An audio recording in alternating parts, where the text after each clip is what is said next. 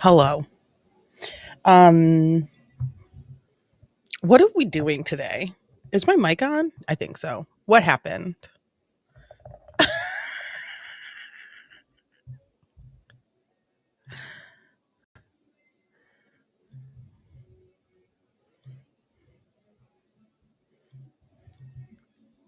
What?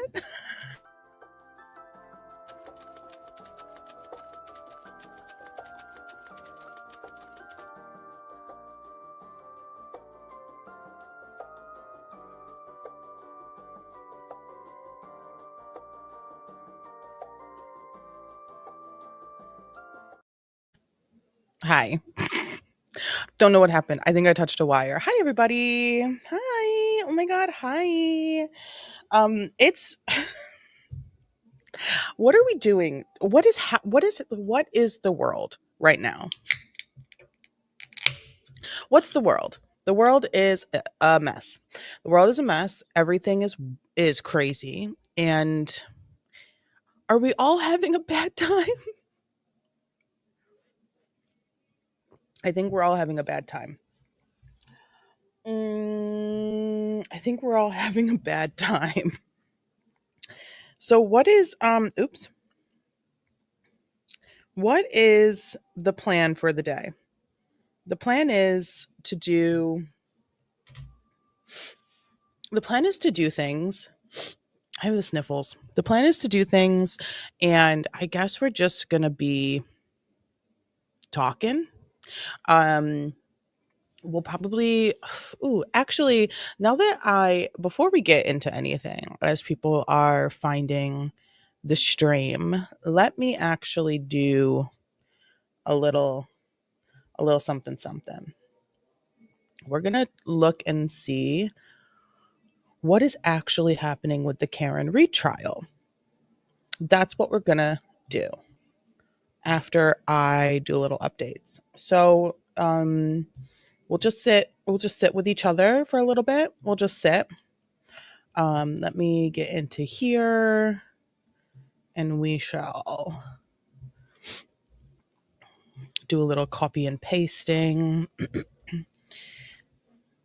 Boticom. That. And sure.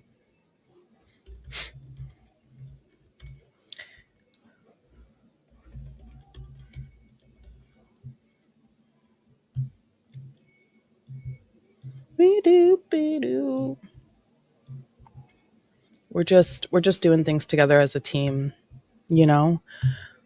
As a team. Oh, so let's talk about what we're actually going to be doing today. We are going to I can't talk and do this at the same time. That's so funny.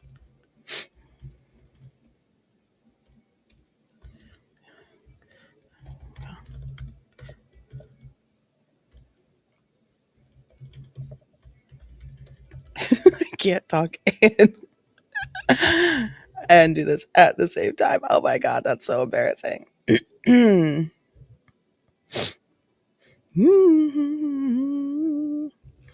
Nice. In court. Sure. That's fine. That's enough. We'll do that. A little update there. Perfect. Let's look into where Karen Reed is currently standing. And,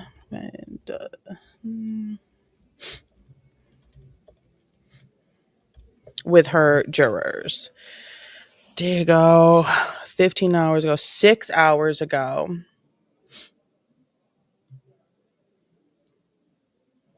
6 hours ago.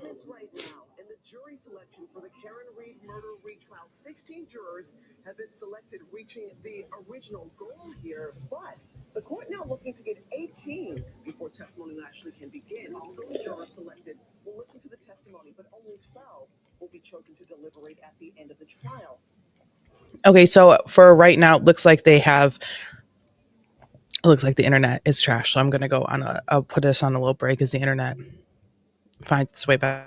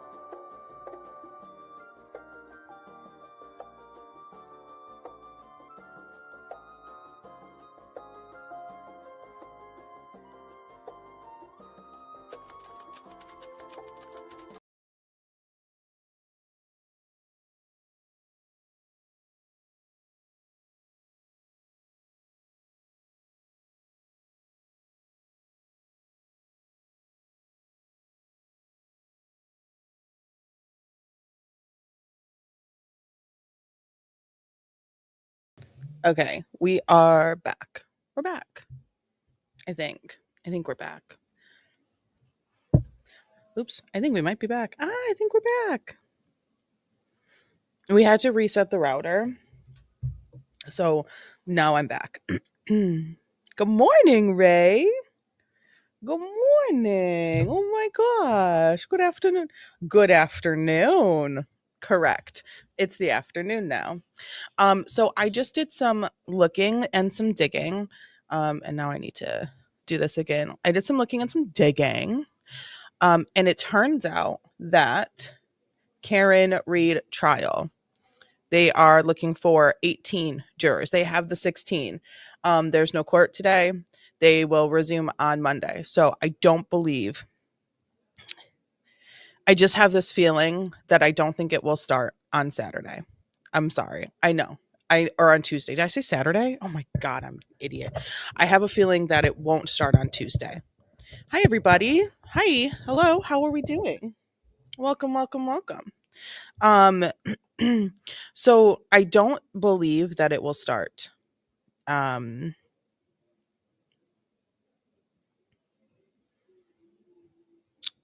Tuesday. I don't know what's happening, but there's people here. Hi, welcome. My name is Lily. I'm the chatty juror, and we had to reset the router. So let's run the intro, and then we're going to get into a racist cop. Is that that's weird?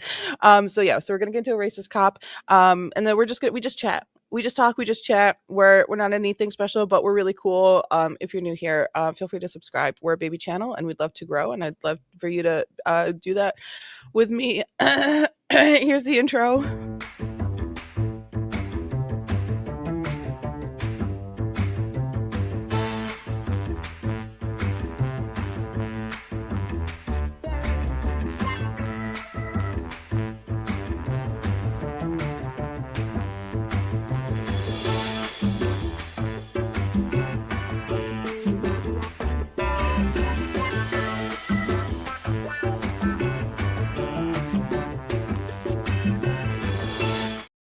That's the intro, and we're back.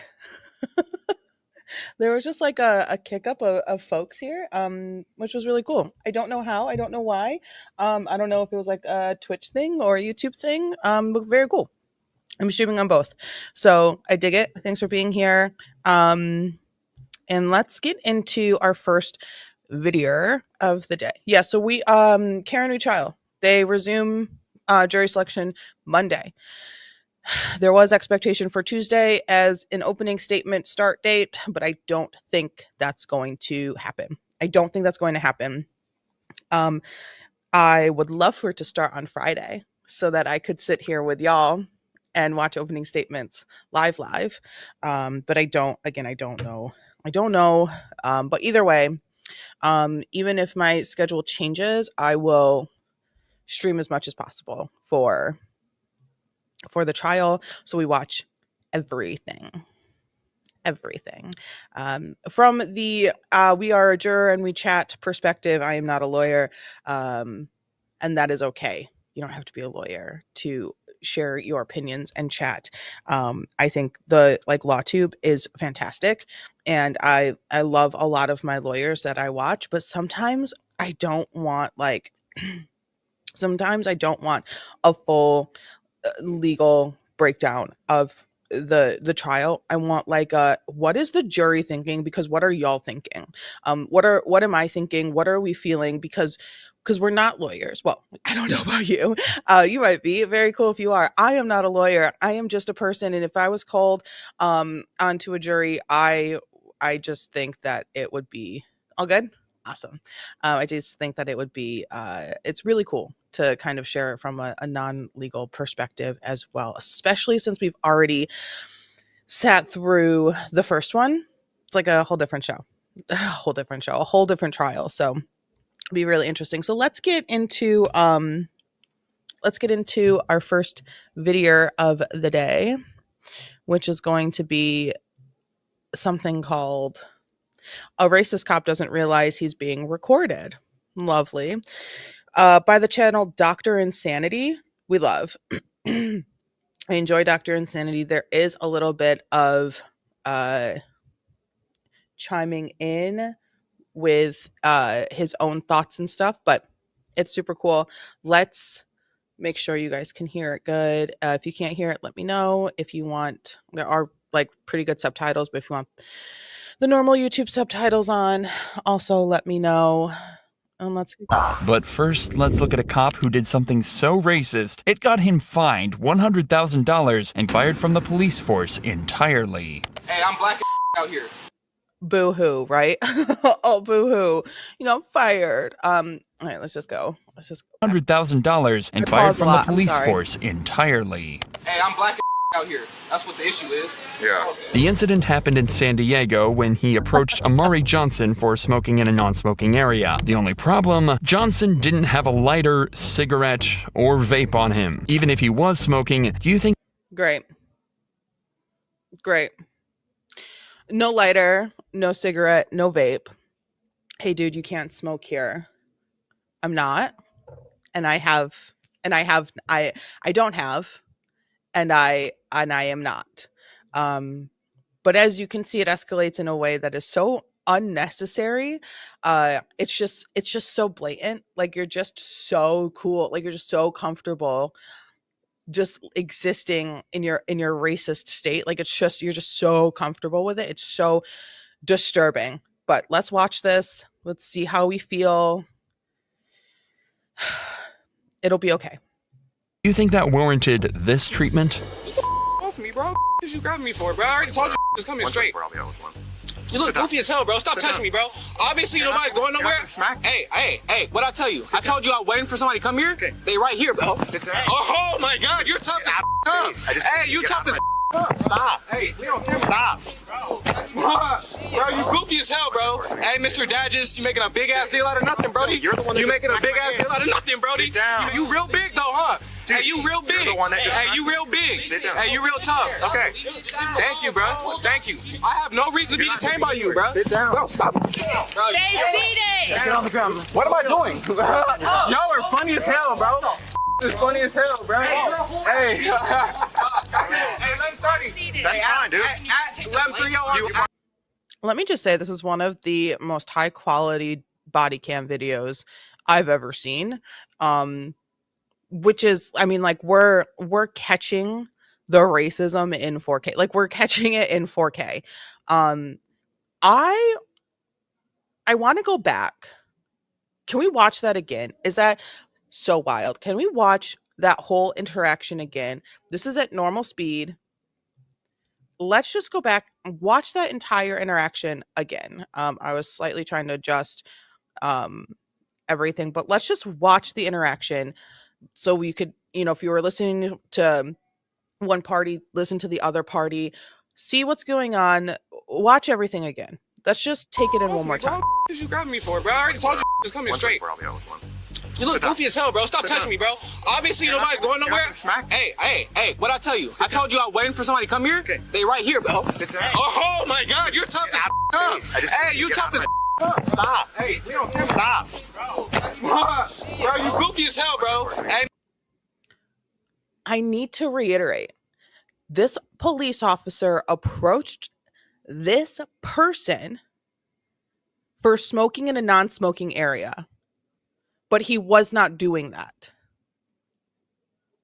He approached this person for smoking, which he wasn't doing. He wasn't vaping. He wasn't smoking. He doesn't have a lighter on him. He doesn't have cigarettes on him. He doesn't have a vape on him. He had none of those things. He was sitting there, standing there, existing there in space, just existing. And this cop approached him and very easily could have said, I realize now that you are not smoking. Have a good day. I'm sorry for interrupting your day. But this officer continued to press and press and press, even when he realized that this person was getting upset at the officer's presence of questioning him and being close to him. He did nothing wrong. I can understand when an officer is trying to calm a situation down.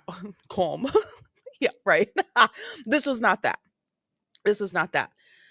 I can understand when situations get heated, energy starts happening. I can see that. It happens all the time. People get defensive, people get angry, people get annoyed, people get upset.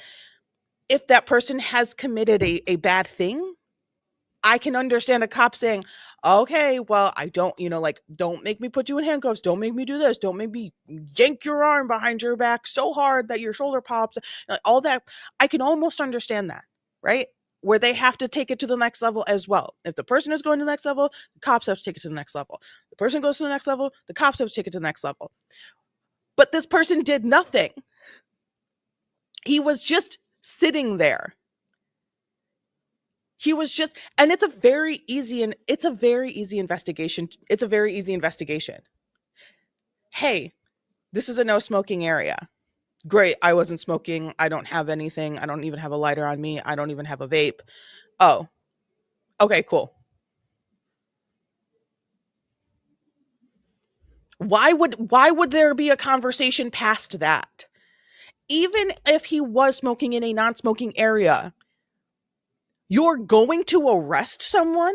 You're willing to take it to that point as a police officer, as someone who is signed on to protect and serve? You're willing to take it to that point where a person just exists? There was like nobody around.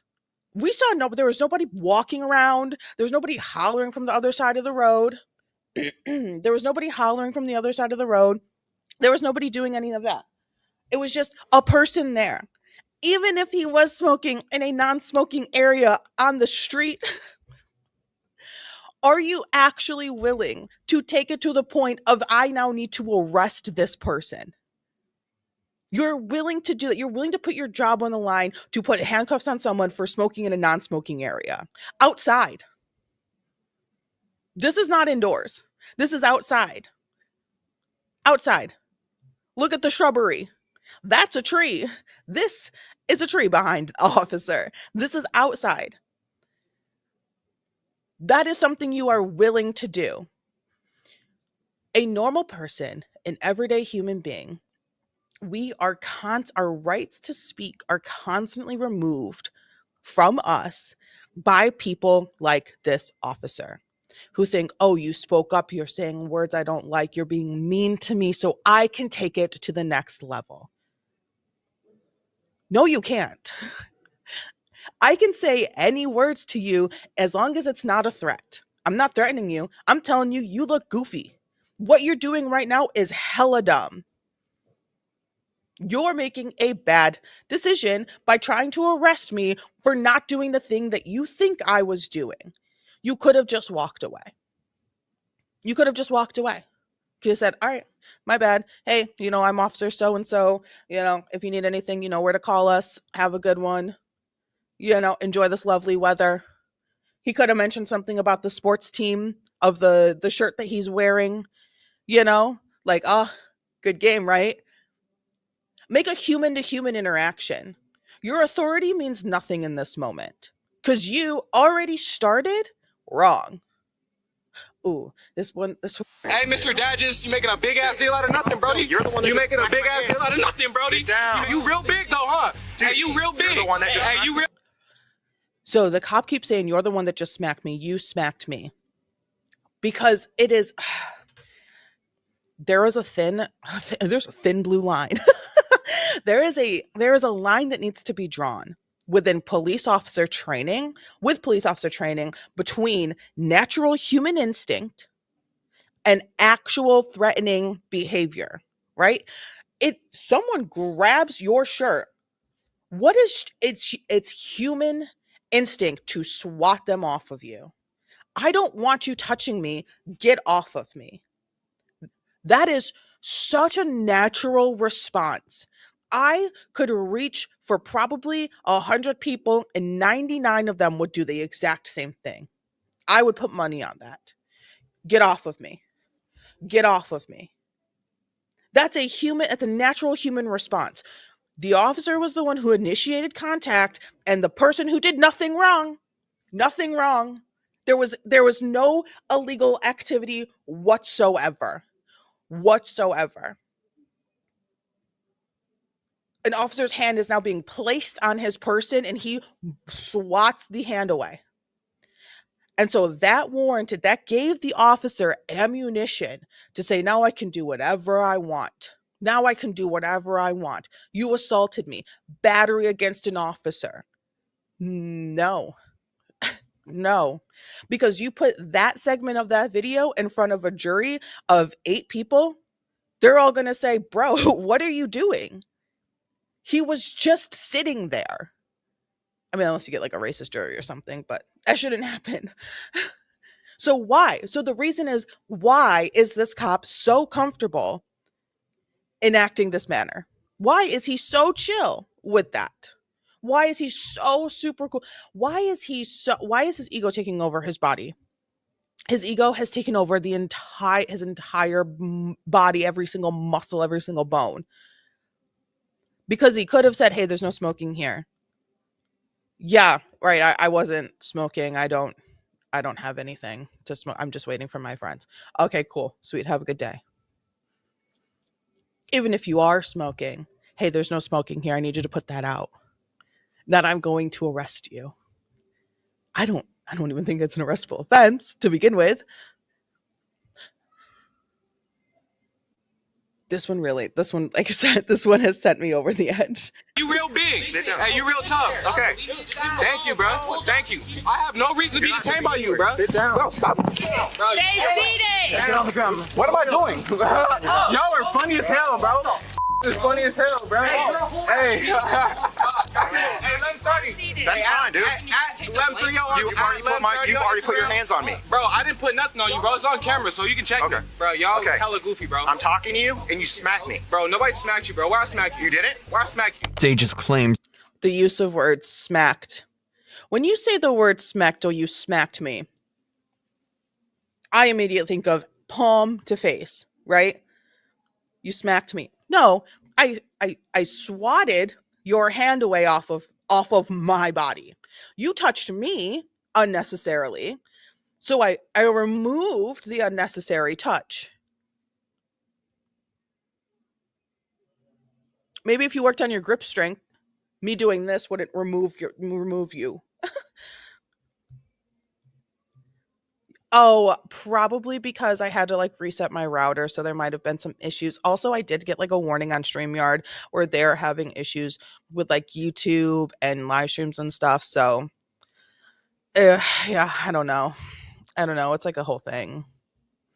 I think I'm gonna have to like look into a different streaming service, but I really like StreamYard because I can pull the chat up like this and I can move it away so it doesn't stay in front of everything. So I don't know.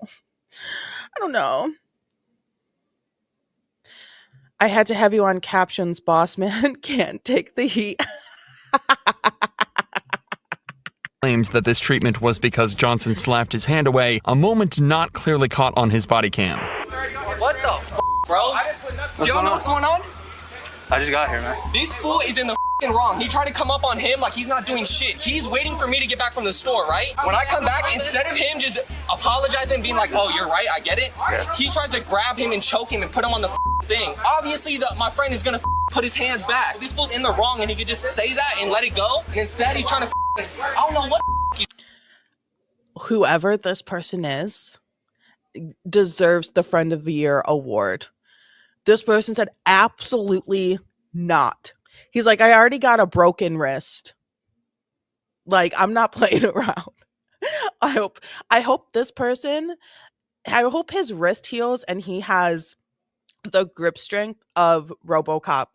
Like, I hope this person here, I hope he finds a winning lottery ticket on the ground. You know, like, this is an exemplary human being.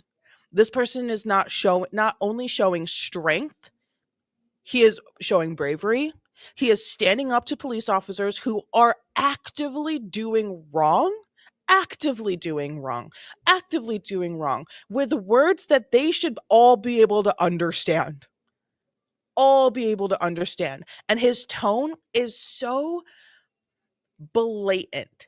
It's so like it's giving, are you dumb? It's giving, Hello, are you dumb? You're just gonna sit here and allow that? Like, you're super cool with that. Like, are you dumb? He's not doing anything. Um, it this moment here worth $1 million. Worth $1 million. Back. This fool's in the wrong, and he could just say that and let it go. And instead, he's trying to. I don't know what he's Well, trying he's to just do, trying bro. to figure out what's going on, man. Bro, he's being a whole ass. There's nothing to figure out because there was nothing going on. He's just trying to figure out what's going on. There's nothing going on. There's nothing going on. The officer overstepped. That's what's going on. There's nothing else to figure out. There's no investigation needed because the first officer could have been like, oh, wow, you're not smoking. My bad. Have a good day. Bro, oh God, and you know you're wrong, bro. This guy would be an Period. awful lot more Period. helpful if he wasn't so aggressive, but he's exactly right. Johnson was No, I don't. I disagree with that moment. I disagree with that. I don't think his aggression, I don't think he was aggressive enough. I don't think he was aggressive enough because this human being sitting right here got handcuffed for less aggression, right? He got handcuffed for less aggression. This white man pulled up to an active activity, to an active moment on the road. The cops didn't know who was in the car. The cops don't know who the kid in the handcuffs is. They didn't have that moment, right? But the white kid, no offense, I'm not saying that to like degrade him or anything, but the white kid got out of the car at an active moment on the side of the road and started hollering. And the other cop was like, oh, we're just trying to figure it out. We're just trying to figure it out. Right? We're just trying. You can see the difference in response. If it was the opposite way and the white kid was actively being handcuffed and this black man pulled up in a car and got out of the car and said those exact same words, what do you think this group of officers would do to this black man? He too would have been arrested immediately. Oh, get out of here. Don't come up in my crime scene. It's an active scene. I'm trying to do an arrest here. You're interfering with a police investigation. All that nonsense. And you can't tell me any different. So that is the juxtaposition of what racism is in the world of policing. That right there. He got out of the car. When you get pulled over, and we've seen all the videos, we've all seen the videos of people getting pulled over and getting out of the car, they're arrested immediately. This car pulled up onto the scene. He got out of the car. And it was, oh, well, we're just trying to figure out what's going on. Really? No one else is trying to figure out what's going on. We don't need to try to figure it out. We already know. Oh, this one really gets me. This one really, really gets me because it could not be clearer. It could not be was simply clearer. waiting for him to arrive in this spot when he was approached by Dages and was exhibiting no suspicious behavior whatsoever. But in the conversation that followed, he accidentally reveals the true reason for this stop. He looked at my name like 30 minutes ago, bro. Why am I still here? I don't got nothing on me. I'm doing nothing wrong. I'm being a citizen. So you know what I'm saying? That's why I'm frustrated. It's not as hell I'm sitting outside for no reason. I get it. You know what I'm saying? I understand. You really don't get it though. You don't get it. I It's cool. understand that you're frustrated. I feel like I understand you're being empathetic, and I appreciate that. You know what I'm saying? But you don't get it, bro. I already know what it is. Hey, I'm black and out here. That's what the issue is. Yeah. All good. I get it. Dages agreeing to this almost seems like a joke. Even if this was a sarcastic comment, it speaks volumes that Imagine being detained for 30 minutes for not smoking in a non-smoking area. Imagine it. Sit down. Harassed, bullied, your arms twisted behind your back, handcuffed, out in the blazing sun for 30 minutes because you didn't do the thing that is prohibited to be done in that area. You did not do it. And it's also prohibited, so you can't do it, and you did not do it, but you're being detained for 30 minutes. that this is something he feels comfortable joking about. This man harmed nobody. This man robbed no one. This man stole nothing. This man did nothing. He didn't spray paint anything. He didn't walk in a private property. He was sitting where there's nobody here. There's nobody here. There's nobody around. There's nobody. It is just him, just chilling, just chilling. And he has been detained for 30 minutes while they run his name so they can find any single thing to get him into that station. I don't even know where to start with how unlawful this is. If the cops let it go at this point, all might have been forgiven. Johnson was understanding and the female officer was polite, but Dages decides he's not finished and moves in to arrest him. So listen to me. You're being placed under arrest for 241C, okay? Yep. All right. What's the 241C? Assault on a peace officer. Assault on an officer. Hey, okay, bet. Hey, come on. Hey, Bro, you are a whole ass bro. Call Jerry. Call Jerry. Hey, Nick, call Jerry. You a straight bro. Yeah, Hey, except for you're the one that hit me. Bro, I didn't hit you, bro. You started grabbing me, bro. I told you to stop touching me, bro. You know what I'm saying? Assault a police officer. You know it's on film, right? How far you think this gonna go? Hope you don't shoot me in this back of this car or some shit. Because you guys are corrupt officers. You're for sure corrupt as because I'm not supposed to be in the back of the car in the first place. Dages searches Johnson, then sits. He is voicing his real, legitimate fear. And no other officer stepped in. No other officer stepped in to say, hey, how did this all start? Why did this all start? How and why? Well, I approached him about smoking in a non-smoking area. Was he smoking? No.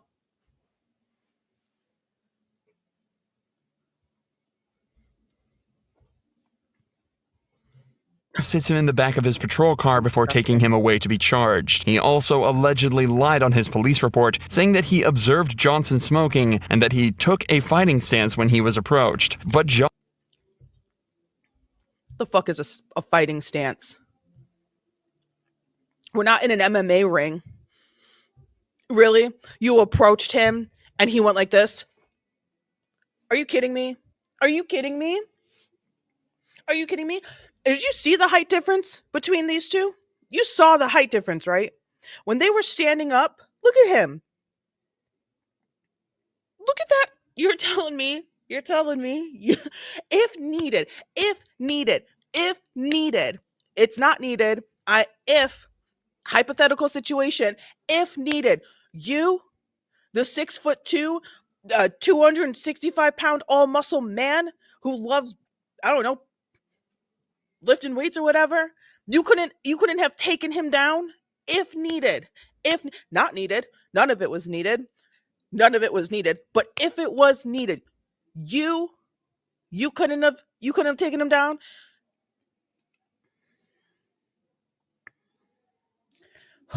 I have to calm myself down because this one, like, my heart is like, I can feel like my blood pressure rising. Like, you son of a bitch. You son of a bitch. To then continue through to double down, lying on the police report like it wasn't in the body cam. There were multiple police officers there. They all had body cams on. Like it wasn't in the body cam.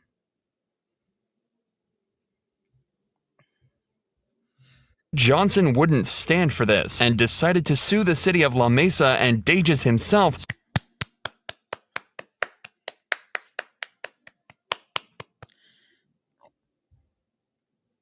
I am so glad that he said, I am not going to let that fly. I am not going. And he said, I'm sure there's going to be a lawyer out there that would look at those body cams and say the exact same thing. I'm sure that a jury or a judge would look at that body cam and say the exact same thing. They would look at that report and say the exact same thing. What the actual fuck? What? So yeah, Mr. Officer, get your nice suit on. Get your nice suit on because it's time. The reckoning is here. The reckoning has arrived. You scum. Citing excessive force and wrongful arrest. Around a month into the lawsuit, La Mesa agreed to pay a sum of $125,000 to Johnson. When police are taken into court, The majority of the times, not every time, but the majority of the time, they are not backed up. They're not only backed up, excuse me, by the department that they work for, but also the union.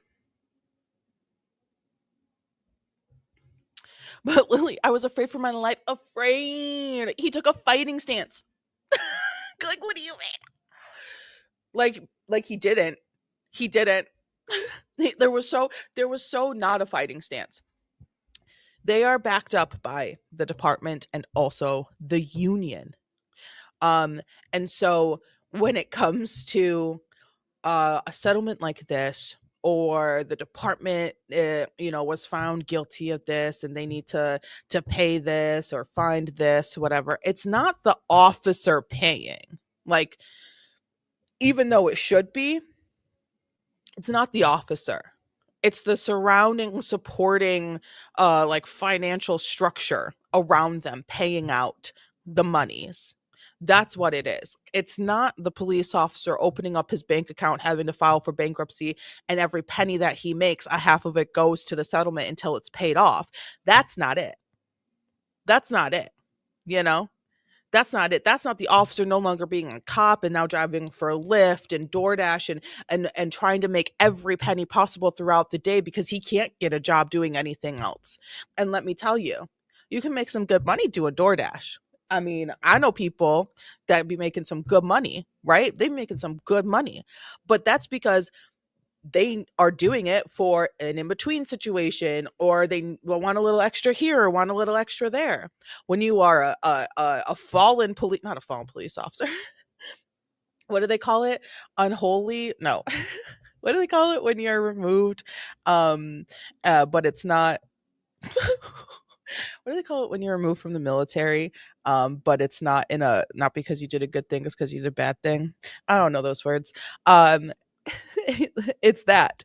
So he can't get anything else. Like, your face, your name is everywhere through this town. You're stupid, you're dumb, and you make bad decisions. What place of business would trust you? Right? Another police department. So this settlement, $125,000, which is way too low, in my opinion. Way too, oh, absolutely way too low. This man was detained. His name was run through the system like he's some criminal hiding in plain sight. Like, he had warrant after warrant and they were just waiting to get him. Like, they found the bad guy. They finally found him, right? He was just laying in wait for someone to come up to him and say, wow, you can't be smoking here, and then get their hands on him, and then they have all these warrants on him. And no, ain't not this. He's just a kid. He's just a kid growing up and living. $125,000 for having now a record, having experienced that, the fear I mean, therapy. What do you mean $125,000? That can't even buy you a house anywhere. Anywhere now. What do you $125,000? That's nothing. That's nothing. Add another zero and then maybe we can start talking. But anywho, I'm glad he got something. I wish it was more. He deserves more. Um, he deserves an apology, a verbal, handwritten, framed apology from this officer. And this officer needs to go away. He needs to serve jail time. You can't just wrongfully accuse, arrest, detain, and assault somebody and just be like, oh, the department excommunicated? Maybe. Is that the word? Dishonorably discharged. Um, you can't, if a civilian can't assault somebody and detain them, kidnap them, hold them hostage for 30 minutes and not go to jail. So why can an officer do that? Oh, just pay him some money and get him out of here. No. Go on now, get. No. That's not fair. So the rules should be the same. And they suck. He sucks in particular. Also, and this is why we say ACAB. This is why we say ACAB, because he was not the only one on scene. He was not the only one who was pushing this kid back down to sit. He was not the only one running his license through the database or whatever. He was not the only one who was searching him. He was not the only one that put him into a police car. He was not the only one that took him down to the freaking station. That's not it.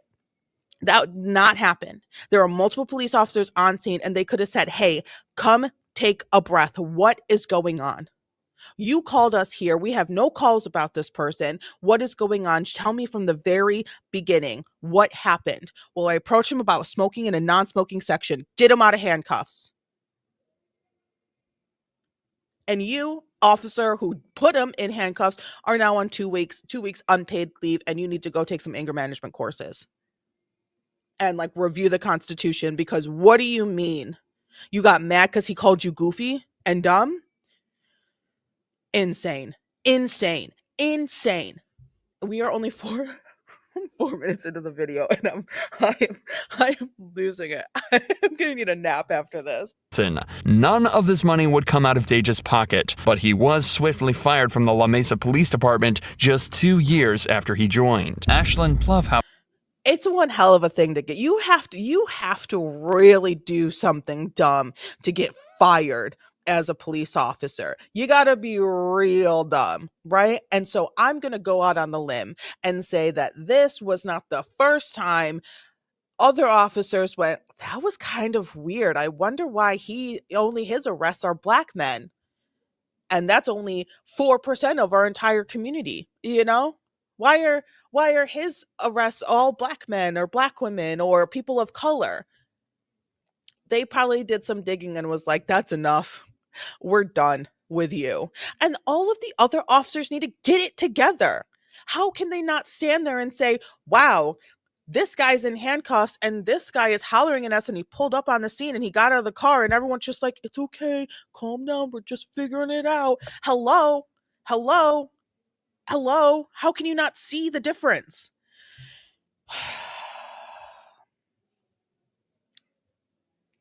I'm good. I'm good. however, Golly. punched a black woman in the face, and her entire police department were just as bad and were all caught clearly on camera. You know, before there was Okay, so this is another scenario. And we're just gonna watch this one. So we're just gonna watch the two out of this whole video. I think there's a third one after this. Deep breaths. Deep breaths. Deep breaths. I get really heated. You know, like these are human beings, and a human being lost a chunk of his life to being in the spotlight, in the media, detained, arrested, finding lawyers, doing all this, dealing with court, maybe missing work to do losing time, losing energy, losing sleep because an officer decided that his ego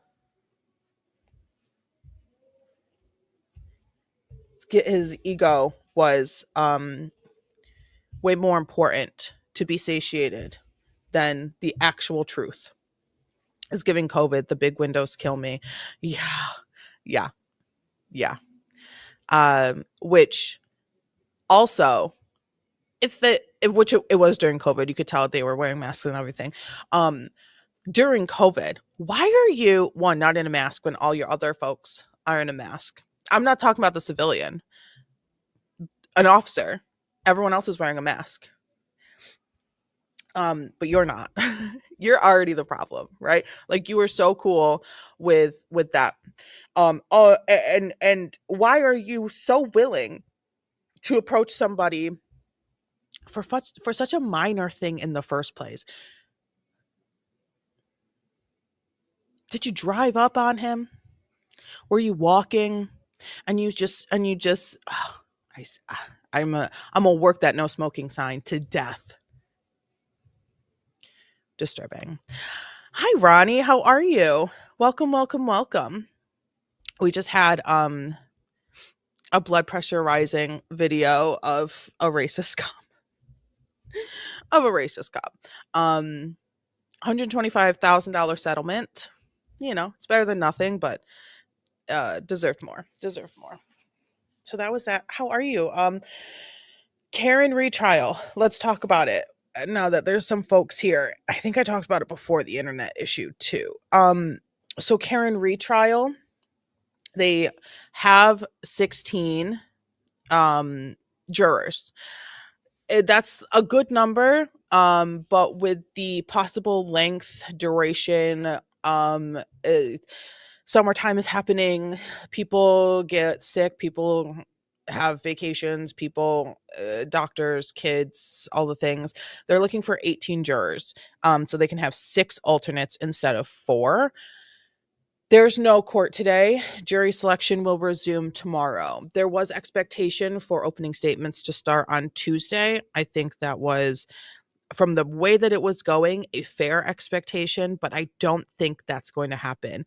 That would mean they need to find 2 jurors on Monday, finish um up all the court things Monday as well, to start opening statements Tuesday morning. I don't think that's going to happen. I just don't think that's going to work. The last couple of days of jury selection, it's been sort of like a, oh, we get one but we lost one, we didn't get any, we got 2, we lost 1 type of situation. So I just don't think Tuesday is going to be the day, now that they want 2 more jurors.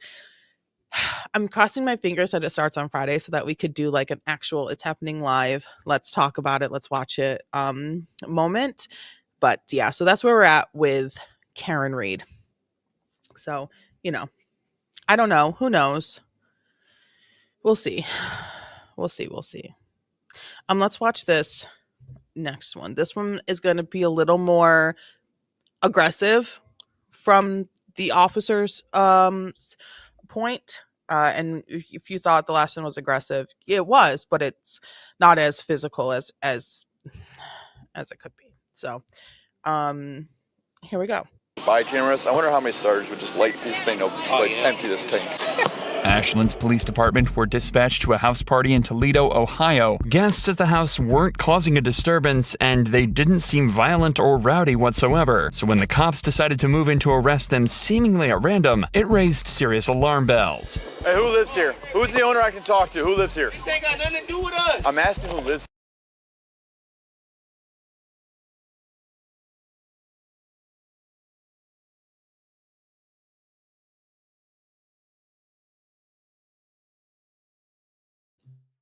Any news or anything on it? Nothing yet. Sorry. Breaking news. I guess a car blew up on the highway right near us. It might be further south, but judging by what Nicole said, that she probably saw the car. Yeah, it's 87 southbound in Wilton. Interesting. Vehicle fire, 1224. There are 2 units on scene, 1, 2, 3, 4, 5, 6 en route, and 2 others have been dispatched as well. Wow.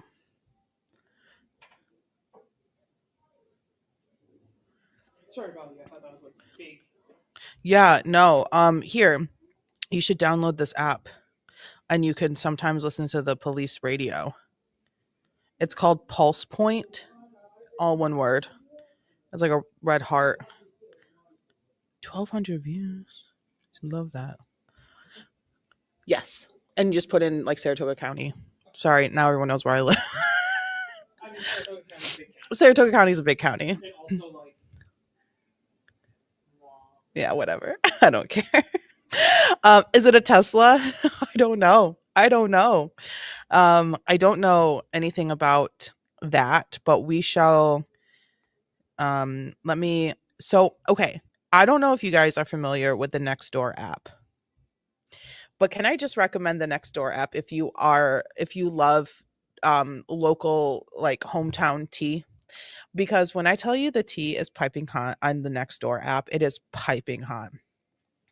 There is always something going on. There is always some drama. I highly suggest you get it. I can't tell you how many screenshots of drama that I have. Let's see.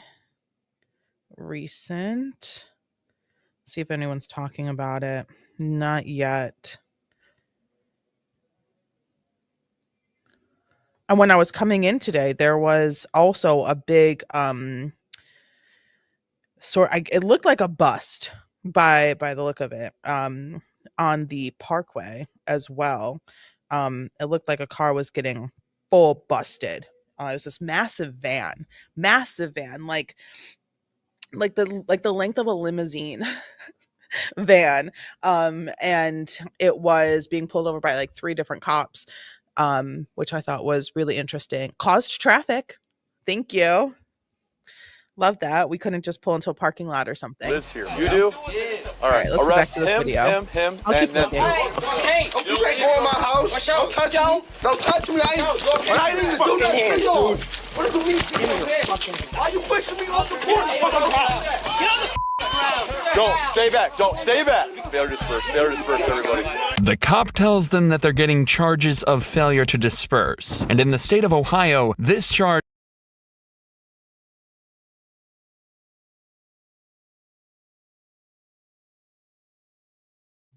Important to understand and recognize is so difficult and uncomfortable to watch. Yes. charge can only be given out when the suspect's presence creates a high likelihood of physical harm or public inconvenience. In this scenario, the cop is clearly just looking for a way to get the guests in cuffs. All right, let's sit you guys in the back of cars. What is it? Why? Okay, I'll explain to you. I stood here and I told everybody to go in the house. You didn't tell Listen, me. You didn't are see you me, going to sir. let me explain? Since when can an officer tell people to go in the house when they're just on the porch? They're already in their house. Does the property not does the house not exist when there's the porch is not part of the house? You don't need to tell me where to go. Reminder, nobody called. There was no disturbance. They were all just chilling. They were all just existing, just hanging out. Friends, family, just living. And they were given lawful, air quotes, if you're just listening, air quotes, lawful order to go inside. I don't need to go inside. I don't need to go inside. You can't tell me what to do. I don't need to go inside. I will not go inside. No.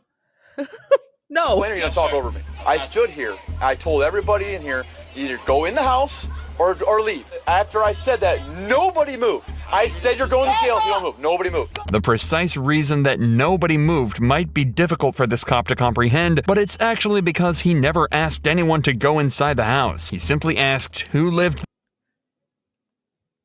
I must have missed that. there and then started arresting people. It should also be noted that if this call was for public disturbance, the commotion has increased dramatically since the police arrived, and it almost seems like they're the ones that caused it. But if you think the cops are about to stop there, you're dead wrong, as this officer decides to take out his weapon to threaten the residents. And that's where everything goes haywire. Like, hello, shit meat fan. I could almost, and I say this almost, I could almost understand one singular asshole cop walking through the neighborhood, driving through the neighborhood, seeing a bunch of people. It's late. Hey guys, it's getting late. I don't want y'all to wake up your neighbors. Is there any way we could, take it inside, keep quiet, whatever. If he was hearing music, if he was hearing screaming, if he was just driving by and there was no noise, just normal level chatter, hanging out, mind your own goddamn business. Because I don't think there's anything illegal about living. Don't think so. Because last time I checked, if you're having alcohol, you can have it on your porch because that's on your house. You can have it on your property because that's your property. You can have it in your yard because that's your yard. But the moment you step into the sidewalk, that's an open container, at least in New York. That's not your property, that's public property. So get off the sidewalk with it. Keep it on your property. There was no mention of alcohol. These folks were just folksing. They were just folksing. They were being humans with other humans together in the human space. And then to go as far as to handcuff them and pull your service weapon, you're asking for trouble. You are walking into trouble. And it's not because these people are just there. You want to fire your weapon at these people. Because if you didn't, you wouldn't pull it. Guys, let's go! Time to move! Let's go! Who else wants to go to jail? Because you're about to go. Go! Why does that look like a paint gun? Go! Why don't you listen and just go home? I don't have patience. People go to jail when I'm around. You know, before there was body cameras, I wonder how many sergeants would just light this thing up, empty this tank. Jail. Straight to jail. Before all these body cams, I wonder how many sergeants would just open this thing up and empty this tank. Empty the tank on innocent people for doing nothing? Oh, because they're not walking fast enough for you? They weren't doing anything. They weren't doing anything. Breathe. Breaths. Deep, slow. Heart rate down. These snarky remarks from the cop are frankly terrifying, as he's essentially admitting he'd open fire on everyone here if he had the opportunity. He's drunk on power, and he's not the only one. Ashlyn Pluff is also on the scene doing exactly the same thing, only her story ends in an even more violent manner.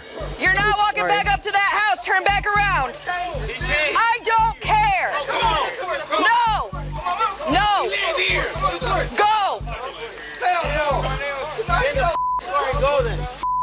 Hey, no, you can't just. I can take your ass to jail. I don't give a Failure to disperse. Get the out now. Go.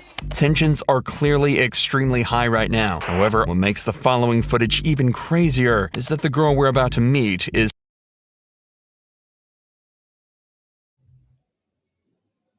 Sorry, allergies. There's a baby.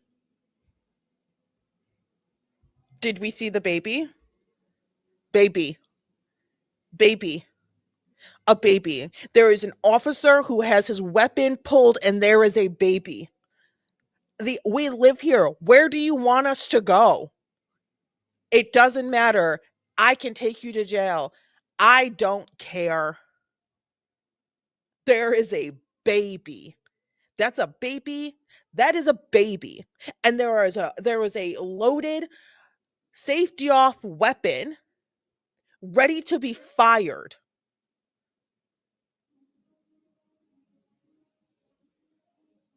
But we love cops, right? They're so good at their jobs. They really handled the situation well. A peaceful, quiet gathering is now literally the opposite. No longer a gathering. This group of friends and family were hanging out, and then a cult walked in and threatened them with jail time, arrested them, and then threatened to kill them.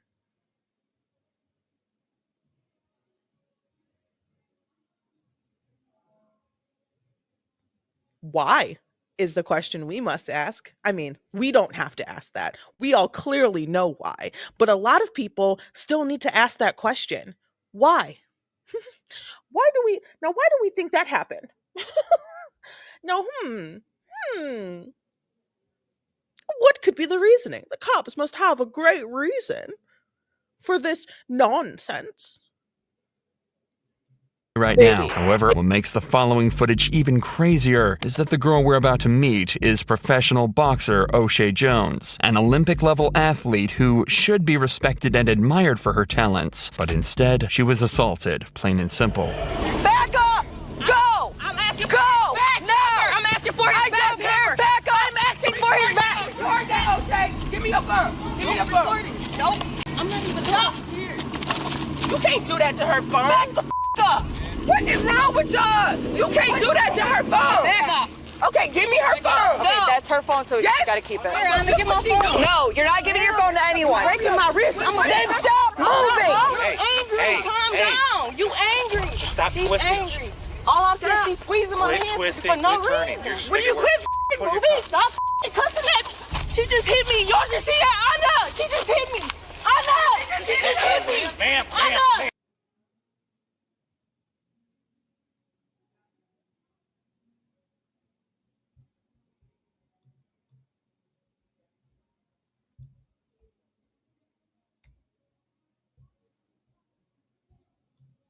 Calm down. You angry. Just stop She's twisting. angry. All I'm saying, she's squeezing my Quit hand twisting, for no quit turning. reason. You're just Will you making quit worse. moving? Stop cussing at me. She just hit me. Y'all just see that? I know. She just hit me. I know. She just hit me. Ma'am, I ma'am, know. ma'am, ma'am. She just hit me. You see that? I got it. Right here. She just hit me in my face. You're supposed to be an Olympic boxer. I am.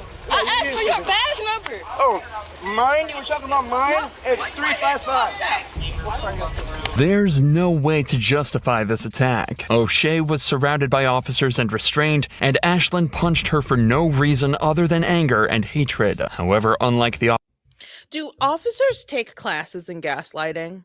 Like, do they take courses in their training to try to gaslight people? Do they actually do that?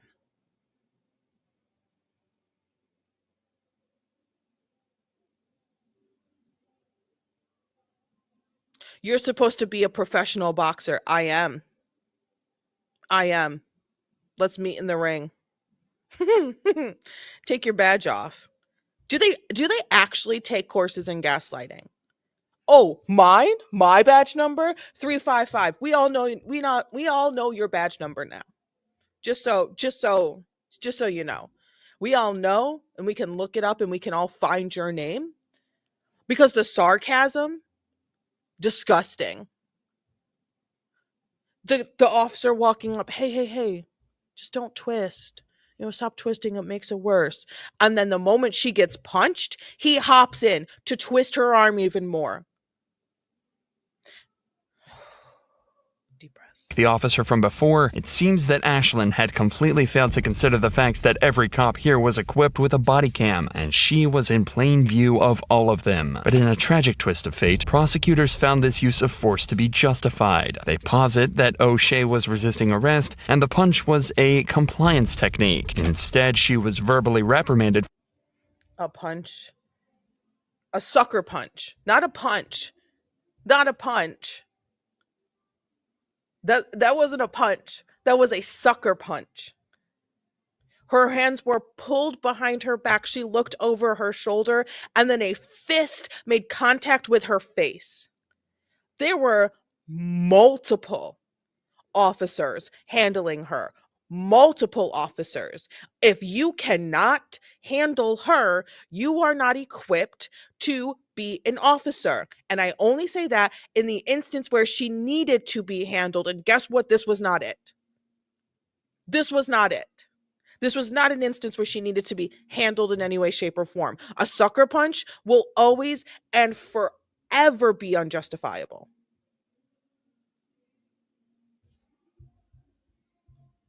For her use of profanity in the incident, but received no criminal charges. But there's no better example of racism than yelling racial. I can't do it anymore. I can't do anymore. I said we're just going to do the two. I can't do anymore. It's all right. That whole town knows their name. That whole town knows their badge numbers. That whole town, that whole area knows exactly who they are.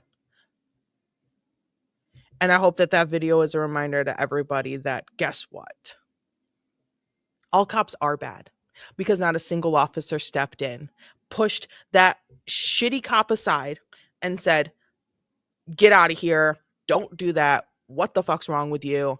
No, none of them. They all joined in. They all ego floated together. They all willingly accepted that innocent people were being arrested, beaten, threatened, lives threatened with actual guns that shoot actual bullets, A baby is there. At least one baby was present for this. And they have on record officers saying, if I just didn't have this body cam on, oh man, we could shoot all these people. Could take them all out. Could empty the tank. Not a single officer stepped in and said, "Whoa, what are we doing? What are we doing here? What are we doing here? Why? Did we get a call? Are they being? Is there like a? Was there a gunshot? Were they setting off illegal fireworks? You know what's going on? What's happening? What's going on? I don't think they're doing anything bad, right?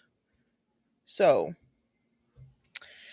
but okay. They're doing anything bad. Okay. Still going good. Anyhow, let's do something different. It's going to be just as terrible.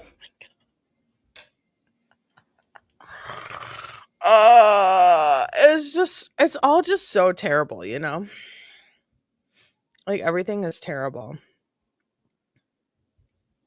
I thought that we could watch this video here called "The Murder Suspect Was a Cop." Um Theme of the day.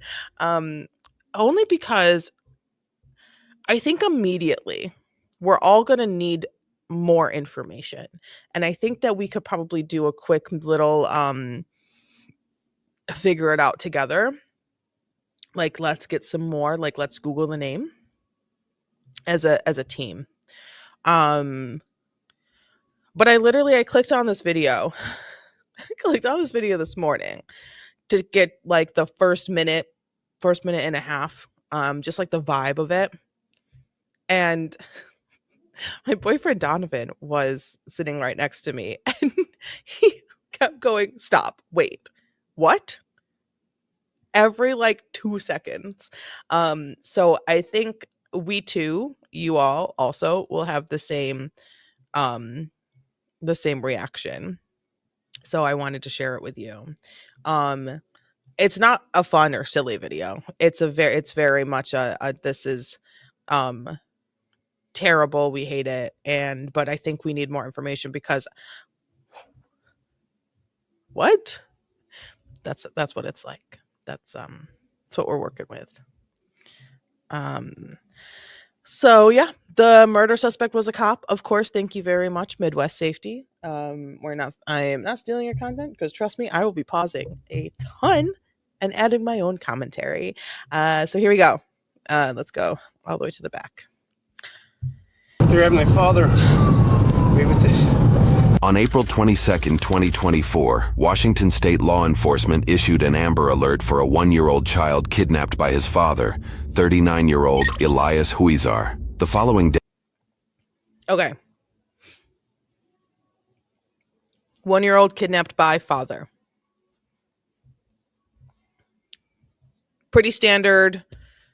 You know, there's an Amber Alert, the child's name, danger, here's the car, license plate, etc., etc.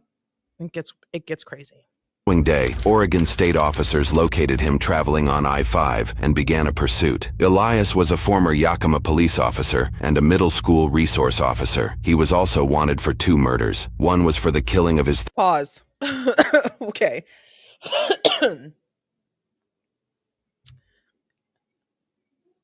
Kidnapped a child, 1-year-old, his child, 1-year-old.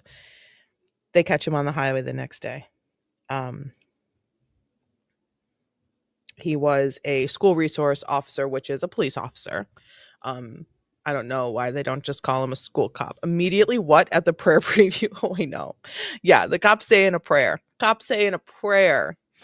Because he knows exactly what he's walking into, which is an absolute shit show. And then we find out... And a middle school resource officer. He was also wanted for 2 murders. Pause. I'm sorry. You're also wanted for 2 murders? How does that happen? What do you mean you're also wanted for 2 murders? You're a school cop. You have actively kidnapped a cop? Really? You've actively kidnapped your 1-year-old child. You are a danger to him, so much so that Amber Alert, you are being chased by the police on a highway, and you are wanted for 2 murders. One was for the killing of his 31-year-old ex-wife while she was working. Here, let me move over to this side. Gorgeous. I mean, is she a supermodel? Can you just, how is this, is she not like, look at that hair. Stunning. A life taken way too soon. Look at oh my God, she is beautiful. Paul Blart Gone Rogue. Stunning, gorgeous human being. So out of his league. She's literally an 11. Like she is literally an 11. Like, I mean, some people just have like just beauty just radiating from them. That is her. And he decided to take her life at 31. 31. 31 years old. Working at an elementary school. News reports indicate he shot her 8 times in front of their 8-year-old son and other witnesses on school campus. The other person he is said to have killed was on school campus. His 17-year-old alleged girlfriend, who was only discovered after. There's like not a good place for me to be. I think this kind of solves all the problems. Am I wrong? Do we hate this a lot? But I think it gets me over just enough. We're gonna do the pauses, and then we're gonna go back through, and I'm gonna play it again so everyone catches everything, because it just keeps piling up. After a search warrant was issued at his home, news reports indicate he allegedly stabbed her to death. It gets worse. The 1-year-old. How could it get worse?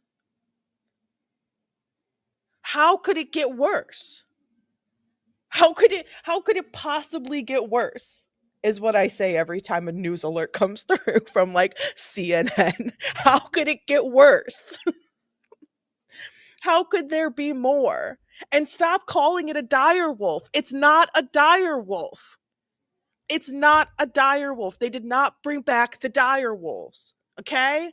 It's kind of like it, maybe.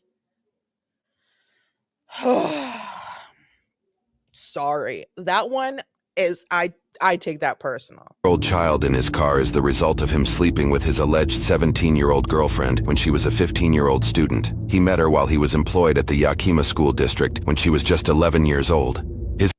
I hate this person so much.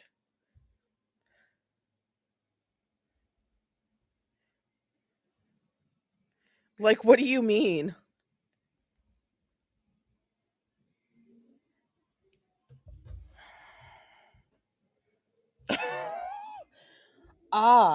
Like the amount.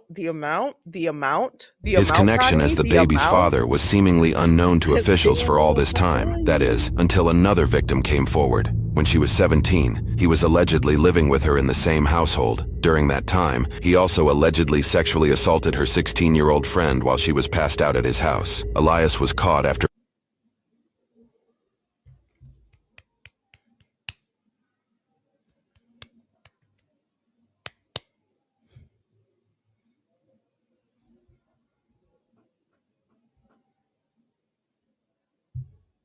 I don't have any words.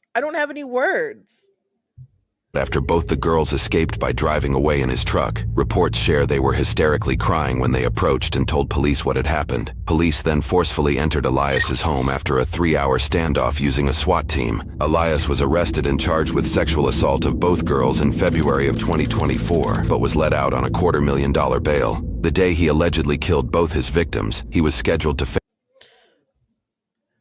Okay. Let's just go. I know, Rayleigh. I know. How was he allowed in elementary school? Look.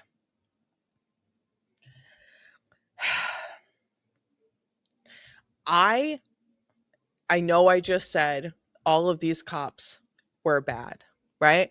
Because they're racist. Like, we just watched two cop videos, racist cops being terrible, caught on body cam. They're awful. They're terrible. And I hate it. But I can also see a world where judging people is a little okay. Not by race, Let me make that very, very clear. Not by race, not by gender, not by sexual orientation. Okay? That is not how I want to judge people. No, no. But I will judge you off of your vibe. You know, if you're giving creep, I'm going to say, I don't want to hire you to be an elementary or middle school resource officer. If you're giving creep, no thanks.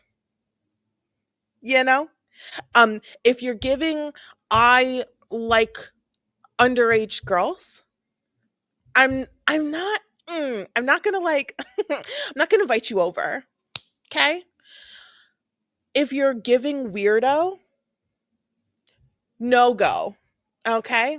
And if you have a record of being a terrible person, I'm gonna have to say, no, not it. Not it. By actions. Yeah. By actions. If you are an asshole, I will also give asshole back. If you give me asshole, I give you asshole.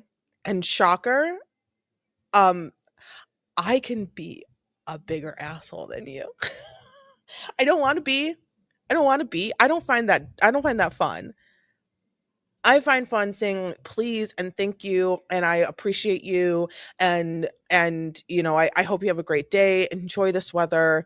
Like you look stunning today. Oh my god, I love those shoes. Like your hair is herring and I like that.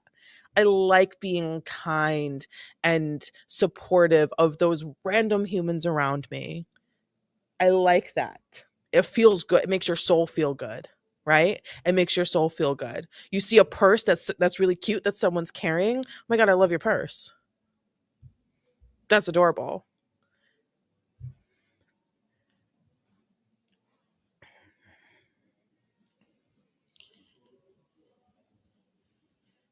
Where's this guy's mother? Okay. Um some we know didn't show these signs. But well, okay, to be fair, this no there's no way for a 17, a 15, a 16-year-old to feel those vibes. I would never put that I would never put that onto them. Never at all their fault. Not a star in the sky that would make me believe that they would ever be able to read the signs of a weirdo. um their brains are not developed. They haven't they aren't grown. They may feel it, they may not recognize what they're feeling, but never on their responsibility. And so when we saw those signs, it was never our responsibility to comprehend them as well. Raylene, going back to our youth, it was never our like we were it was not our responsibility to comprehend those signs and to properly react to those signs. um we can now look back and say, whoa, there were some signs. There were some stories, there were some rumors, they were there, but they were also outshined um by a semi-attractive face, right? So he was not an ugly person. Um, so yeah, so there were signs that the lot of us should have recognized. The fault lies in the person who did the activity to the minor, the adult person who is not a minor, who did the activity, and a little bit. I'm gonna say this, and don't make me feel a certain way. A little bit, not a lot of bit, a little bit, a little bit of responsibility on those adults around him who are able to recognize those signs, but for some reason didn't step up, right? They didn't step up. And there were at least three around him that did not step up and say, I'm seeing signs that I don't like, to anybody. So that is a problem as well. They do not get full blame in any way, shape, or form, but I will put a little bit of blame on them for not recognizing what was happening next door, in the hallway, down the hall, shared space. So a little bit goes on them. Not a lot, not enough to change who's actually guilty or not, but a little bit. I do hold a little bit of a grudge for one in particular. For one in particular. And it was the one that I was closer to than you were closer to. So that's the one I hold a little bit of a grudge for. And I think he knows that. So, anywho, that was a weird conversation that I just had with Raylene because such a cute purse, such a cute purse.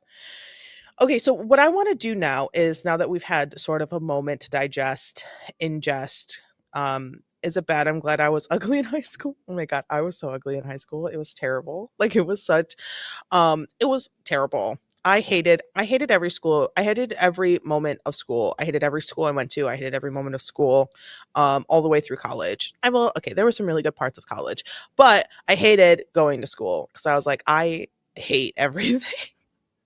I was so angry. I was so angry in high school. I was angry all the time. Dear Heavenly Father, be with this. On April 22, 2024, Washington State law enforcement issued an Amber Alert for a 1-year-old child kidnapped by his father, 39-year-old Elias Huizar. The following day, Oregon State officers located him traveling on I-5 and began a pursuit. Elias was a former Yakima police officer and a middle school resource officer. He was also wanted for 2 murders. One was for the killing of his 31-year-old ex-wife while she was working at an elementary school. News reports indicate he shot her 8 times in front of their 8-year-old son and other witnesses on school campus. The other person he is said to have killed was his 17-year-old alleged girlfriend, who was only discovered after a search warrant was issued at his home. News reports indicate he allegedly stabbed her to death. It gets worse. The 1-year-old child in his car is the result of him sleeping with his alleged 17-year-old girlfriend when she was a 15-year-old student. He met her while he was employed at the Yakima School District when she was just 11 years old. His connection as the baby's father was seemingly unknown to officials for all this time, that is, until another victim came forward. When she was 17, he was allegedly living with her in the same household. During that time, he also allegedly sexually assaulted her 16-year-old friend while she was passed out at his house. Elias was caught after both the girls escaped by driving away in his truck. Reports share they were hysterically crying when they approached and told police what had happened. Police then forcefully entered Elias's home after a 3-hour standoff using a SWAT team. Elias was arrested and charged with sexual assault of both girls in February of 2024, but was let out on a $250,000 bail. The day he allegedly killed both his victims, he was scheduled to face those charges in court. Days before the killing, his ex-wife filed for custody arrangements of the 2 kids they shared, aged 5 and 8. According to news reports, police investigations suspected that he started dating his ex-wife when she was underage as well. He met her while he volunteered as a coach for the high school wrestling team when he was 24. Elias was suspected of planning to run to Mexico with his infant child during this high-speed chase. Copy that. 2312 to dispatch. We've got to go. Deep breaths, right? That was a lot. That was probably the most that was probably the most. That it would have been, that's like if I tried to explain the Lori Vallow Chad Daybell situation. Right? I know Ronnie probably knows a good chunk about it. I think Raylene was maybe looking into it. I don't even know where to start. But there are moments within, like, the Lori Vallow, Chad Daybell murder, death of 2 children, and this person and that person and an ex-husband, and all of this, and a podcast and a book, and her becoming like some next level god, and the LDS church, and uh the burning of the body. Like, there's so much. the Texas, Arizona, Hawaii, the where are the children, the news reporters who were chasing Lori Vallow around trying to find where JJ and Tylee were, and showing up to court, and you didn't show up to court, you didn't present your kids to the cops, and it was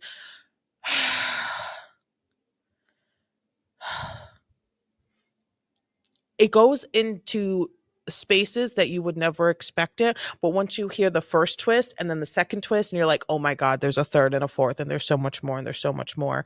I have been watching this trial but didn't watch the first one so much. Okay.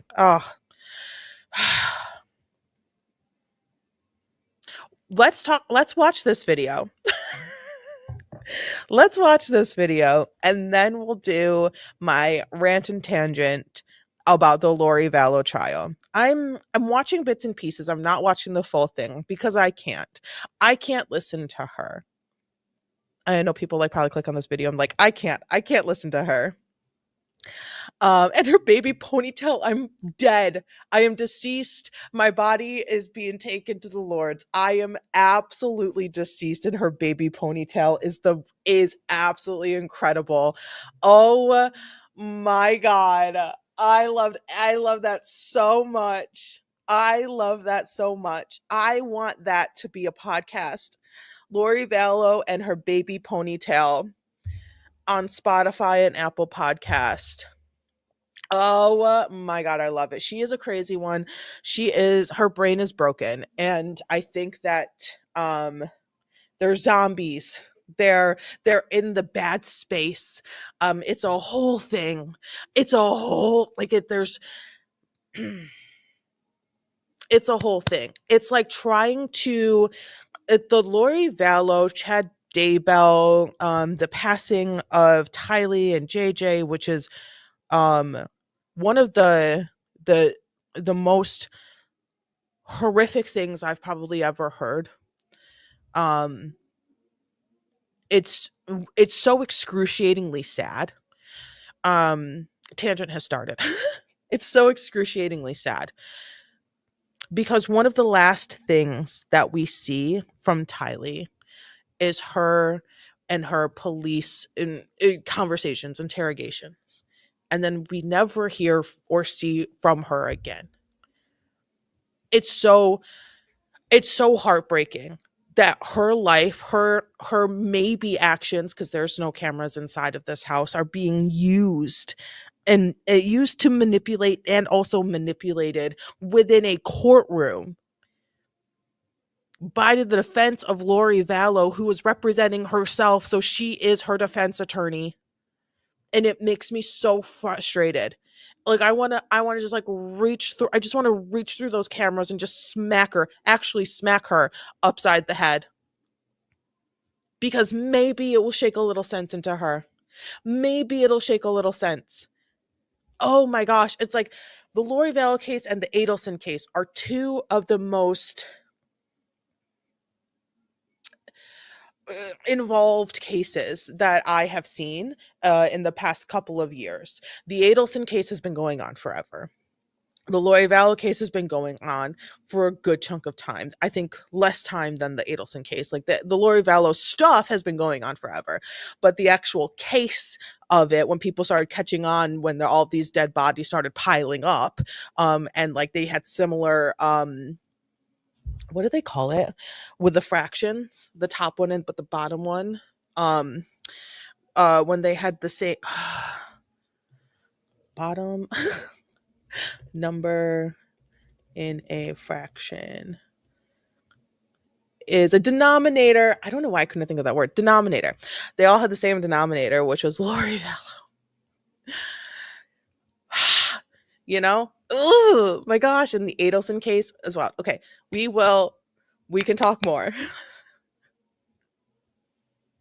Let's finish this video since we already started and we're already in. We're in it. We're in it. Yes. Baby ponytail sent me over the edge. No, do not apologize. Do not apologize. Because I'm so here for it. It's what we're here for. It's what we're doing. You know, it's why I'm here because God.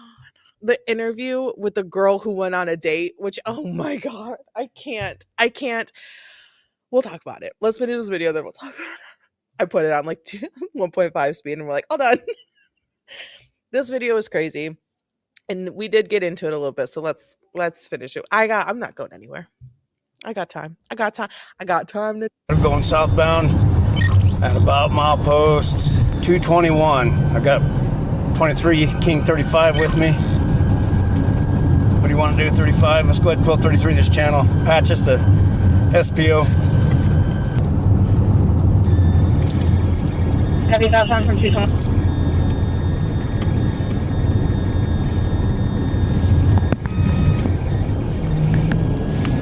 2312. He's going to go ahead and take off from us. We're in this. Got a pursuit going southbound. We're in this. Mind you, this is kind of one of them, you know? He wears a badge. Well, wore a badge. I'm pretty sure after like the assault and stuff that badge kind of left. But he wore a badge. I mean, honestly, I don't know if they did or not, but we might do some more digging into who this person was in this very particular case, because I am very much interested. My interest was a little piqued with all of the when it was a very sad thing, and I'm like, oh my God, this is a lot. This person's really horrible. And then when we find out that his 31-year-old ex-wife, the most stunning woman we've probably seen today, you know, I mean, like, I think anyone can agree that a person was absolutely just radiating with just kindness. I don't know, she could have been off. I don't believe she was, but she too was groomed at a young age. And so this man has been around for a while. And let's see how over the course of the next few minutes, officers coordinate and add more units to the chase. Between sharing speed and location updates, one officer appears to commit a small prayer before this foreseeable dangerous situation. Dear Heavenly Father, be with this. 12 from 35. If he starts going slower, I'm going to try to redirect. Copy that. Let's wait till we get away from some of these cars here. If we get him stuck in between some cars, or he slows down to 60 or so, yeah. But at this speed's no. 216 southbound, just past 216, 105.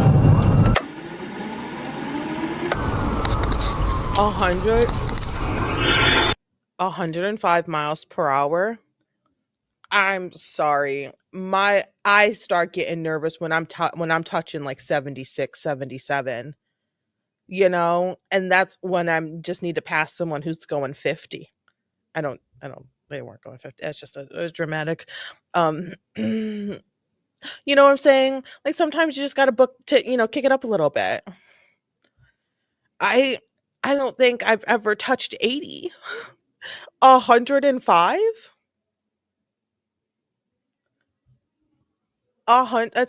That's insane to me. I didn't know a lot of people are gonna be like, I get on the highway and I'm topping out at 100, you know, every day. No, I'm not.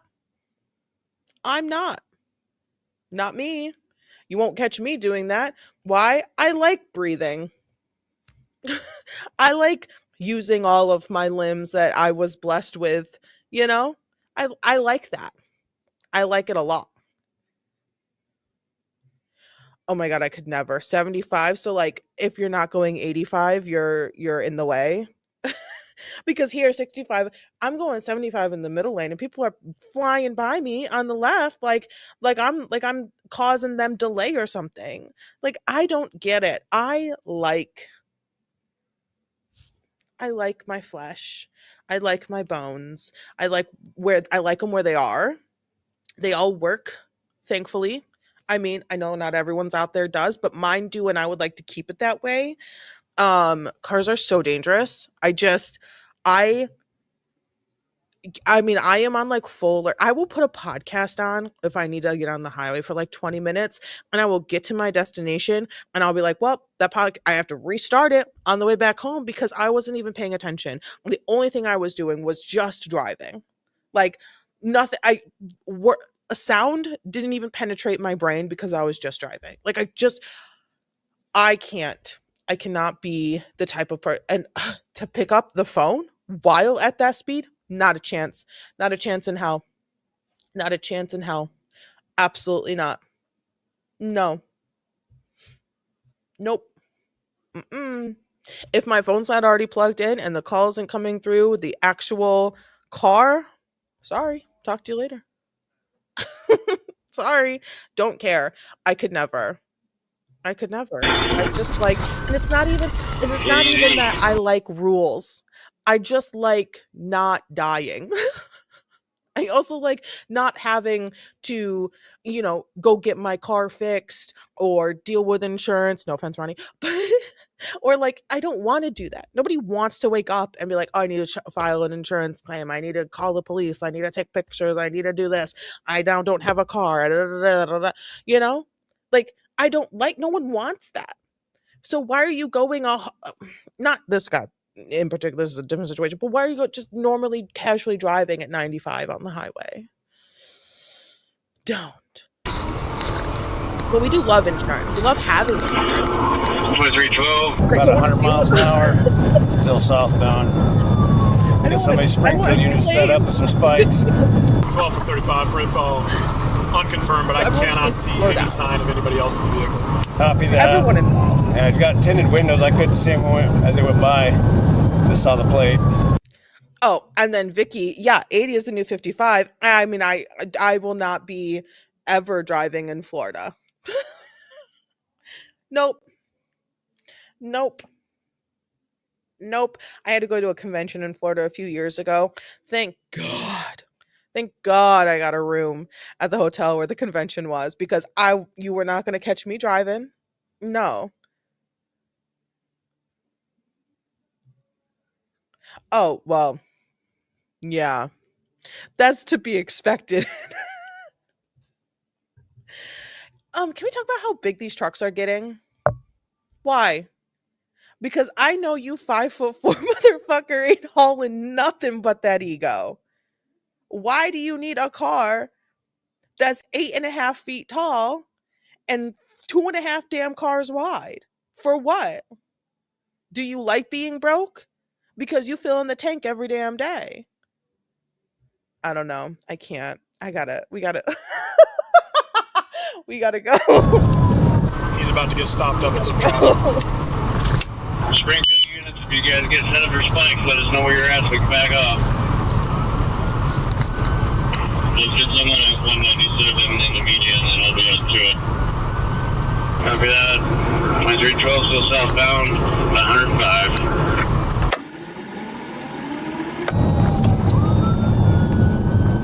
Copy, talking to an included man.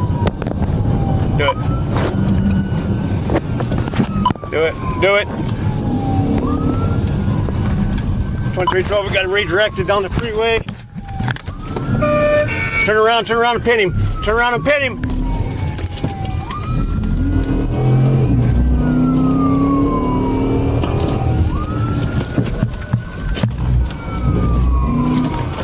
Oh, he's going.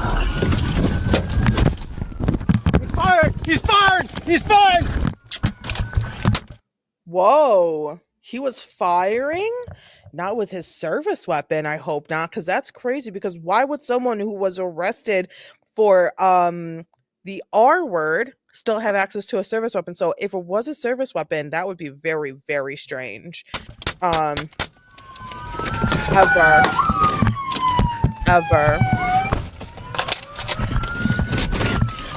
2312, shots fired at me. I'm good, I think.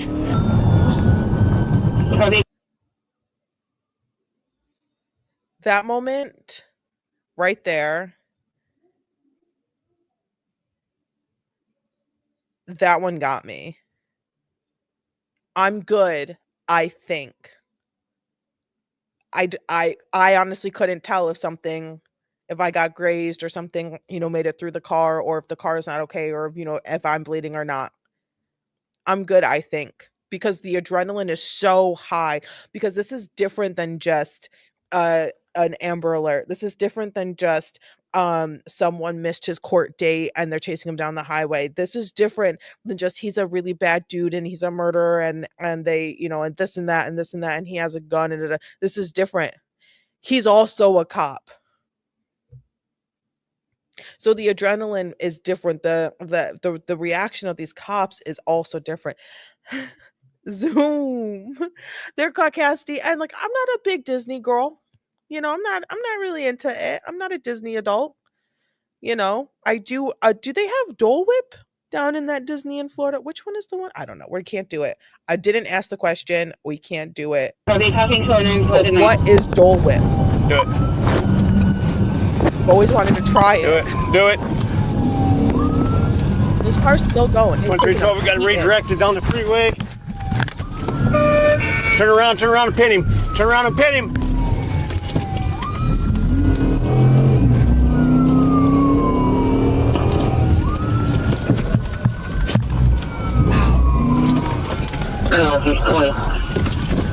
Oh, there he goes. In this brief moment, the dash cam captures Elias wielding a pistol. Fired! He's fired! He's fired! Okay. So that was like the same interaction that we saw from a different dash cam video, but man, that car is taking a beating. What type of car is that? Did he say? Did I miss it? Because that's a sturdy ass car.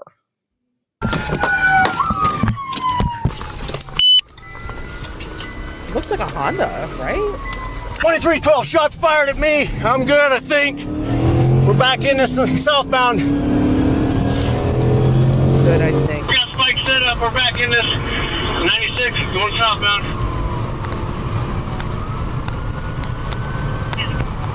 That's a 2-way southbound. Imagine Just southbound. going on a nice little day trip, getting out of town, and this is what you have to deal with on the highway. You're like, whoa, what's going on? Whoever's underneath Coleman, turn your overheads off so it doesn't see. Let us know when we get close. Let us know. Still southbound at 92 miles an hour.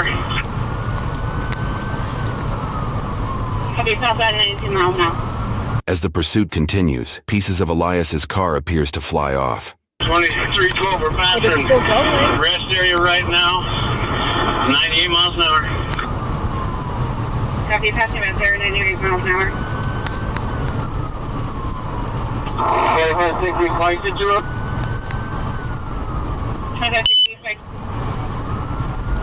56203. He's actively firing at us. Take cover. Copy, actively firing now, due 1448. Spike to 203, yes, he's firing.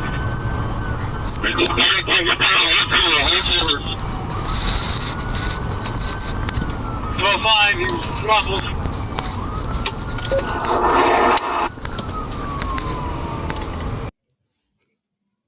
I love seeing cars like help out the cops because they're like, screw it, I'll risk it. And this Mack truck is like, now's my moment. And he's like, I'm gonna slow this guy down. I'm gonna get him. I'm gonna help the cops. I'm in front of him. I'm a big truck. What's this little car gonna do to my truck? Nothing. Stay on this side, 35, stay on this side. Tried. Solid copy. Great effort. Number 2, I'll call it. 203 south. Speed zone. Moments down the road, officers set up stop sticks. 12 201 south behind hard cover. Use dodge the spikes for 202. Unfortunately, Elias is able to evade them. Soon after, dispatch notifies officers that Elias is apparently on the phone. He shared some information that makes the situation significantly more tense. Right position 20. The driver is on the phone with us stating he does have a baby in the car. He's letting me a copy of the driver's online with Lake County saying he does have the baby in the vehicle. He's staying in his lane. He dodged the last step, so I don't know if you can accept. Wow.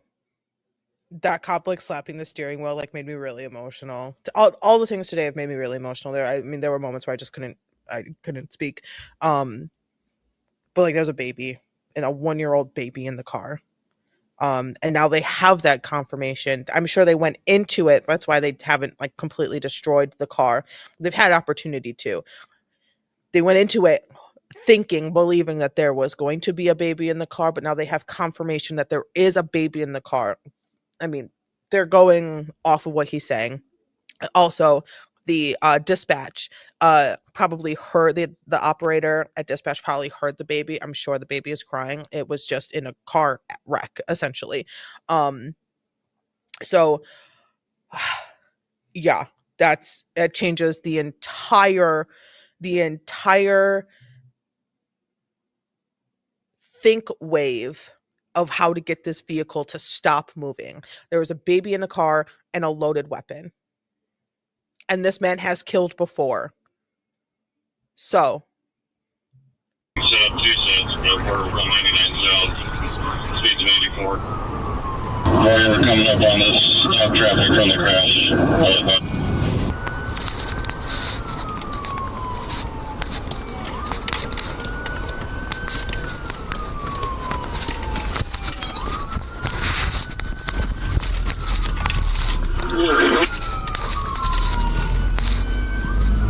So he's passed on the shoulder, left hand side through all the traffic.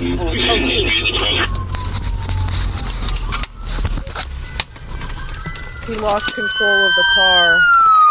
Oh my god. Okay, he lost control of the car. He slid into a truck. He lost the entire front side of his car. Where is this baby? I'm sorry about. Put your hands up! The only thing that they are thinking right now is to get him out of the car, get him handcuffed, and get that baby out. So they can get an ambulance in there and make sure that baby's okay. They don't give a crap about his safety. I don't care if he's got broken leg or whatever. Get out of the car, put your hands up, get them handcuffed, and then we get that baby to safety, get it to the hospital, taken care of, whatever. This was a response to an Amber Alert in the first place.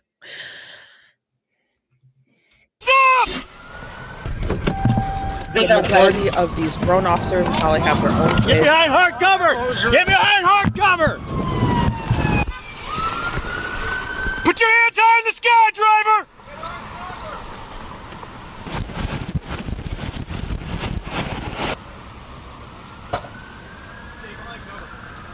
Get a rifle up there. He might have shot himself. Shot from inside right when he pulled over. Hey, I'm gonna get on this. Get out of here! No, leave him there. Leave him there. No, I'm out as a person. Get him out and we'll go run this truck. Hey, sir, get out of your truck. Heather. Sir! What do you got? He might have just He's shot back himself. there. He's back there. I think he shot himself. I can pull. Which is... This is a very intense video. I should have given a warning. I didn't know either. I did not vet it. I just watched the first 2 minutes where it was all crazy.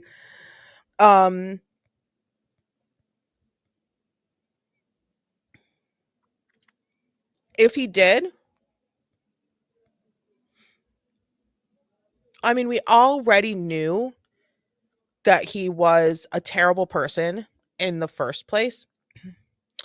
Watching this video, if he did do those words that they're saying in the video where, he unalived himself, when it comes to justice, you now don't get any for the majority of people. There are some people out there who would call it justice. I myself, no.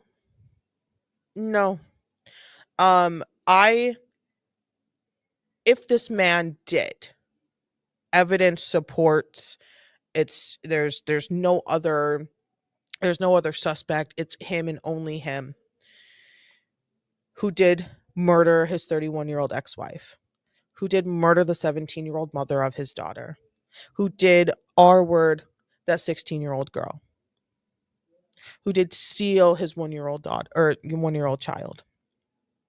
If he 100% did that,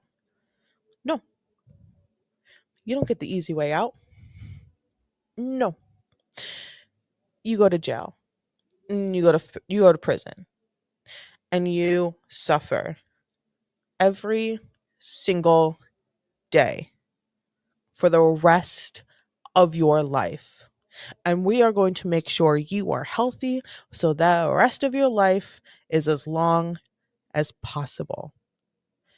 Every day, you are shown pictures, you are shown uh, videos of the lives you have taken, and then you suffer. You don't get to remove those names from your head. You do not get to forget why you're there. You do not get comfort. You do not get warmth. You do not get what you want to eat. You get no snacks. You get water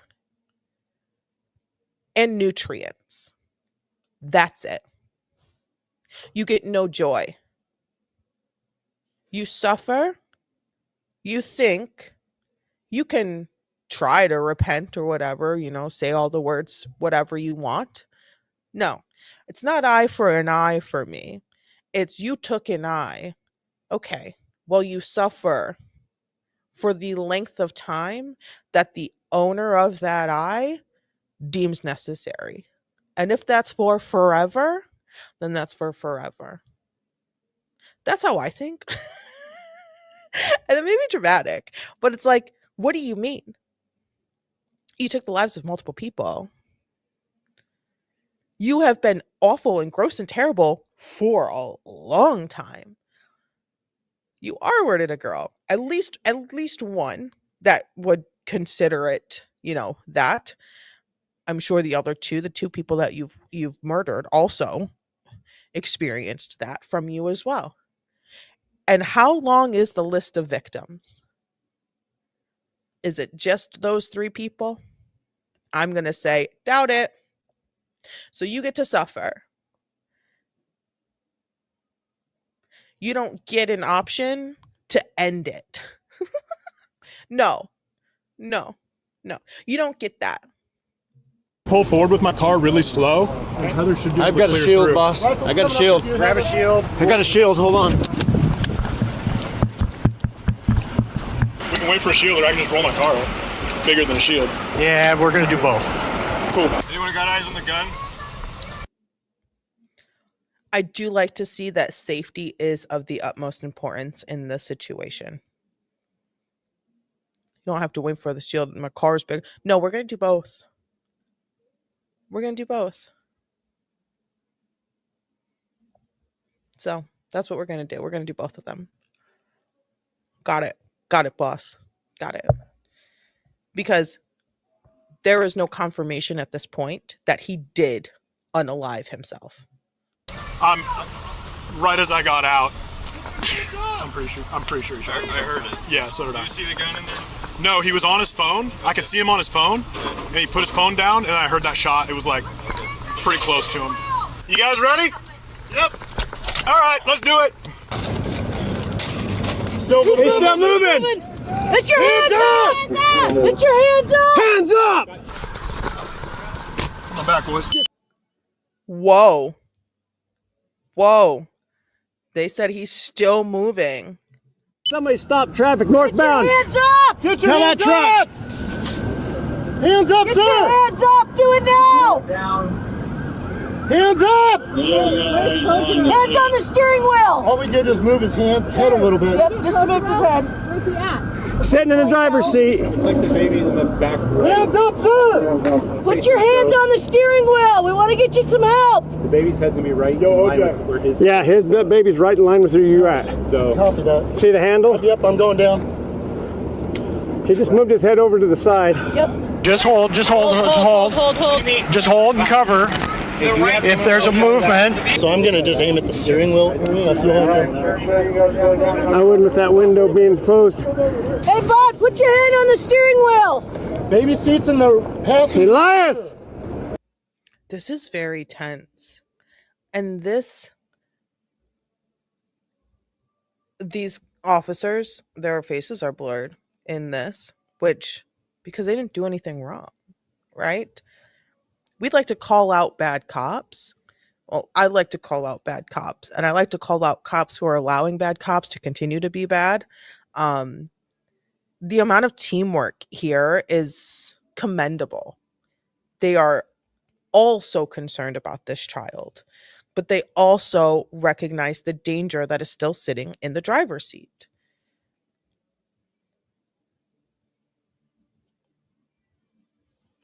This is really quite something. You guys hear that? I don't Baby's know. in the There's back something right. like really like I don't know what's the word. Is it cozy? When you see like an actual group of people working together like in unison, like it's like firefighters, like they are just, from the very get-go, they are a family. They work in unison, in tandem. They may have different jobs or do different things, but they like the communication is just always on point. Like that's, well, I mean, not always, but that's like the goal for firefighters. We don't really see officers working in tandem in a good way. We see a lot of groups of officers doing bad things. Um, but it's like they have to keep everything on an equal level. Their safety, the child's safety, and the danger that is in the driver's seat. So like they have to keep level and clear and smart, and it's really interesting. Like a rank in this moment doesn't matter. If you see it, you say it. um Right seat. Copy that. Yes. Very interesting. Hey, get the shield over here. We gotta get the kid. Let's go. Shield on that side? Yes. Yeah. Yeah, get it over here. Just stand by. Hey, just chill. You got time. We got him covered. He's not moving. We're moving. The kid could be injured. No. Not moving. If you move, you will be shot. Do you understand? You got blood coming out. Let's push. Gun's on his lap. He's dead. We'll take the baby. Do not move. If you move, you will be shot. Get that baby. Sheriff. Go on the other side. Let's get the guy. Let's get the baby. We got him. Get that baby. Get the gun. It's in his lap. It's in his lap. Get the baby. That baby out of here. Baby okay? You got him?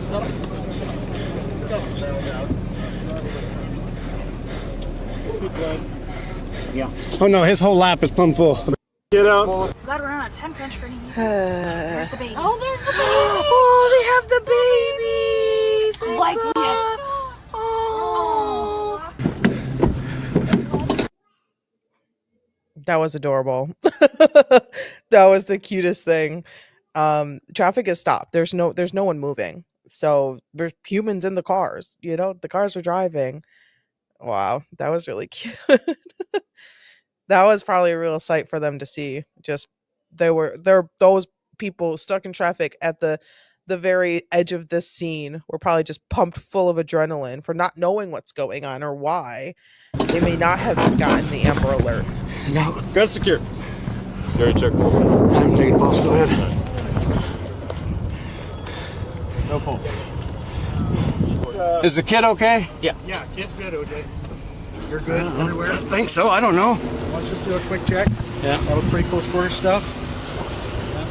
News reports indicate the boy was taken under the care of Oregon Department of Human Services. No one was injured outside of Elias Huzar, who did not survive his injuries. News sources also dug into Elias's criminal charges and employment history and found a disturbing situation. Between 2013 and 2021, Elias worked for the Yakima Police Department for at least Yes.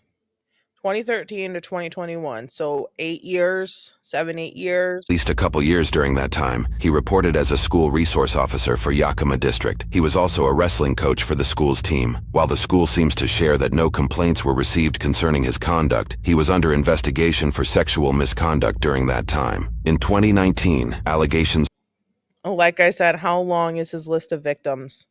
How long? from students rumored that Elias was having sexual relations with a 12-year-old student. An investigation took place, and investigators did not meet enough probable cause to prosecute the potential charges. This was despite several handwritten letters from classmates voicing concerns over their supposed relationship. However, officers amounted the rumors to be just that, as no allegation led to a verified nor detailed account of sexual misconduct at that time.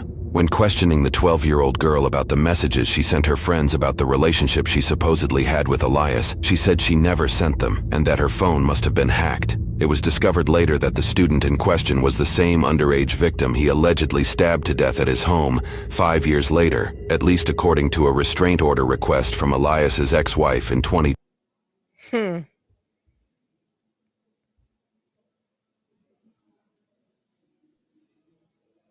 This man for years got away with assaulting and grooming minors. Got away with it. Supported, secured, comforted by the school district. It's just rumors, right? Look, did you send these messages in Snapchat to this guy? My phone must have been hacked. Says the 15-year-old, the 16-year-old, says the child, right?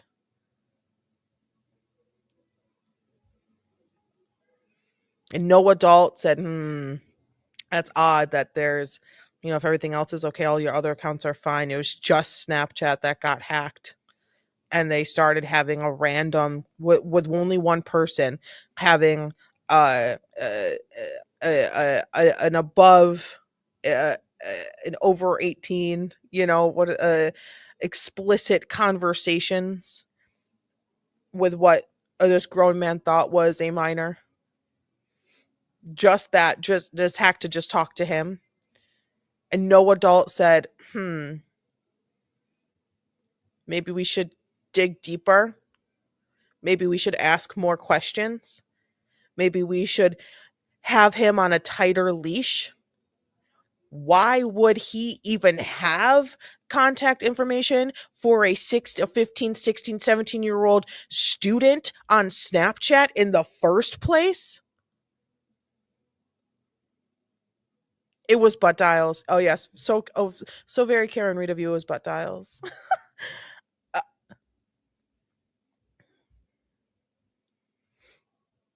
Just because you, okay, let me make sure I say this right.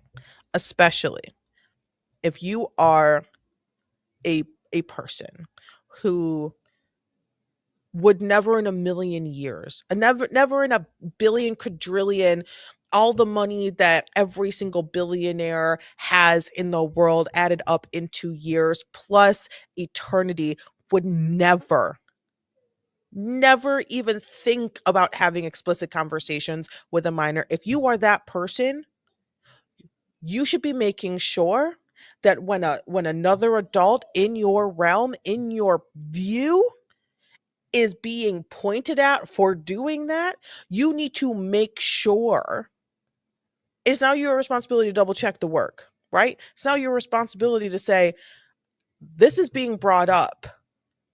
Why?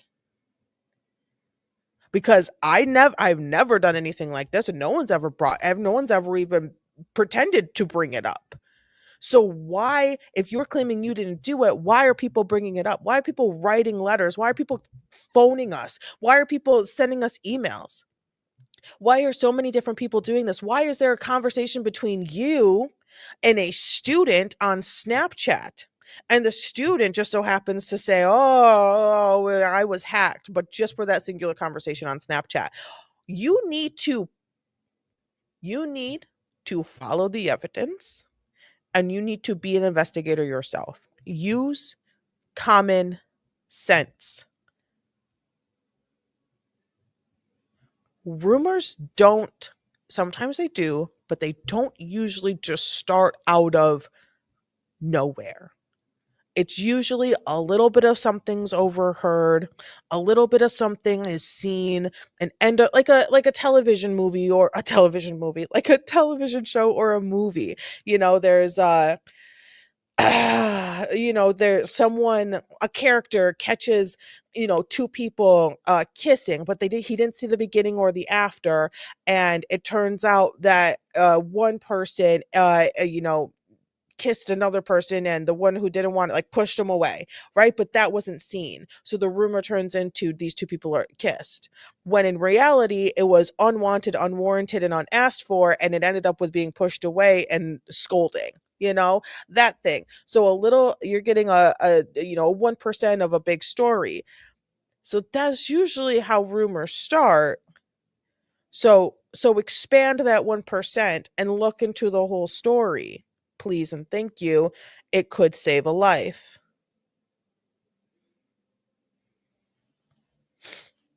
This is a prime example of how not to handle rumors, especially in a school, about a school employee having intercourse with students. The school should be sued too. The school should be sued for having the information and not acting on it. 2024. Elias resigned from the Yakima PD shortly after the investigation in 2022. Yakima PD Chief Matt Murray shared in documents that the findings did not have enough evidence to support termination. Elias was ineligible to be rehired by the department. The following school year, Yakima School District restructured their school security role. Instead of hiring from Yakima PD directly, they instead opted to hire officers who were retired. This would save the school a reported $250,000 a year. That's great. That's great, but people died. Your wallets are safe, but humans are not. Does that really? Welcome to America is the purest thing. Is this in America or is this in Canada? It felt like it was kind of in Canada. It wasn't in Canada. It was state troopers. Welcome to America. It is an unknown coincidence if this was why Elias quit the force and instead applied to be a substitute teacher for Richland School District's 2021 to 2022 school year. The following year, he would also apply as a volunteer for the school's wrestling team, possibly repeating his predatory process. Richland School District claims they were unaware of his previous investigations. After the allegations became public due to his actions mentioned at the beginning of this video and subsequent arrest in February of 2024, Richland School District voiced frustrations with Yakima District as they allegedly sent recommendations to hire Elias. Richland was also frustrated with their failed background checks and other various processes for employment, which allegedly included fingerprinting and criminal background checks. They are quoted saying, "It is the expectation for individuals who apply for employment with RSD to be forthcoming and truthful in their applications." Before her death, his wife requested... Sorry. The internet, I think, is a little wonky. We're almost done with the video, then we'll take a little break. So hopefully give the internet some time to... a protection order and cited that she was unaware of her ex-husband's abusive relationship with the teenage girl. She also voiced concerns about his harassing behavior. News reports say she often mentioned that Huizar was not of sound mind, had told her he hears voices, that he was short-tempered and was controlling of her actions.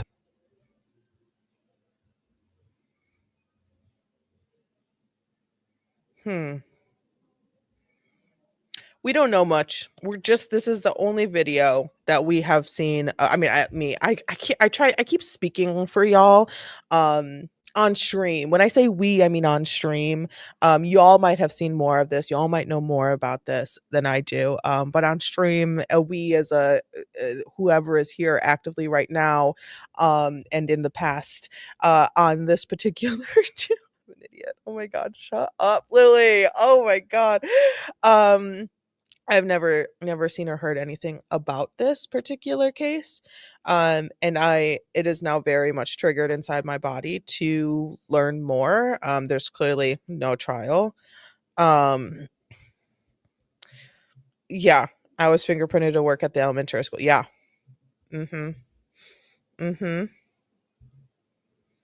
Yeah.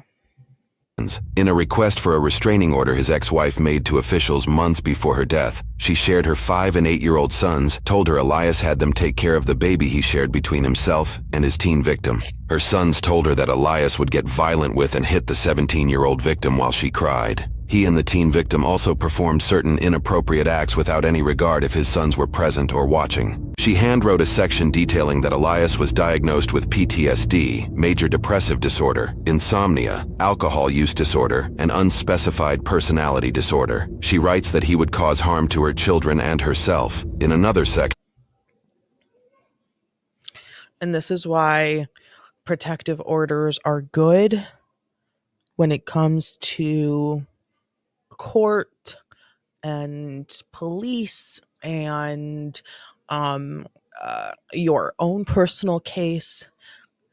But just because you have a protective order, it does not mean that the person you are protecting yourself from is going to follow it. Consequences mean nothing when you are out of your mind batshit crazy. Sorry, not politically correct, but this son of a bitch was full gone. No one wanted it to be that way, but that's where it ended. Batshit crazy. And those who are batshit crazy don't give a rat's ass about consequences from a restraining order. Do I encourage people to get a restraining order if necessary? Absolutely, 100%. Document everything. Absolutely. But you also have to continue to remember your own safety. It is not a force field around you. It is not a shield to protect you. It is a piece of paper signed by you, an officer, and a judge. That is it. It's just a piece of paper, and sometimes it's not even signed by a cop or endorsed by a cop. It's just signed by you and a judge, and sometimes cops don't even know that there's a restraining order that just happened in their area, their jurisdiction, because it can happen so very often. Sometimes that's not it. You don't always even need the person you're getting the restraining order against there to get a restraining order. It all depends on the situation. So it is not a shield of safety. It is, in the end, just a paper signed by a couple of people. It will not stop someone from doing harm to you, from showing up, from breaking the rules. It will not stop them. If they really, really, really want to get to you, they will. And this is where it sucks, because what do you do? Then what do you do? What do you do then? How do you keep yourself safe? How do you keep your kids safe? How do you keep your home safe? If you have a stalker, cops only show up when the stalker does something. And that's not including the stalking. So it's like, what do you do? I don't have the answer for that, but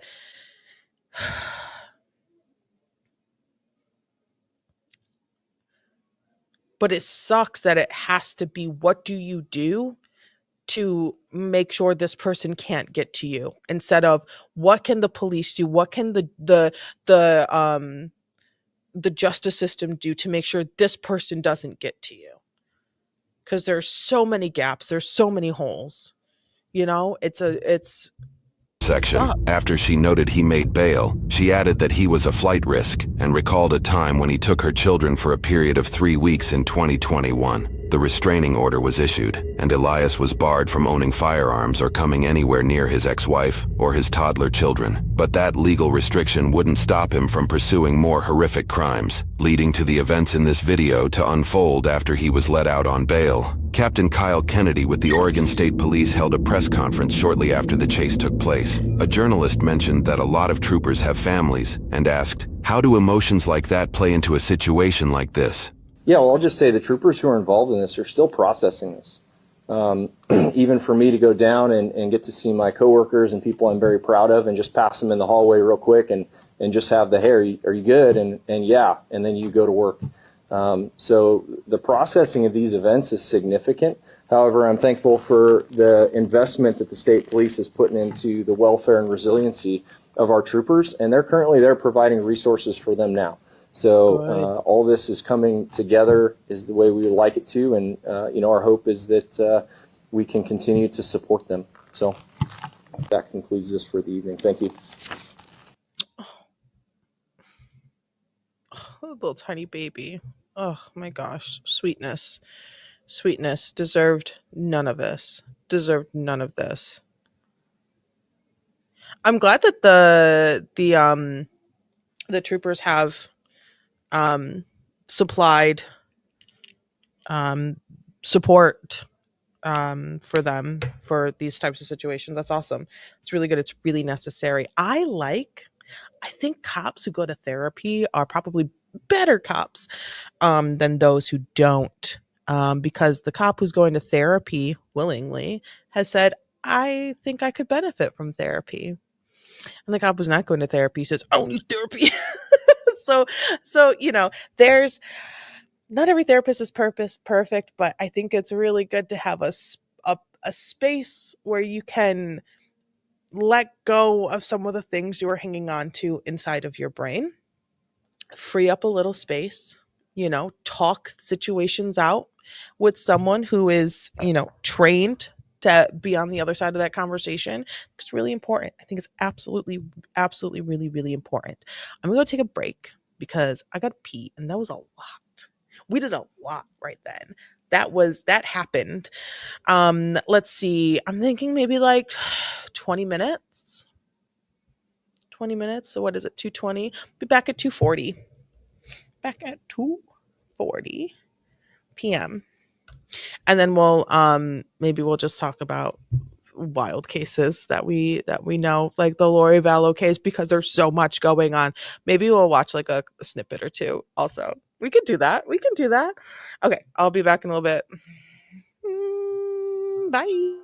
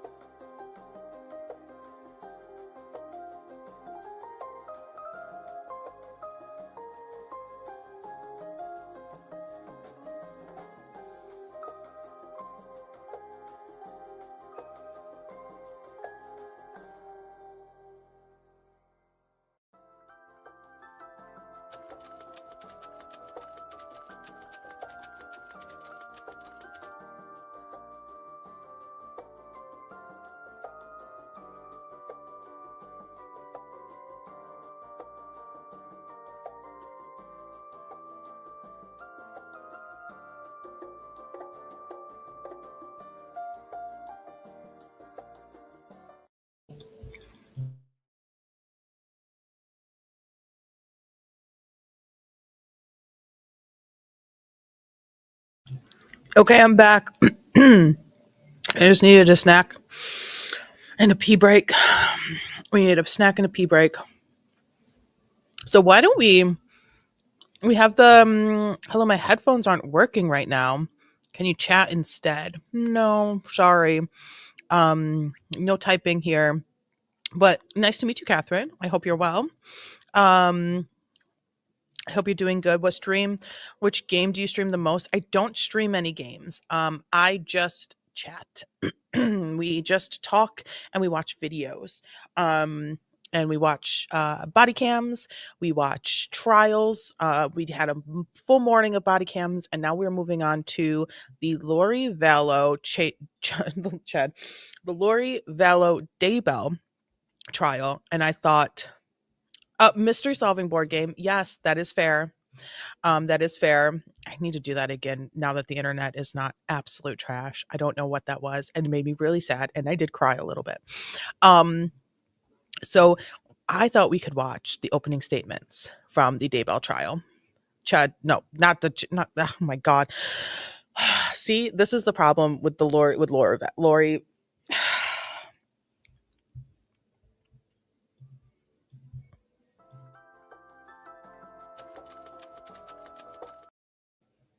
This is the problem with the Lori Vallow Daybell situation. There's just so much. I had to literally take a hair break to gather my body and words.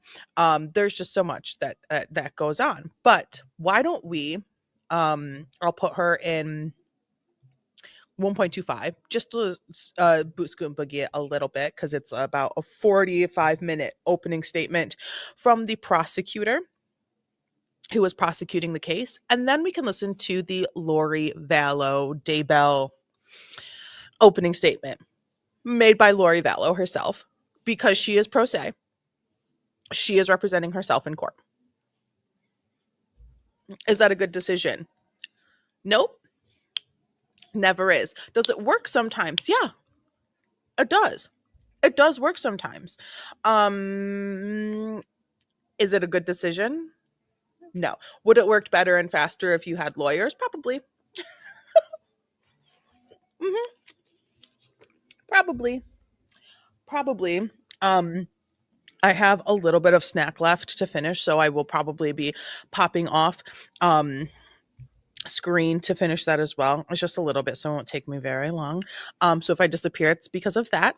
But other than that, I think it'll be really good to take a listen, take a view as to see what's been going on. And if we have time, I think one of the best witnesses that has sort of combated Lori Vallow that I have seen so far. Like I said, I haven't seen the whole thing, but one of the best, most sort of hee hee ha ha ones, little lighthearted ones, not so much into the whole murdery situation, is a woman who went on a date. Okay, we'll get to it. Let's watch the I'm trying to find a good place for me to be, probably over here. Let's watch the opening statements. I lied. It's definitely going to be top right. Yeah, definitely going to be top right. All right, let's get going. Of course, I paused. So the judge just reminded the jury that this is not evidence. Opening statements are not evidence. They are just to set the scene, give the outline of the story for the jury, tell them what they're going to hear, what the truth is. And now I'm on certain sides. Sometimes I'm looking at things from a juror's perspective. I know nothing about this case. Sometimes I'm looking at things with I want to question everything. I'm going into this as, golly, just lock her up already. But I will still have an open mind.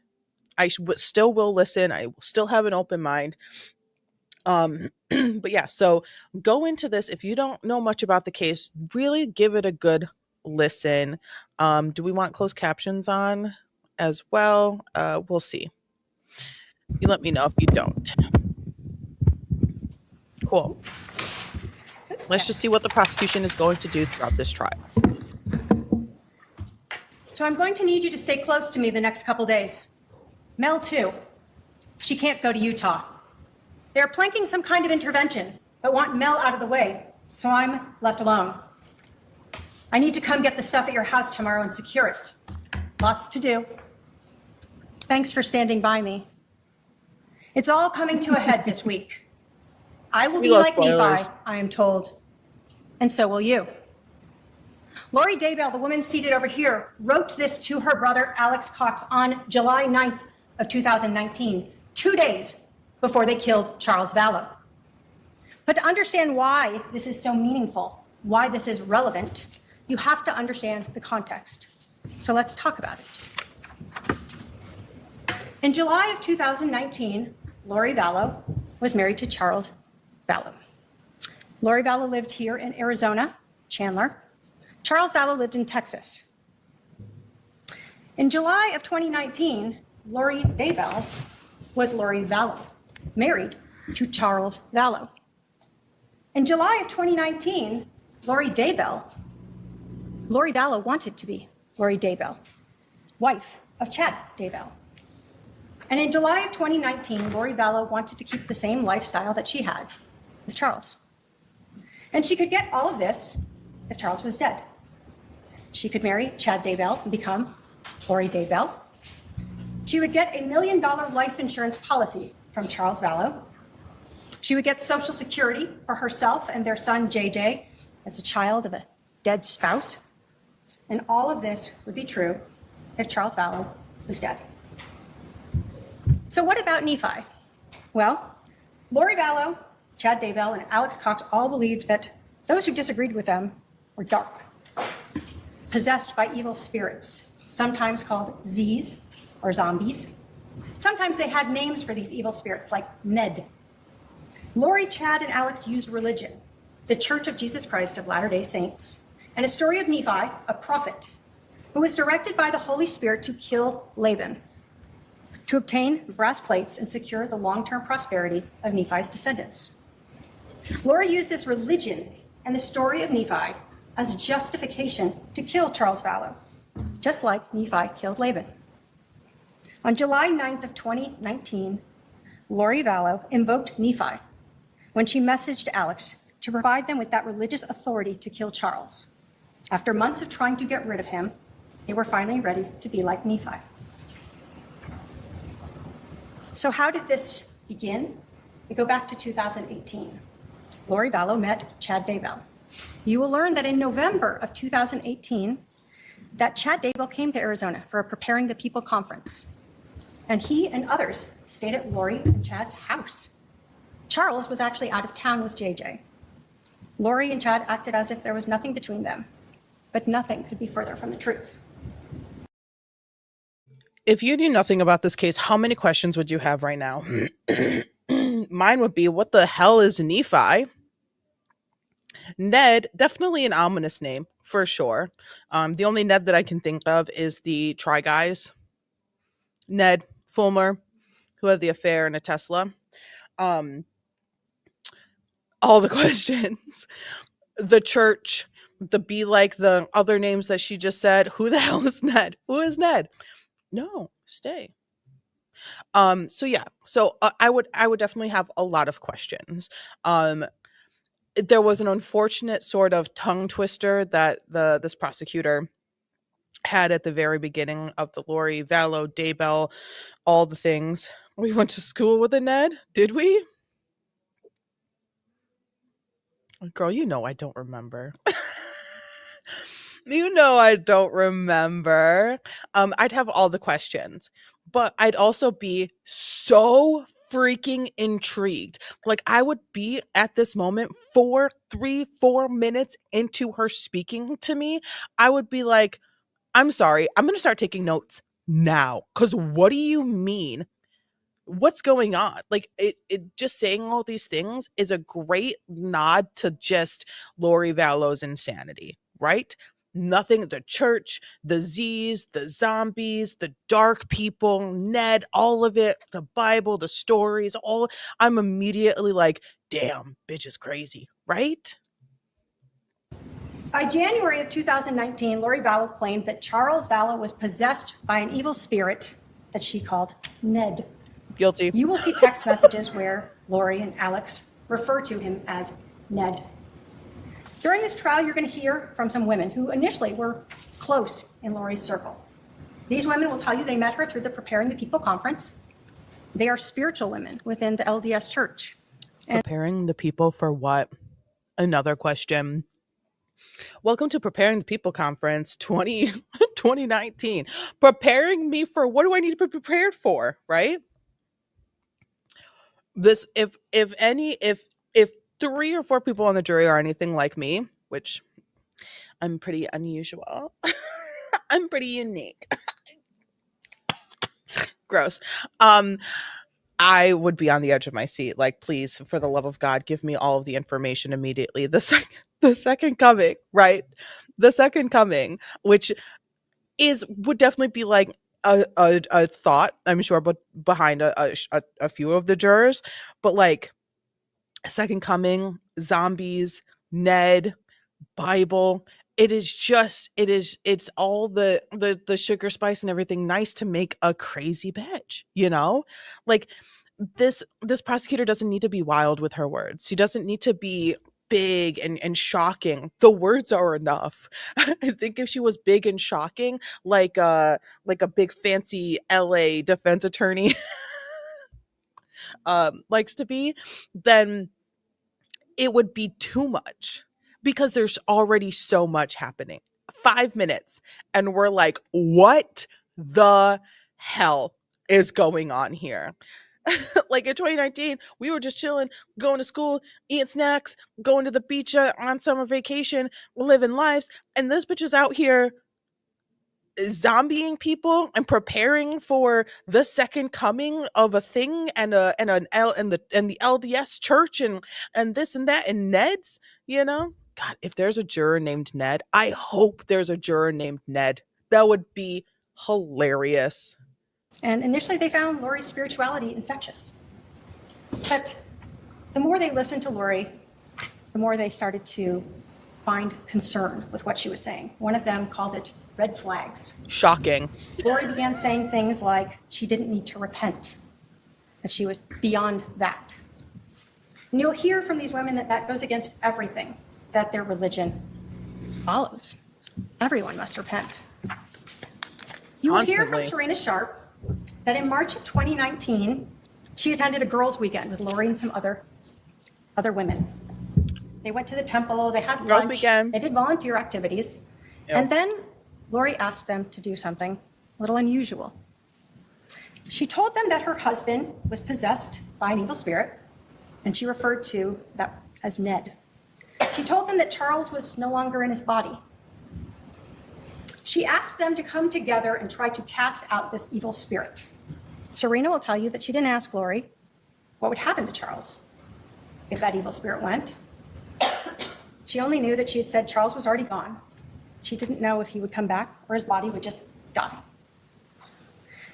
Later that month, on March 26th of 2019, Alex Cox texted his sister, Lori Vallow, and said, quote, "Ned is still alive, just confirmed."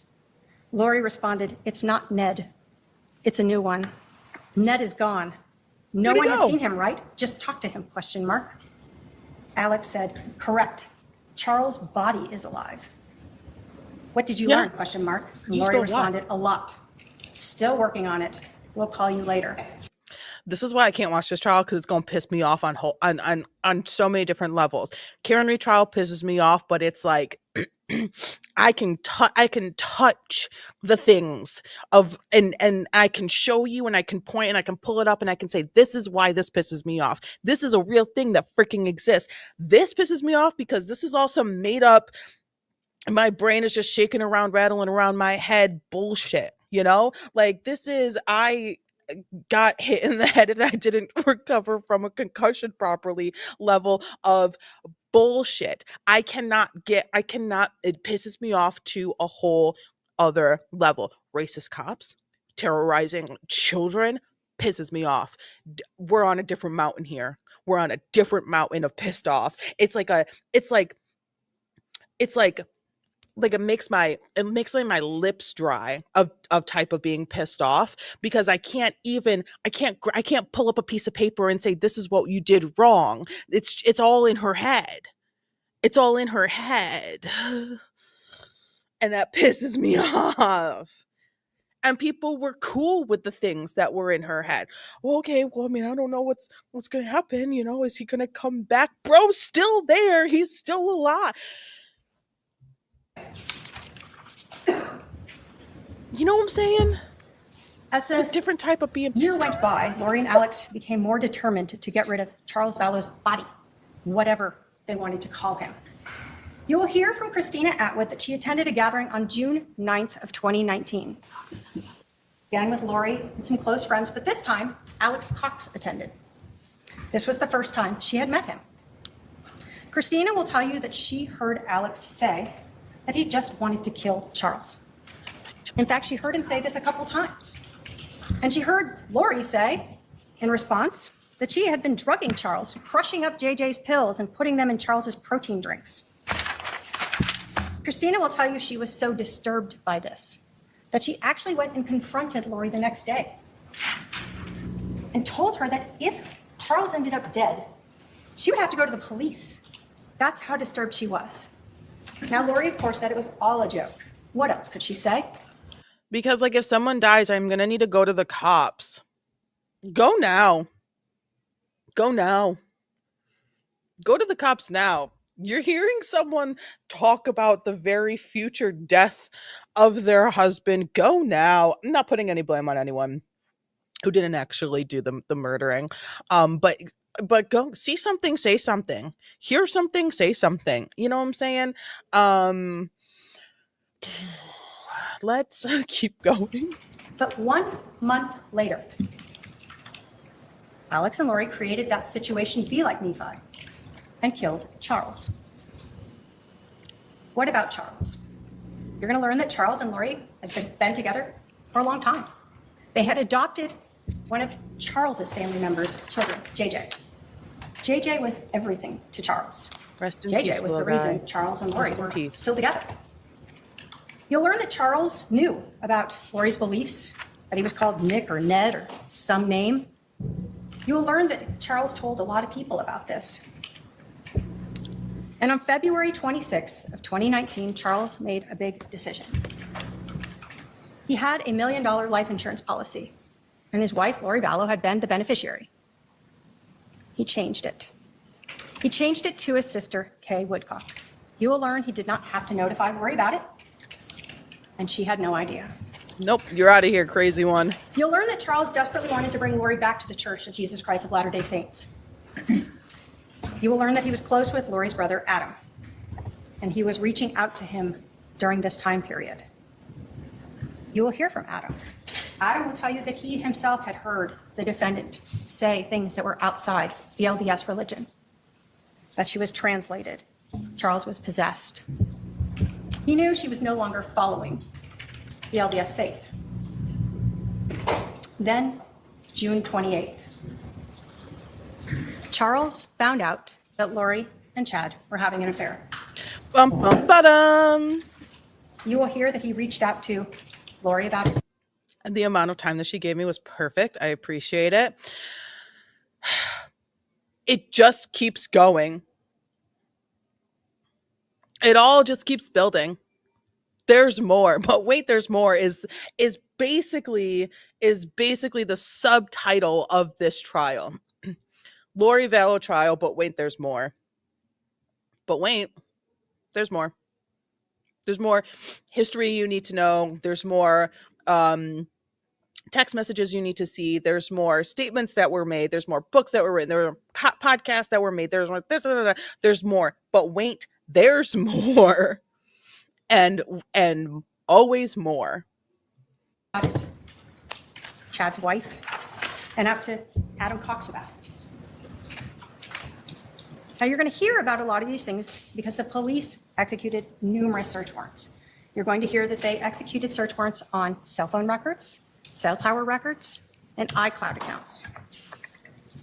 You're going to learn that an iCloud account is basically a service through Apple where you can store everything. photos, emails, documents, whatever you want. This can be intentional, or sometimes it can be unintentional. Your phone or your computer may be saving items there. Can I just tell you how much I hate iCloud and how I don't get it? Like I get that it's like a storage, but like they don't make it easy. The it's not user friendly to turn off, turn on, manage your iCloud account. It's not user friendly for me. I don't know if it's just me. I have never been successful. It is what it is, you know? Like I'll you know, I don't know. It's just I have never successfully handled my iCloud account. Am I embarrassed? No. No, I'm not. So yeah, I just wanted this is Lori Vallow's second trial. This is from a few days ago. So it started. Her trial is underway. Oh yeah. You could go back and watch all of it. For sure, for sure. I've been watching snippets here and there. Yeah. And no, no, no, no. Don't let the Vallow crazy seep in. This is Lori Vallow's, I believe, second trial. Yeah. So this is the trial for her husband, Charles Vallow. She was on trial earlier for the death of Tylee and JJ. Yeah, this is her second trial. Because multiple people are dead, and she might face another trial or two because other people died as well. People kept dying. Yes, yes. That was a really difficult trial. I also did not watch that whole thing from beginning and end because it was hard. The trail of dead bodies is insane. It's absolutely absurd. Maybe after this trial I'll think about it. Maybe after this trial I'll maybe we could do like a stream where it's just like pure just the whole Vallow Daybell situation from beginning and end. Maybe I'll make like diagrams or something like that. Maybe I can work on that for sure. I think that would be really good because there's things that I still need clarity on because I didn't watch both trials all the way through. But there's also a lot of things that didn't come up in trials because there's a lot of things that,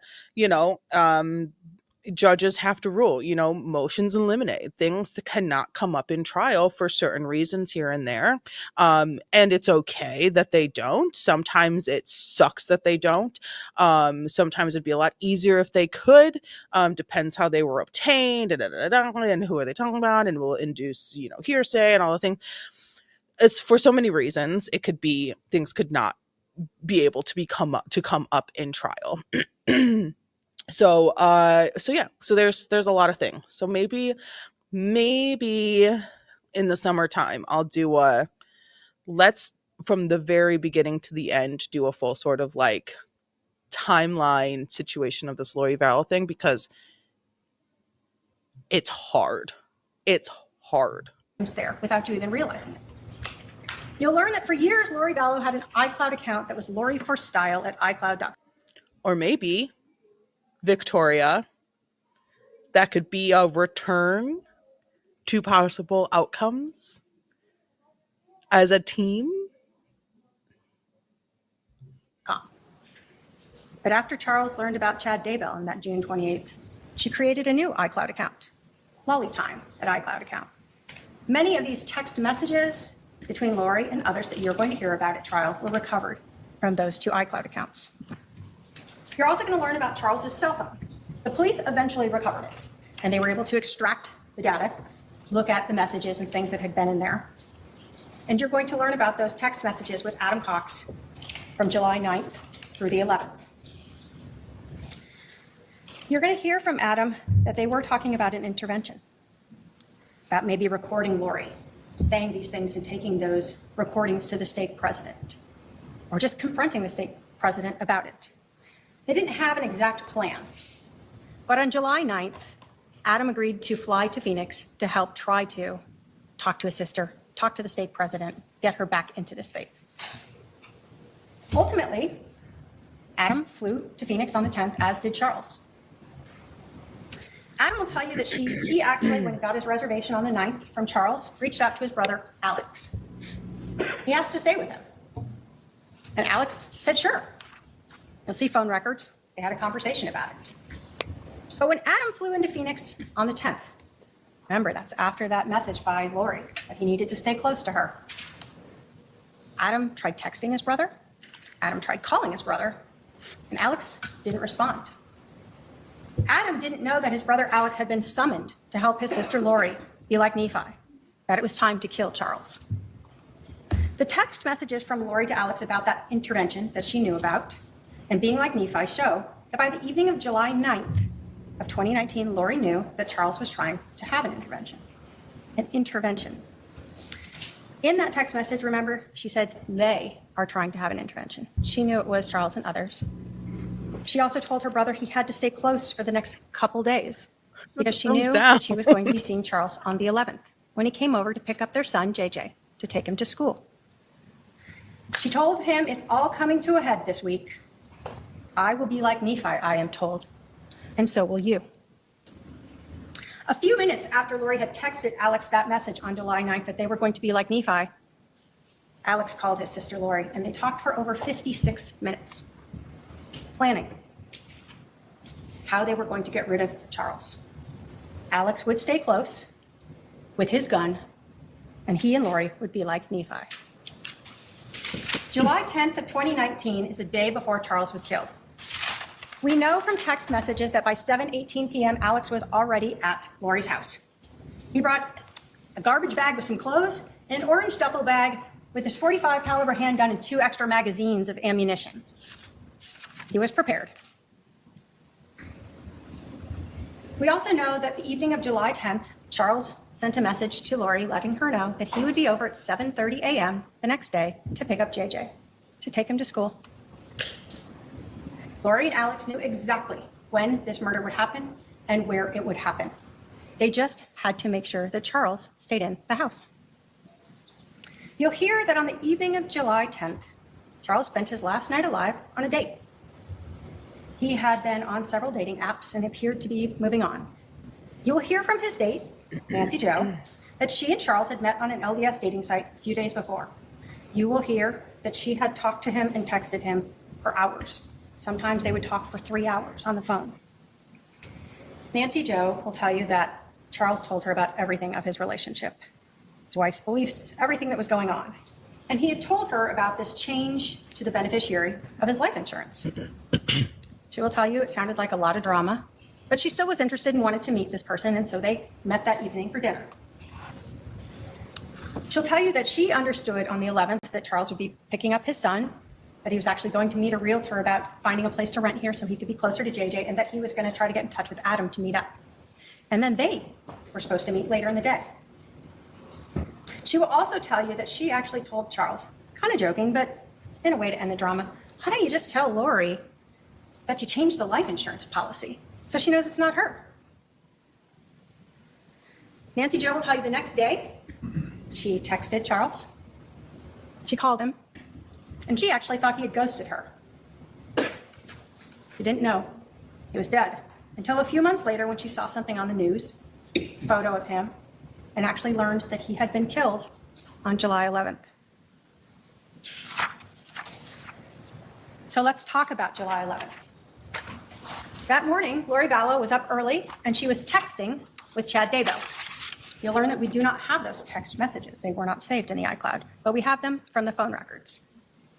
Alex was already at Lori's house with his gun, and everyone knew that Charles was a punctual person and would be there around 7:30 to pick up JJ so he could get to school. You're going to learn that, like many people, Charles had left his GPS data locating service on his phone. So that means when his phone is moving around, it was constantly documenting with GPS the location of the phone. During this trial, you're actually going to see this data mapped out. You'll be able to see Charles come to the house, and then you're going to see his phone leave with the defendant and what she does all day with it. What we know is that Charles arrived at Lori's house at about 7:35. He texted Adam Cox and told him that Alex, or Al, is here. You'll see from photos that Alex's truck was parked in the driveway. Adam responded, "Really, I wonder why he never called me back." Charles didn't respond to that. Adam then texted, "They're planning something." And Charles responded, "Absolutely." Adam told Charles, "I was supposed to spend the night at his house last night. She probably blocked that." Charles told Adam, "What you do is up to you." Adam then told Charles he was going to reach out to Alex and ask him to come get him and see what Alex would do. And in fact, he did text his brother. You'll learn that Charles read that text message from Adam, but he didn't respond. Adam sent one more text message to Charles at 7:49 a.m. on July 11th. He told him that he and his son were going to go play basketball at 8 p.m. to look for a specific church leader who was usually there and have a conversation with him. Charles Vallow never read that message, but you will learn that Lori and Alex did. And you'll also learn, excuse me, that Lori loved talking to people. She loved talking to people. She loved telling people so many things. She was really, really, really good at manipulating and garnering support from so many people until the whole "where is JJ, where is Tylee?" It took for kids to go missing for this to really hit the news way back then.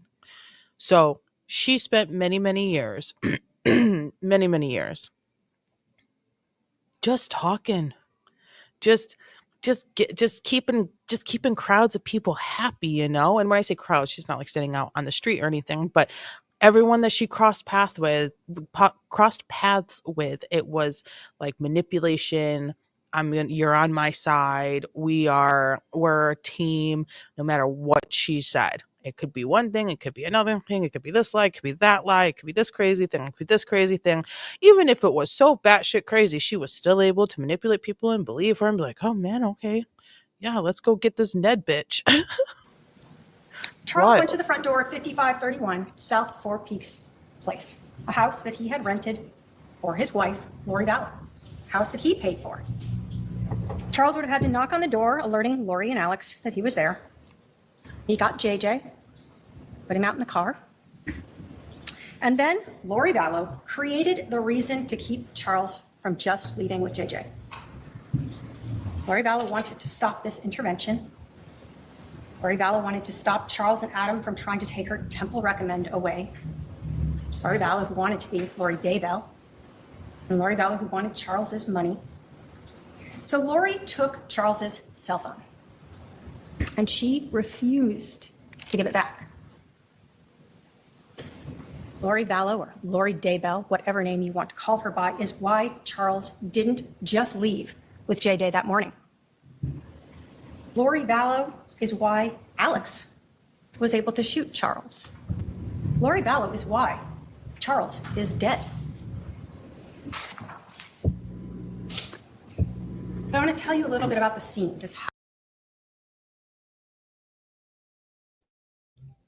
Before she gets into that, how do you guys think she's doing? This is at 1.25 speed. It is sped up a little bit. Do you think she's gathering and holding the attention of the jury? Or do you think it's just so much? Like, it's here, the text, the phone, the this, the planning, the Ned, the zombies, the the dark people, the casting out demons. Do you think has been too much? Has it been too long? Has she talked for too much? I don't know. For me, I had to check some things.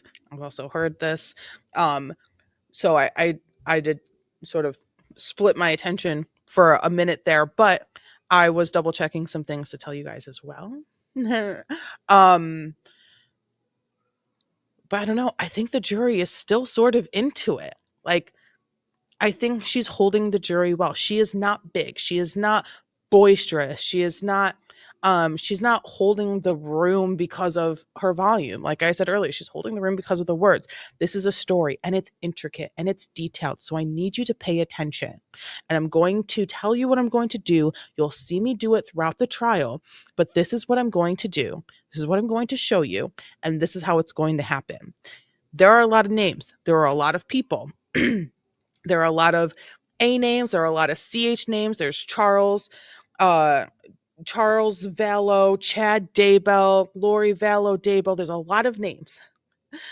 But there's really important information here. And if I was this jury, if I was a juror on this jury, oh my God, I would be like trying to like, okay, so this person is this person's brother and this person on this day and this day. And so like try to give my brain something to hold on to as I'm hearing the testimony that's going to fill in the rest of that space with information because this is just so good. She kind of reminds me of Angela from The Office. She does have that vibe. She does have that vibe. I dig it. She does. Yeah. This is also the worst footage I've ever seen from a courtroom. Is it just because I had it on 480? House, so you can understand what's happening. Better? I don't know. When you walk in the front door, there's a big room. Oldest It cameras was ever empty, used. no furniture. There were mirrors on 2 of the walls, windows on a 3rd wall, and the 4th wall had doorways going into the kitchen and a hallway off to the bedrooms. This is where Charles Vallow was killed. This is where Alex Cox shot him 2 times. The first shot to Charles Vallow was to his chest. It exited out his back. Charles Vallow fell to the ground. He put his left hand to this wound and blood transferred onto it. You will hear from the medical examiner that this shot went through his heart and that a person can take seconds to up to 2 minutes to die from that type of wound. You will hear that a person can still talk and move after they're shot in the heart. And we know Charles was able to move since he put his dominant left hand on his chest and transferred that blood to his hand. You will see that.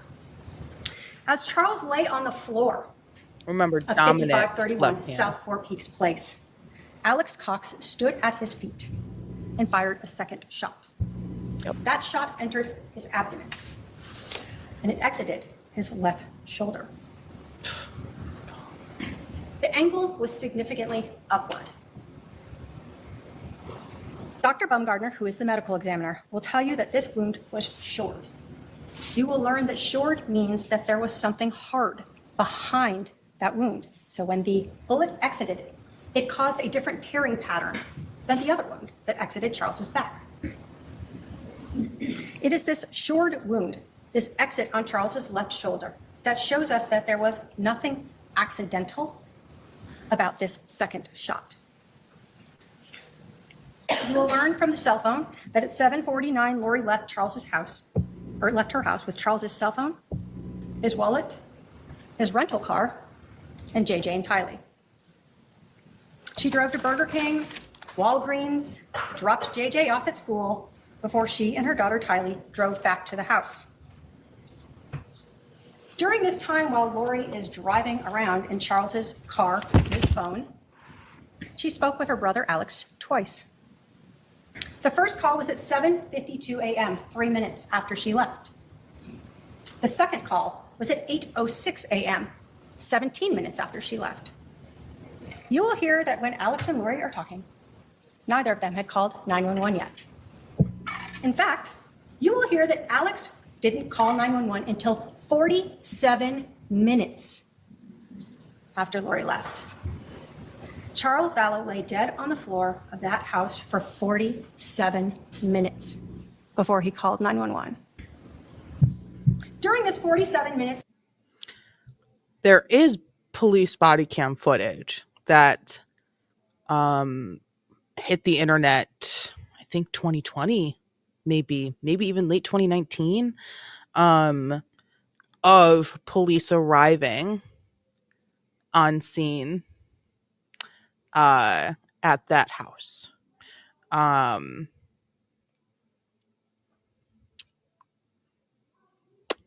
Should I pull it up? Maybe we'll watch it in between. Minutes, Alex began staging the scene and making mistakes. You're going to learn that the police found a bat that was located on the right side of Charles to the north of his head. Like he had been holding it, and when he was shot and fell, it dropped, it rolled up against one of the walls that had mirrors on it. What you're going to learn that is, Alex forgot that Charles was left-handed. In fact, you're going to learn that Charles was a semi-professional baseball player. He pitched and he batted left-handed. So that bat was on the wrong side. Next, you're going to hear about an injury to Alex himself. Lori had told police that Charles hit Alex in the head with this bat before Alex shot Charles. Classic self-defense. But in all cases, we must look at the physical evidence because it doesn't lie. And the physical evidence doesn't have a bias or a memory loss. Sometimes it's the lack of physical evidence that doesn't lie. So again, we know that this room where Charles was shot had no furniture, mirrors, 2 walls. You'll learn that although Lori claimed that Charles hit Alex with that bat and then Alex shot him in self-defense, that Alex's gun had no blood transferred on it. Alex was allegedly struck in the head with a bat by a semi-professional baseball player. Doesn't go unconscious, and he never touches that injury. Pulls out a gun, is able to shoot this man twice, and then he takes the gun down a hallway and puts it into a room. Never apparently touching his head or this wound. And again, Lori says that Alex was hit with the bat in this room by Charles. But again, what we don't see is any blood on the floor. Charles strikes Alex in the head with a bat. They're grappling on the ground. There's not a single drop of blood on the ground in that room. There's pooling of blood around Charles as he lay there on the ground. There's not a drop of blood going down the hallway to where Alex put the gun. There's not a drop of blood in the room where Alex put that gun. There's not a drop of blood on the floor in the kitchen where Alex went to go wash his hands. There are no towels, sheets, clothing, napkins with blood on them, where Alex was holding his head and trying to stop this bleeding from this injury. You will see on body-worn camera Alex Cox, who's on with 911, come out of the house. He will have a phone in one hand and his other hand up, and you will notice that he actually has a pair of sunglasses resting on the top of his head. You will see at some point Alex sits down and they ask him to move to another location. They talk to him for a while, and then you'll see him eventually touch his head a few times, and then he obtains a napkin or towel, something, and you'll see him at times rubbing his head, patting it. That is the only bloody item you will see. Those sunglasses on Alex's head. He is struck in the head by a baseball player while grappling on the ground. He then pulls out a gun and shoots his brother, puts away this gun, deals with his injury, and yet those sunglasses are still right there on the top of his head.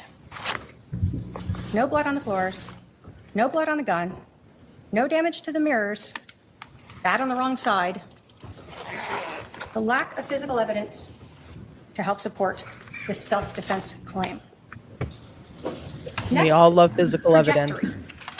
The medical examiner will talk to you about the trajectory through Charles's body. The detectives are going to talk to you about the trajectory through the room. Dr. Baumgartner will tell you that the trajectory of that first shot to Charles, the one that went through his chest, through his heart, and out his back, was front to back and slightly downward. It will be less than an inch downward. The detectives will tell you that the bullet from that shot, actually, as it exited Charles's back, ended up across the room in the baseboard. They pulled it out and recovered it. Both of them will say that this shot is consistent with Charles being standing upright with a person in front of him. The gun could be slightly down, or his hand could cause that little bit of downward angle. Dr. Baumgartner will tell you that that second shot that entered Charles's abdomen and exited his left shoulder, that the trajectory of that shot was front to back and significantly upward, 13 inches upward. Dr. Baumgartner is also the one who will tell you about that shored wound. What you will hear from the detectives, though, is that when they found Charles on the ground, off to the side of his left shoulder was the other bullet on the ground, not embedded. They'll also tell you that when they finally moved Charles, they took his body away, they cleaned up the blood on the ground, and they noticed a defect in the flooring, in the wood, consistent with a bullet striking the ground. That defect was located where Charles's left shoulder had been.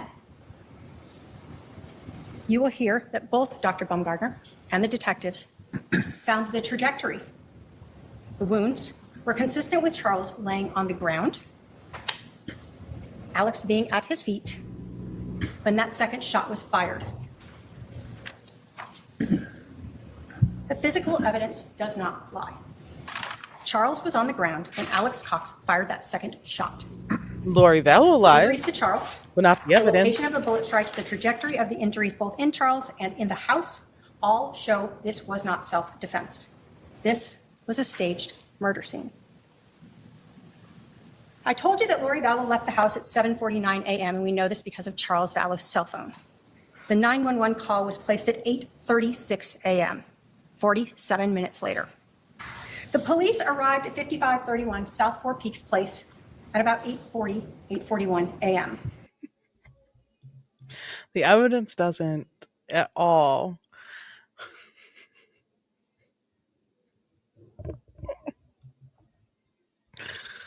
Oh, Vicky.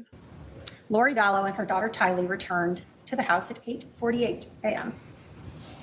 When the police first contacted Lori Vallow, they thought she had no idea that her husband was dead, that he'd been shot and killed. Initially, you will see body cam footage of an officer going up and just getting her information. I just say things sometimes. Lori doesn't ask, why are all these police here? Why is there a fire truck here? Why is my brother sitting on the ground over there? Or is he okay? Instead, she comments about her neighbors. You'll learn that the police then pulled her aside to do what they call a death notification, to let her know that her husband was dead. She knows. And to their surprise, she told them she knew, she was there. So at this point, the police knew they needed to take her to the police station and question her.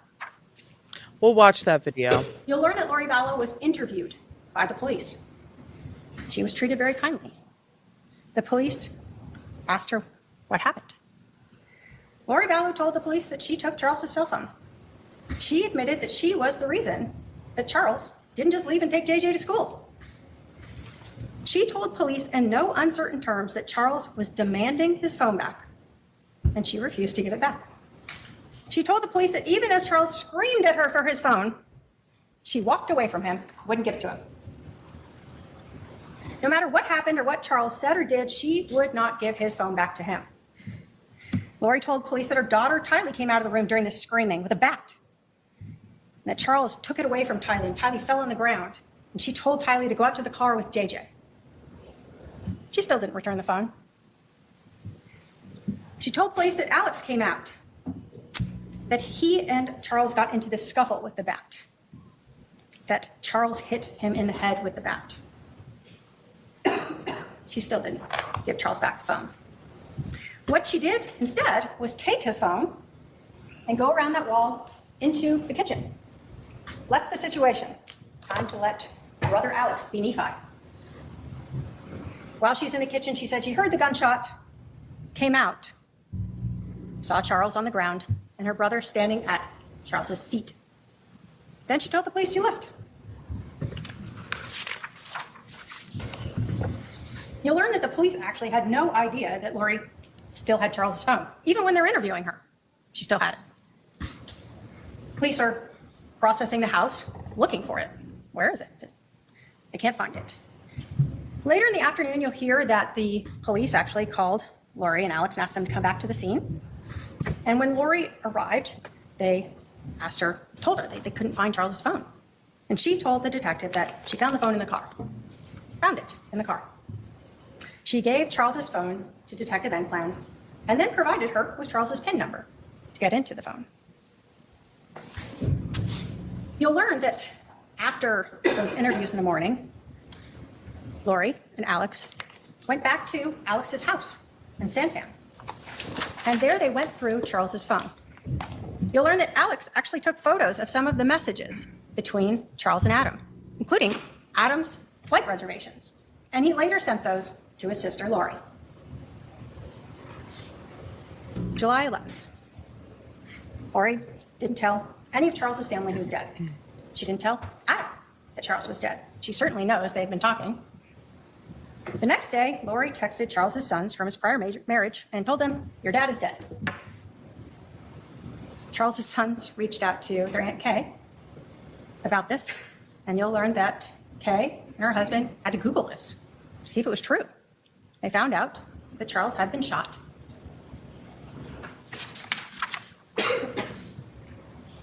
So what about the money? That life insurance policy. Charles Vallow had $1 million life insurance policy. When he got it, his wife, Lori Vallow, was the beneficiary. We know that Charles died on a Thursday, July 11th. That next Monday, July 15th, Lori Vallow called Banner Life Insurance. The call was recorded, and you will hear it. She told the agent that Charles had been accidentally shot. It was an accident. And that she was the beneficiary. Both of those statements are not correct. There was nothing accidental about that shooting, and she was not the beneficiary. 3 days later, on July 18th, Lori Vallow learned that she was not the beneficiary. Banner Life Insurance could not and would not tell her who Charles had changed it to. But Lori was angry about it. And you're going to learn that on July 18th of 2019, there's another very important text message in this case. The first one on July 9th between Lori and Alex when they discussed being like Nephi. And on July 18th, 7 days after Lori and Alex killed Charles and Lori learned she is not getting $1 million life insurance policy, she sends a message to Chad Daybell. Quote, "So I talked to the insurance company. He changed it in March. So it was probably Ned before we got rid of him. You can't tell me who, of course, but it's done. I'll still get $4,000 a month from SS." In this text message, Lori tells Chad that it was probably Ned, that evil spirit inhabiting Charles's body. She's going to dare say it wasn't about insurance money, but it was. And in the grand scheme of things, yes, $1 million. I don't want to sound jaded in any way, shape, or form because I'm not. $1 million is a lot of money for sure, absolutely, 100%. But also, like, is it really enough money to kill? Like, even if you were to get that money, would it really be worth it? Says a not crazy person. Of course the crazy person would be like, That changed the life insurance policy before they got rid of him, before they killed him. Final stand. What a great way after death posthumously to just rub sand in her eyes. I got killed, but you ain't After Lori found out that shit. she was not the beneficiary, she was so angry that she actually went through Charles's laptop, found the beneficiary change form, sent photos of that to Chad, and she also confronted Kay about it. The $1 million she had expected to get was gone, but as Lori told Chad on the 18th, she was still going to get money from the death of Charles. Lori knew already that a month before going to see Social Security, how much money she would get for JJ and for herself as a caregiver as a result of Charles being killed. $4,000 a month. Ladies and gentlemen, the evidence in this case is going to show you that Lori Vallow, Daybell, conspired with her brother Alex Cox to kill her husband, Charles Vallow. When Charles let Lori know he was coming into town, she quickly got the pieces into place. Alex came to her house with a gun. Lori created the way to keep Charles inside the house so that Alex and she could be like Nephi, to kill Charles Vallow to better at least her life, so she could be with Chad and she could live off that life insurance policy. As we go through this trial, you will see photos of Charles's injury, photos of the crime scene, and hear testimony that will prove that this was not self-defense. As we go through this trial, you'll be provided with phone calls, emails, text messages, and hear testimony that lays out the motive for this murder: money and Chad Daybell. You will see text messages and hear from people who Lori trusted and who were later pushed away, people who really don't want to be part of this trial, but were pulled into it by this defendant and her desire to get rid of Charles to be with Chad. People who heard Lori for months saying Charles was gone, possessed. People who will establish that this murder was premeditated. You will hear text messages from July 9th by Lori to her brother, Alex Cox, that he had to stay near her, that it was all coming to a head, and she would be like Nephi, and so would he. A justified killing, just like the prophet. And later, the text message to Chad where she told him that Charles changed the life insurance policy before they got rid of Ned. A confession by Lori of how religion and money were twisted to justify Charles's murder. At the end of this trial, the state will come to you and ask you to hold the defendant responsible for the death of Charles Vallow and find her guilty of conspiracy to commit first-degree murder. Thank you. So we can add it on to the multiple life sentences that she is already serving for the deaths of JJ and also Tylee. So let's get in. Let's watch the it's not this is a wonky version of it. I don't know why it's so wonky. I think it might have been like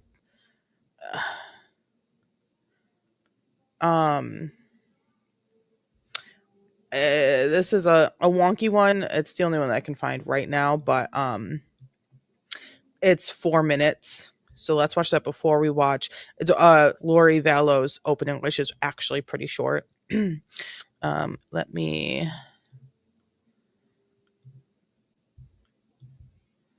So this is the body cam footage, garbage version of it, but you'll get the gist. And this is the body cam footage from officers after they got the call that Charles Vallow was shot and killed. And this is Lori and her spirits, you know, just surrounding her and just making sure she has a good day, even though her husband just died. Okay. You ready? Get ready. If you haven't seen this already, get ready. People driving through it here. This was clearly like recorded. You can see on this side of the screen like a fan. So someone was like recording this from a computer screen, but you will get the gist. So that's and it's normal speed. So that's a one way. So we gotta be able to let people out onto that street, but so we gotta move that south tape. Okay. All right, let me get your information. Does your husband live? So over here in the blue shirt, that is Tylee. And over here behind my face, I shall move, is Lori. Gotcha. Okay, you guys got it. Gotcha. Okay. Let me just get your. Do you have a driver's license? Yeah, I can just grab it. It is so very quiet. I'm sorry. Thank you.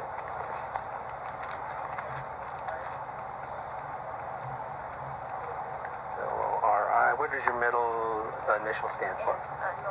Noreen. Noreen. N-O-V-A-L-L.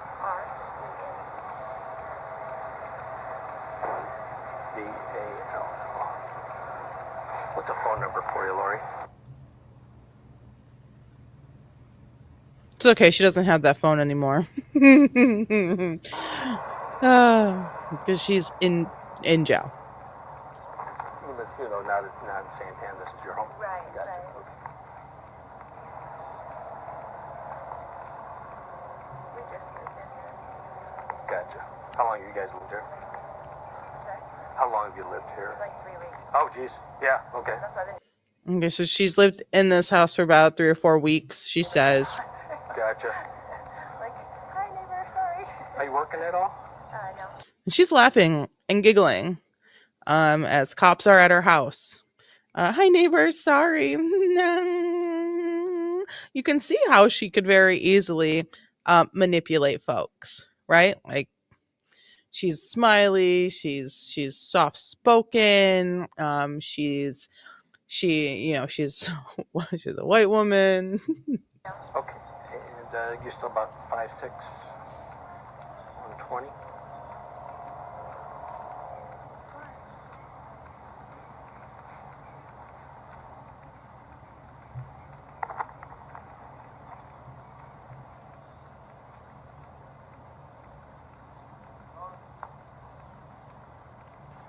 Thank you, ma'am. Hello, young lady. And let me just get your information. How old are you? 16. 16? Okay. And that's mom? Okay, what's your first name, honey?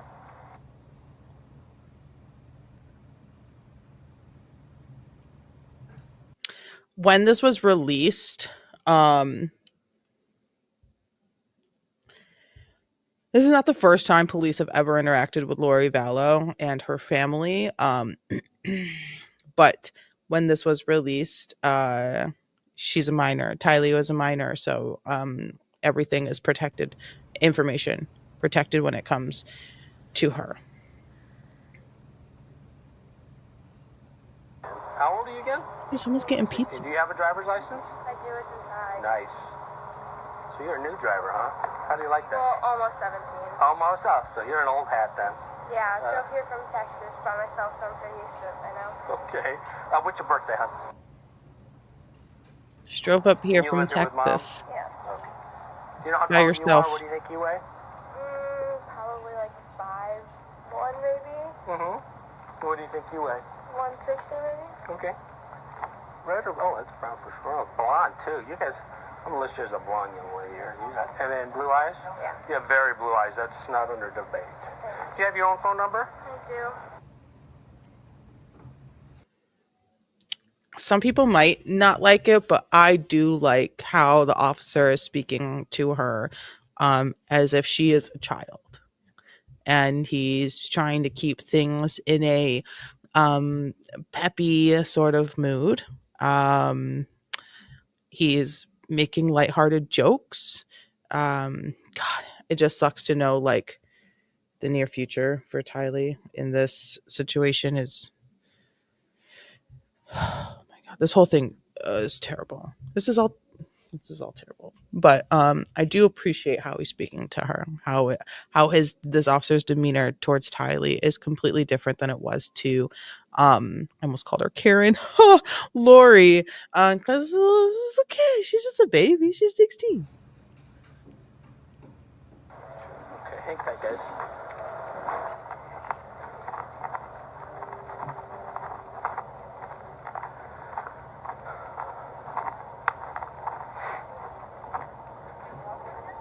No one. Is Lockwood? Yes. Oh, okay. I haven't seen him yet. I got a coffee with a cop thing, so I'm. Okay, hang tight. I'll tell you what's going on. So, well, I don't know that I'm taking this. Gotcha. I'll hold off on that. So that's why I don't know where Lockwood is. I so. got texted an address, so I'm trying to figure out. Gotcha.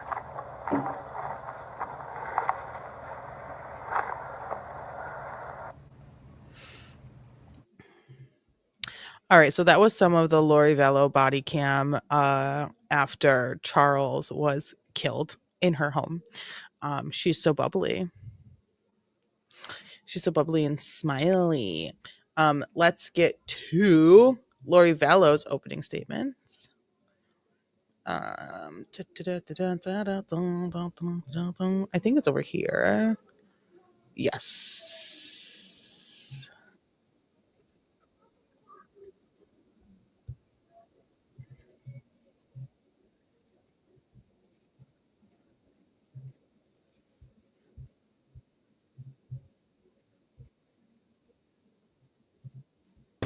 A serious crime. And the only question. All right. We have to slow her down. We got to back her up 10 seconds. Let me find where I need to freaking go. All right. So we just sat through let's just take a second. We just sat through the prosecution's opening statements. There was so much there.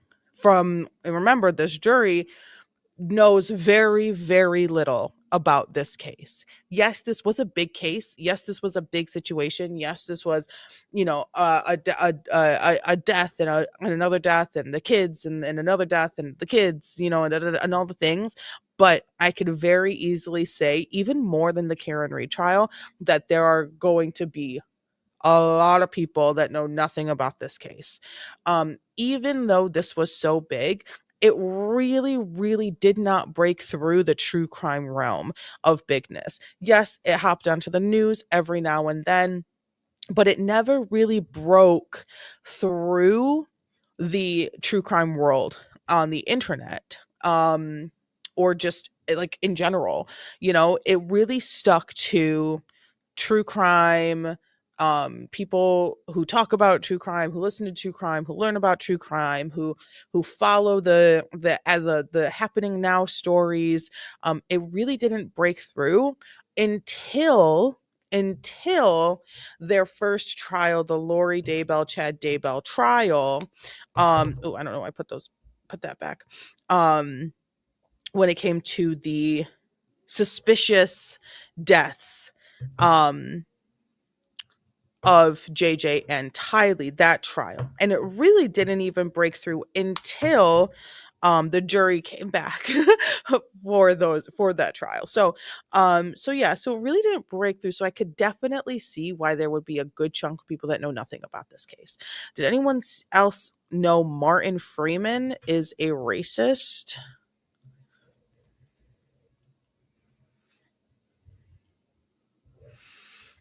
That little fella?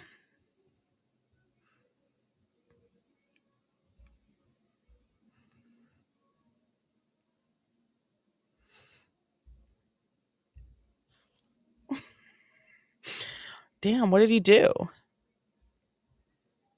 Tell me everything.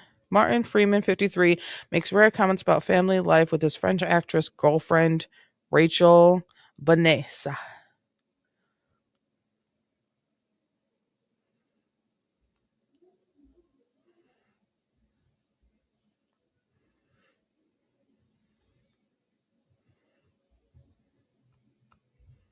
What did he do? He said some hateful shit. Yikes. Racist.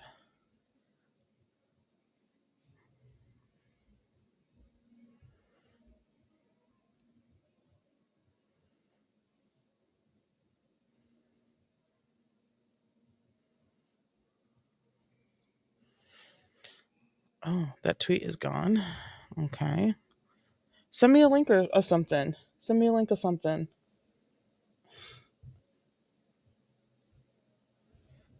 Send me a link.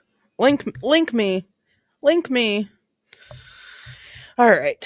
Let's get to the Vallow stuff. Let's listen to it's 17 and a half minutes, which is great.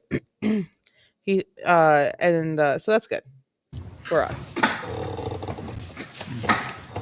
Ladies and gentlemen of the jury, I have been charged. Ladies and gentlemen of the jury, her side profile, she looks hella different than when she did like 5 years ago, 6 years ago. And I know that 5, 6 years can be a long time for people. Like you can age a good chunk in 5, 6 years, but also being found guilty for murder and having to serve multiple life sentences can really age you, you know? Man, if she could only have access to like Botox or high-end face creams, maybe a weekly facial, that would probably do her wonders. But she can't. But she can't. But she can't. And I don't care. Don't care about your wrinkles. Don't care about your bad lipstick. Don't care about your ugly gel glasses. Don't care. I don't care. The only reason you are representing yourself right now, is because you wanted a little taste of freedom, because you get to leave prison to come to court. That's the only reason. It's the only reason you're representing yourself, and you get to walk around. You get to use your legs. People aren't holding you and ushering you to and from. You get to put clothes on. You get to curl your hair. That's the only reason you're doing all this. Because without it, you would just show up, stay shackled, and sit down.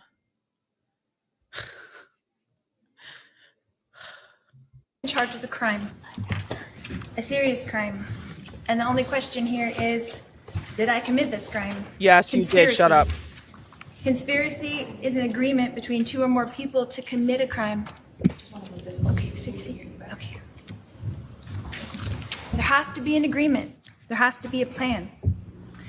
The evidence in this case. Okay, I know I don't. I'm going to say this. Let me just say. I know I don't have a voice that people that everyone can love. I know that. I'm aware. I can do nothing to change it. If I do things to change it, it hurts me physically to try to change my voice because this is my voice. You know what I'm saying? And I get it. My voice isn't for everyone. That's fine. But you also know whose voice is for almost nobody? Lori Vallows. Hi. So here's the thing. I am the fingers are pointing at me for committing this heinous crime. And I just want everyone to know that you have to ask the question, did I do it? That's what she is. That's what she is, and I hate it. And also another reason why I can't watch the damn trial. It's another reason why I can't watch this damn trial. I can't do it. Case will show that Charles Vallow and I got married in February 2006. It will show that it was my fourth marriage and Charles' third marriage. At that time, we each had 2 children. I had. Also, just like me, she is not a lawyer. That is the only thing we have in common. We both are not lawyers. We both are not lawyers. Opening and closing statements are not easy. They're not easy, right? And you're going to see just how difficult it actually can be when you start hearing the same words over and over and over and over again from Miss Lori Vallow here. And it's going to hurt. But we can get through it as a team. It's 17 minutes. I had Colby, who was 9, and Tylee, who was 3. Charles had Cole, who was also 9, and Zach, who was 7. The evidence will show that our family moved from Austin, Texas to Chandler, Arizona in 2009. The evidence will show that Charles and I adopted our great-nephew, JJ, who was born in 2012. It will also show that Charles and I were married for over 13 years and were raising 5 children. The evidence will show that I was a licensed cosmetologist and worked as a hairstylist for 20 years while we lived in Austin, Texas. The evidence will show that Charles was a licensed life insurance salesman and worked as an independent contractor, selling life insurance policies and annuities, and owned his own business. The evidence will show that Charles and I purchased life insurance policies early in our marriage, and Charles had them issued to the maximum amount possible to each of us. The evidence will show that Charles was 17 years older than me, and that because of Charles' age and an issue that he had with high blood pressure, the maximum amount of life insurance that could be approved for Charles was $1 million. The maximum amount of life insurance that I could be approved for because of my age and my health was $2 million. The evidence will show that throughout our 13-year marriage, that we always had life insurance policies. When a 10-year policy lapsed, Charles would shop for another company who would approve us for the maximum amount of life insurance. The evidence will show that this was Charles' job. This is what he did. I helped him in this business, and this is what he did. The evidence will show that in 2016, Charles repurchased a new $2 million life insurance policy on me, and he was the sole beneficiary. The evidence will show that Charles and I had a happy marriage for 13 years. That he was, in fact. If I was a juror, I would already be pissed off to oblivion. The evidence will show, the evidence will show, the evidence will show, the evidence will show. fact a baseball player, and that he played high school, college ball, and AAA ball, and that he was, in fact, a left-handed pitcher, a southpaw, they call him, but he was a right-handed batter, as could be attested to by anybody who knew Charles well and his high school baseball coach, Greg Davis. The evidence will show that Tylee was, and in 2014, our family moved from Chandler, Arizona to Kauai, Hawaii. We lived there for 3.5 years and returned to Chandler in 2017. And when you say our family moved to Hawaii, when you say our family, do you mean everyone? Or was it just a few of you and you decided to hide a few folks somewhere else? The evidence will show that Tylee was 3 years old when Charles and I got married, and that when she became a teenager, the relationship between Tylee and her stepfather, Charles, became so difficult that Tylee and Charles had to seek a therapist, a family therapist. Bye-bye, stepfather. Just saying. Just saying. Oh man, my the stepfather of my daughter, they're not getting along with each other. It's getting really bad. It's getting really bad. I'm gonna leave him because I want my daughter to be happy and comfortable. I don't know. That's a little bit dramatic, and I understand that. But also, I'm gonna go put them in therapy with each other. I'm gonna make her share all of her vulnerable moments, and open up to a therapist in front of the person that she's having a hard time with. Therapist to stop them from fighting. The evidence will show that together, Charles and Tylee met with this therapist after we moved back to the mainland in 2017. Mainland. The evidence will show that in April of 2018, Tylee's biological father passed away from a heart attack. And at that time, Charles called Social Security and made an appointment at the Social Security I'm office. Object to hearsay. Ha! Sustain.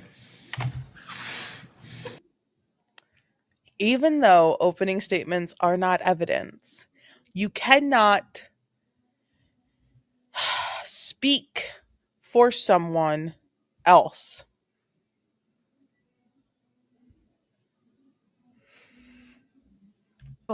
Father passed away from a heart attack. And at that time, Charles called Social Security and made an appointment at the Social Security I'm office. Object to hearsay. Sustain. It will show that we did get Social Security for Tylee for her deceased father until she was 18 years old, and she was 15 years old at the time. The evidence will show that Charles and Tylee's fighting increased greatly in January of 2019 when Charles and I temporarily separated. The evidence will show that several... Your daughter, Tylee, was not getting along with your newer husband, Charles, who was not her biological father. And when you separated from him, where did Tylee go? Where was Tylee? Where was she left to fend for herself? Yeah. Several people witnessed these terrible arguments between Tylee and Charles that increased to physical in 2019. Charles and Tylee had major increasing arguments, 2 in February of 2019, 1 of March in 2019, which was captured on video, 1 in May of 2019, 1 in June of 2019, and then the worst of all in July 2019. The evidence will show that in March of 2019, Charles pulled JJ out of his special school and moved him to Houston, Texas, while we were temporarily separated. Tylee and I then joined Charles and JJ in Texas in April 2019 to reconcile. The evidence will show that JJ was diagnosed with severe autism when he was 3 years old while we lived in Hawaii. The evidence will show that for 2 years, JJ was attending a school in Gilbert, Arizona, a special school for children with autism. It's called Lawrence Life Academy. The evidence will show that in June of 2019... That sounds like an odd name for a school for kids with special needs, in particular autism. Lauren's Life Academy. That just sounded that name and the school, like those two things just don't feel like give vibes. Lauren's Life Academy seems like a life coach, like someone who wants to play therapist, you know? Uh odd. Odd things all around Miss Lori 19 Vallow. in JJ's best interest, Tylee, JJ, and I moved back to Chandler, Arizona to re-enroll JJ back in Lauren's Life Academy since he had a difficult time with the Houston, Texas schools with no services for his autism. The evidence will show that Charles and I agreed it was in JJ's best interest to be in school where more services were available to him, so Charles and I rented a house here in Chandler. On the day in question, July 11th, 2019, Charles and I were renting two houses, one in Houston. Let me just let's take a second. Lauren's Life Academy is actually called Lauren's Institute for Education. She is saying Lauren's Life Academy, LIFE, Lauren's Institute for Education. Preschool, high school, transition period, physical therapy, speech therapy, occupational therapy, music. Okay, maybe it's a great place. Maybe it's a wonderful place for humans who need all of that. But Lauren's Life Academy is just, it's not giving for me. It's not, that name is not giving it to me. Lauren's Institute for Education sounds so much more professional, which is what it's actually called. Houston, Texas, where he mainly resided, and one in Chandler, Arizona, where I resided with our two minor children, Tylee and JJ. By this time, our three older boys, Colby, Cole, and Zach, were adults and not living at home any longer. The evidence will show that during the months of June and July, that my husband, Charles Vallow, began to send me threatening text messages. These messages were seen by my sister Summer, and that worried her. The evidence will show that Charles insisted on flying into Phoenix on July 10th, as we've heard from the state. The evidence will show that I advised Charles that he could not stay with us at the Chandler house because he could not get along with Tylee, and I did not want them to get into another fight like they had 3 weeks prior. The evidence will show that it was ultimately decided between Charles and I on text messages that he would stay in a hotel because he traveled for business all the time and stayed in hotels all the time, and that I would book it for him since I worked for him and booked all of his travel. The evidence will show that Charles did in fact fly into Phoenix on Wednesday, July 10th, and stayed in the hotel that I booked for him. The evidence will show that Charles paid to fly my brother Adam Cox into Phoenix from Kansas on the same day, Wednesday, July 10th, 2019. The evidence will show that Charles planned to come to our Chandler home and pick up JJ and drive him to school on Thursday morning, July 11th, 2019. The evidence will also show you that Lauren's Life Academy opens its gates at 8:25 a.m. in the morning. And the evidence will show that Charles showed up at our Chandler residence around 7:30 in the rental car I booked for him on the morning of Thursday, July 11th, 2019. The evidence will show that Charles began texting with my brother, Adam Cox, before he entered our residence, and that Charles and Adam were discussing in their text communications that my other brother, Alex Cox, was at the residence. The evidence will show that on the morning of July 11th, that Tylee was asleep in her room and my brother Alex was asleep in the guest room. The evidence will show that when Charles entered the house, only JJ and I were awake and present.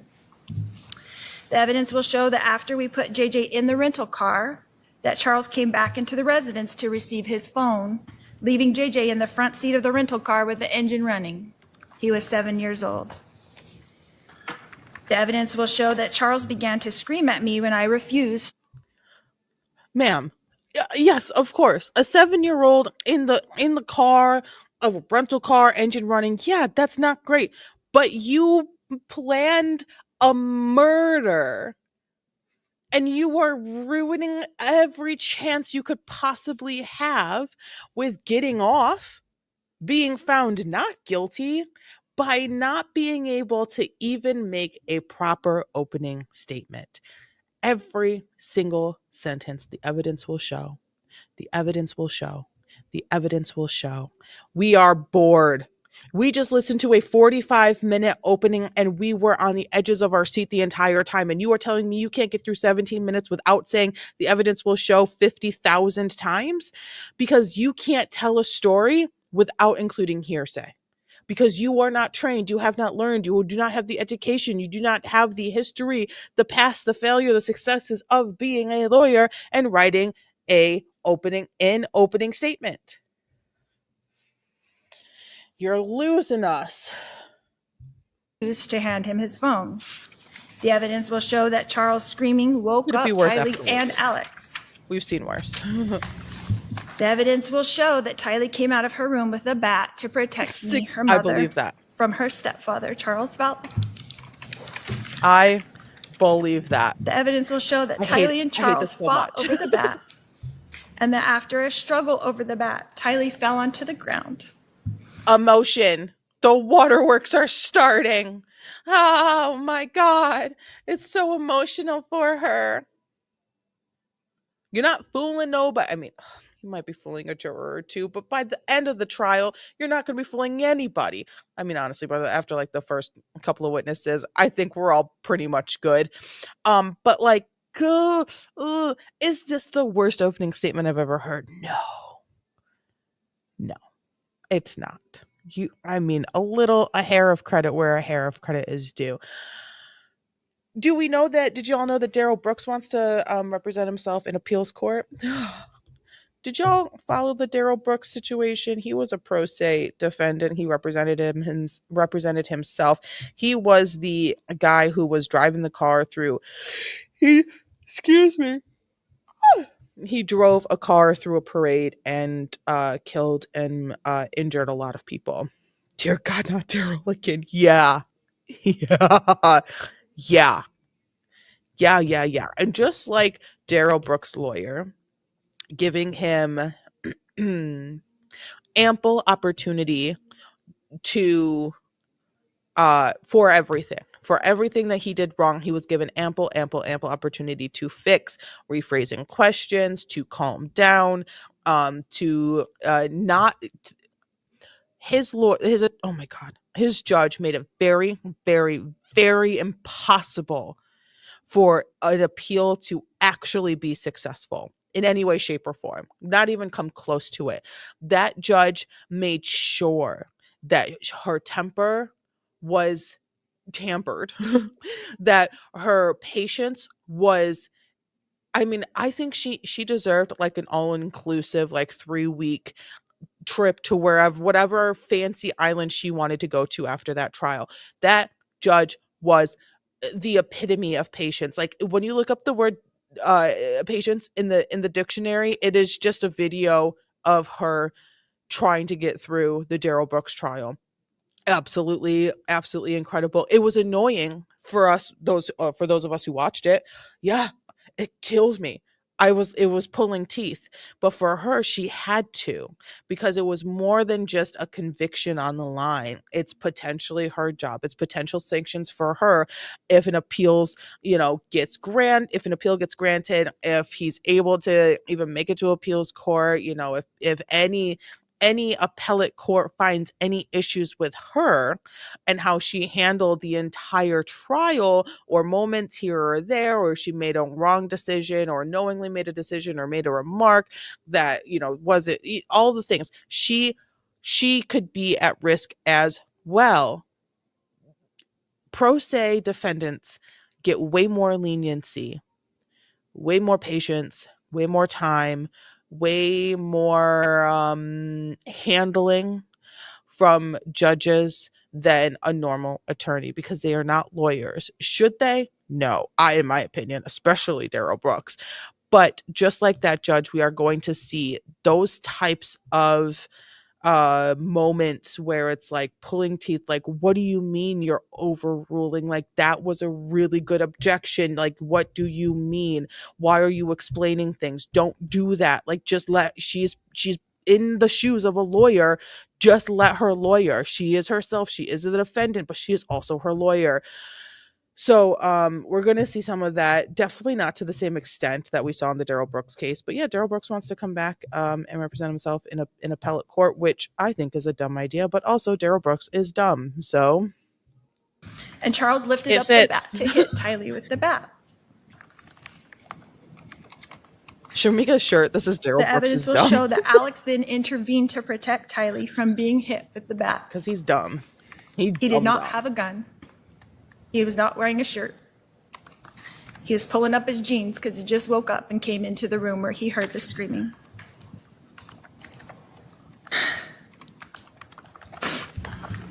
The evidence will show that Alex and Charles got into a physical struggle for the bat and fell onto the ground. The evidence will show that Tylee, who was on the ground, was lifted up by me and sent outside to get away from the struggle and to protect JJ, who was still in the running car, in the rental car in the driveway.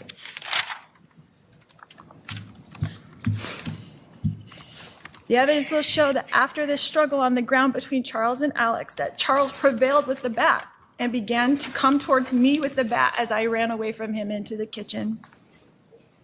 The evidence will show that at some point while I was running away from Charles, who was chasing me with the bat, that Alex apparently retrieved his gun. The evidence will show that I ran outside to the children and that Alex shot Charles in self-defense.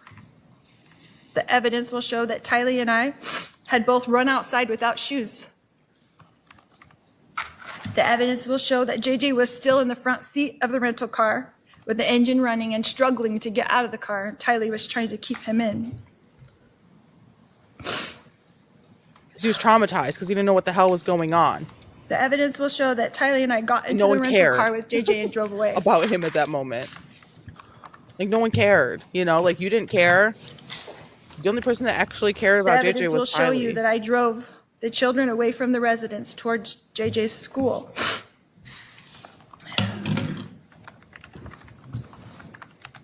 You really, like, it oh my God. It's also one of those things where it's like, yes. Damn. It's also one of those things, sorry. Woo, sorry, that caught me way off guard. It's also one of those things where it's like, really? Why didn't you like go to the cops or call the cops, or, you know, you just had a extremely traumatic experience, air quotes there, and then you just took him to school.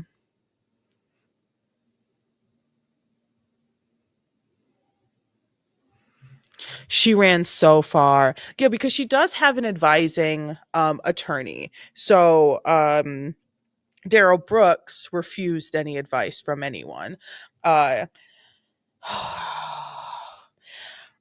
I mentioned it earlier, and I didn't really fully grasp that it was like the Utah voice, like the glazed, oh, welcome home, everybody. I just made brownies. And it's like, oh my God, that's really cool. But then there's like one kid who's like, bro, what the fuck? Like, where am I?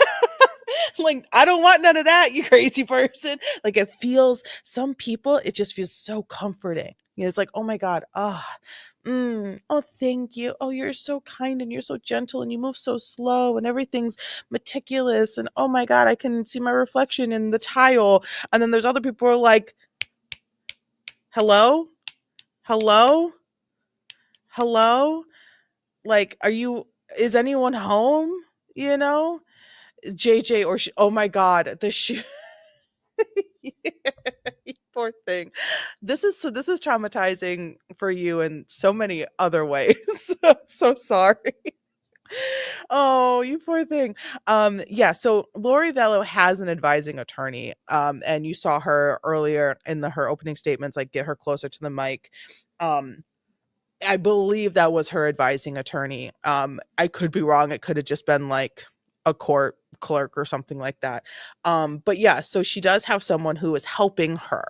Uh, but she is lead pro se attorney on her own case, which is so freaking dumb. So freaking dumb. Never do it. Never do that. Never do that. And her face, it happened. I mean, we saw, just watched the body cam of the police interacting with her in 2019. That was less than, just under, what, like 6 years ago, 5 years ago. I don't know how time works, but she didn't look like this. And I don't really like commenting on people's appearances, but I really don't care about her. She's a bad, this is a bad person. She is currently, while on trial for this, she is currently serving multiple life sentences. So, so we're cool. We're cool with that. Like, that's fine. Like, I know the karma of it's not that great, but it's worth it. It's worth a hair of some bad karma to be like, she looks fucking terrible. And don't, I don't care. Like, it's like, she probably looks in the mirror in her prison cell bathroom as she stares with 50 other women and just goes, wow, I aged a lot. Yeah, you have. Yeah, you have. She's suffering a lot more karma than we are, so that's fine. Prison is is a cruel mistress. Yeah. Yeah. Yep. And it is deserved for only some that are actually, for only some that are in prison. So many people in prison don't even deserve to be in prison. Like, I don't even want, why does my brain do that? I'm just like, oh, I'm in the middle of saying four different things. Let's start one more. Prison reform is extremely necessary, especially in this like political climate that we're in right now. And I'm not going to get into it all, but prison reform needs to, like, people need to really recognize, like, there is a real big problem. Like, people are still serving for I don't know, having an ounce of marijuana. Like, people are still suffering long sentences for having just a little bit of marijuana. For LOL, free Steve Avery. There are so many. There's so much. And my internet decided. I think I'm being targeted. My internet decided to give up right now. My internet decided to give up right now. God damn it! Shoot.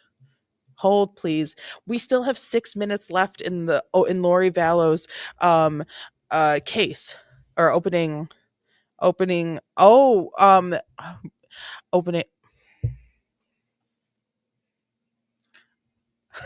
opening statements. The evidence will show. The evidence will show. That's something that we should probably go back to.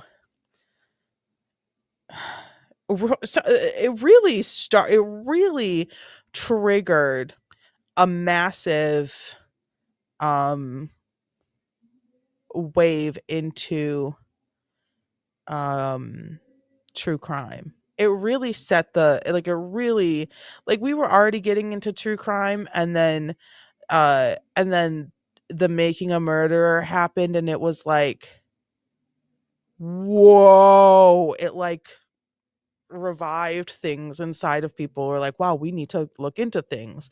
What is this? Wisconsin Supreme Court will not consider Steve Avery's personal letter. Oh, that was April 2025. Updated 6 hours ago. Oh no, that's a different thing. That's dogs in a costume. Today's National Pet Day. Did we know that?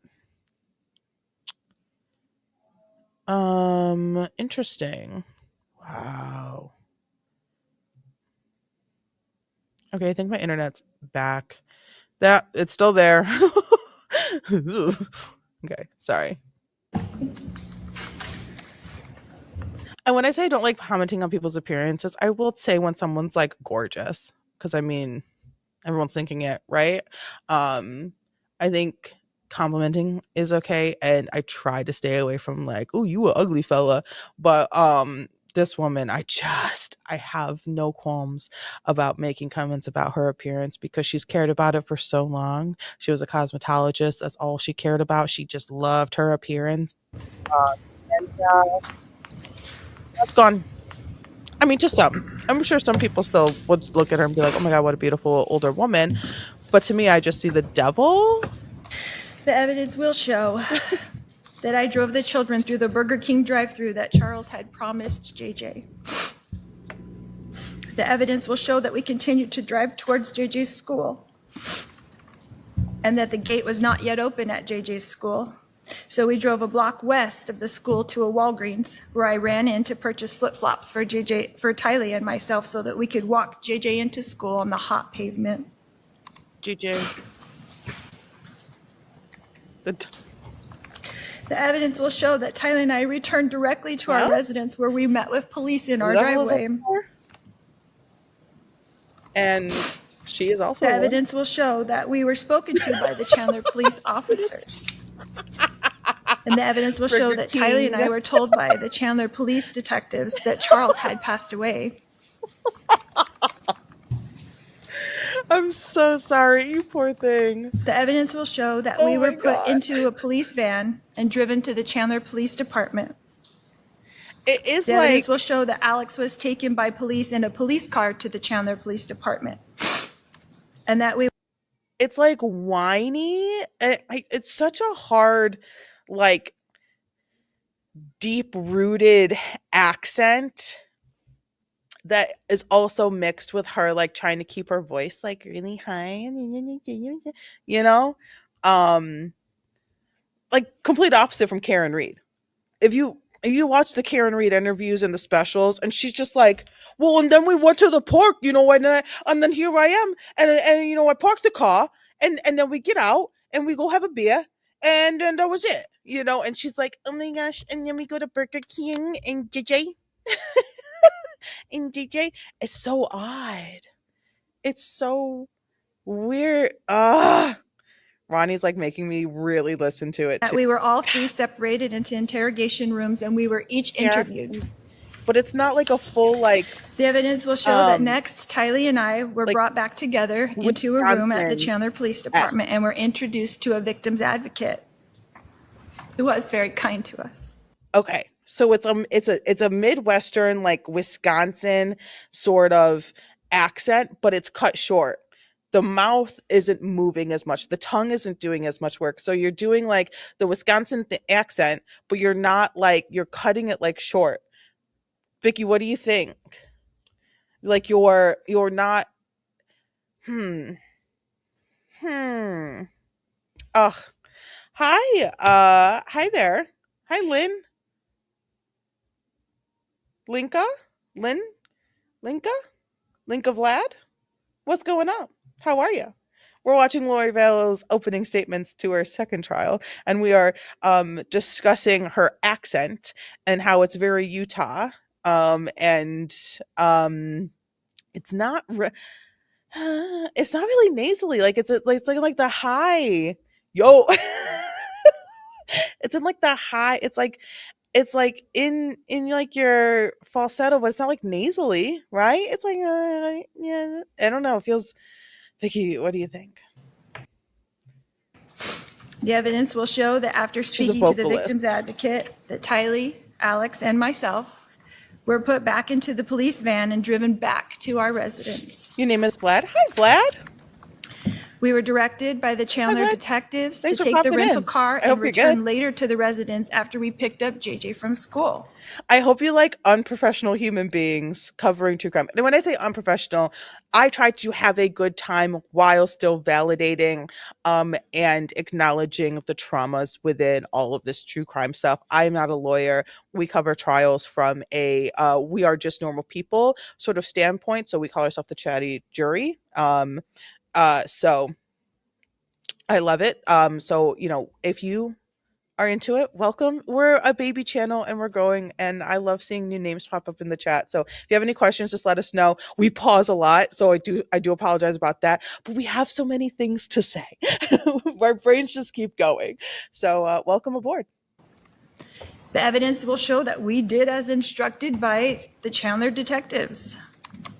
The evidence will show that we drove to Alex's residence where we attended to the wound on the back of his head. The evidence will show that Alex was then contacted by the Chandler detectives to return to the residence so that Alex could walk them through the events that occurred with the detectives at the residence. The evidence will show that Alex, Tylee, and I did return. Yeah. So it's a wild situation, when someone dies in a residential building inside of a one-way street, which is surrounded by other houses. The police are going to kind of get a little bit of, hey, what the hell's going on here? Let's call the homeowners and see if they'll, I don't know, come back and we can chat it out, investigate. Turn to the residence as instructed. And the evidence will show that Alex entered into the residence with Detective Moffat, but that Tylee and I were met by Detective Inkland in the front yard. The evidence will show that at the time, Detective Inkland asked Tylee and myself if we had Charles' cell phone. Tylee retrieved Charles' cell phone from the rental car and gave it to Detective Inkland at 3:11 p.m. on July 11th, 2019. And at that time, Charles' phone was placed in the custody of Chandler police detectives. The evidence will show that Detective Inkland asked us if we knew the passcode on Charles' phone, which Tylee proceeded to give to Detective Inkland. The evidence will show that Tylee and I left the residence to pick up JJ from school, while Alex remained at the residence with the detectives. The evidence will show that by the time Tylee, JJ, and I returned to the residence, that all police, EMS, CSI, and detectives were gone from the residence and only Alex remained. The evidence will show that the next day, I contacted Chandler Police to inform them that Charles' belongings were still at the hotel. I asked the detective if I should go get them, and I was told that they would take care of it. The evidence will show that I asked the detectives. Please go put your DNA all over some more things. Love that. Thank you. Her tone has shifted since she got emotional. It's very much like, and then like, hello, like, I don't even understand like what the problem is here. Like, I showed up, I answered questions, his stuff was even still in the hotel. Like, what do you mean? Like,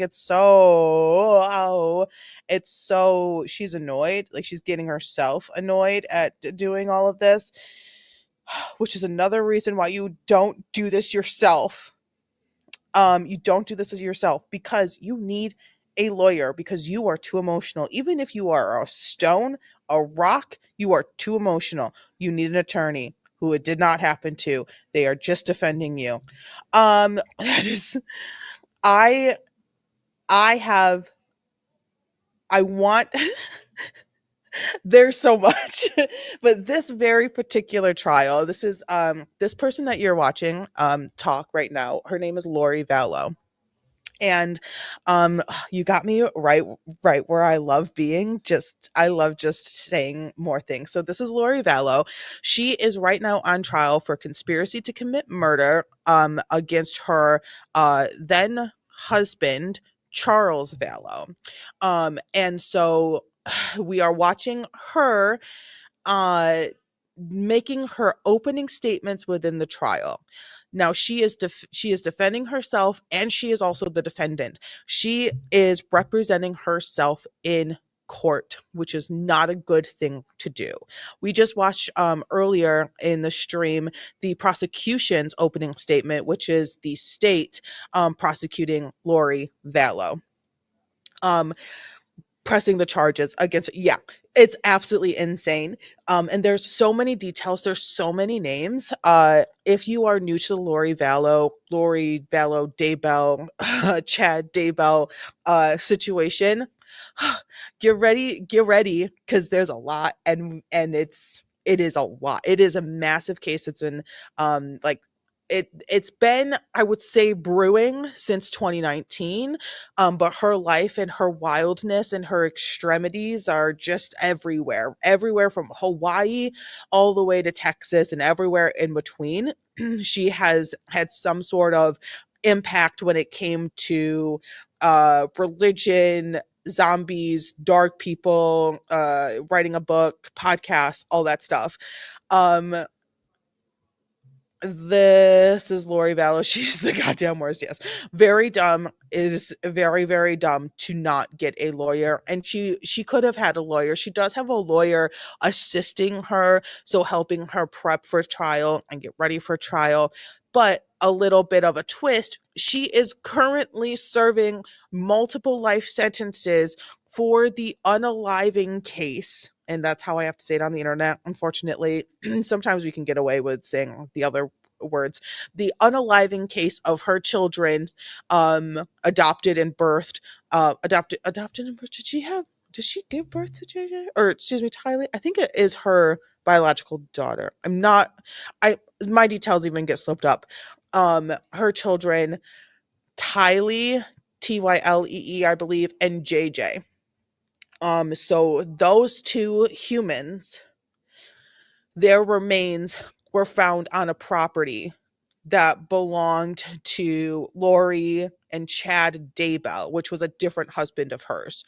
Um, and their remains were found there.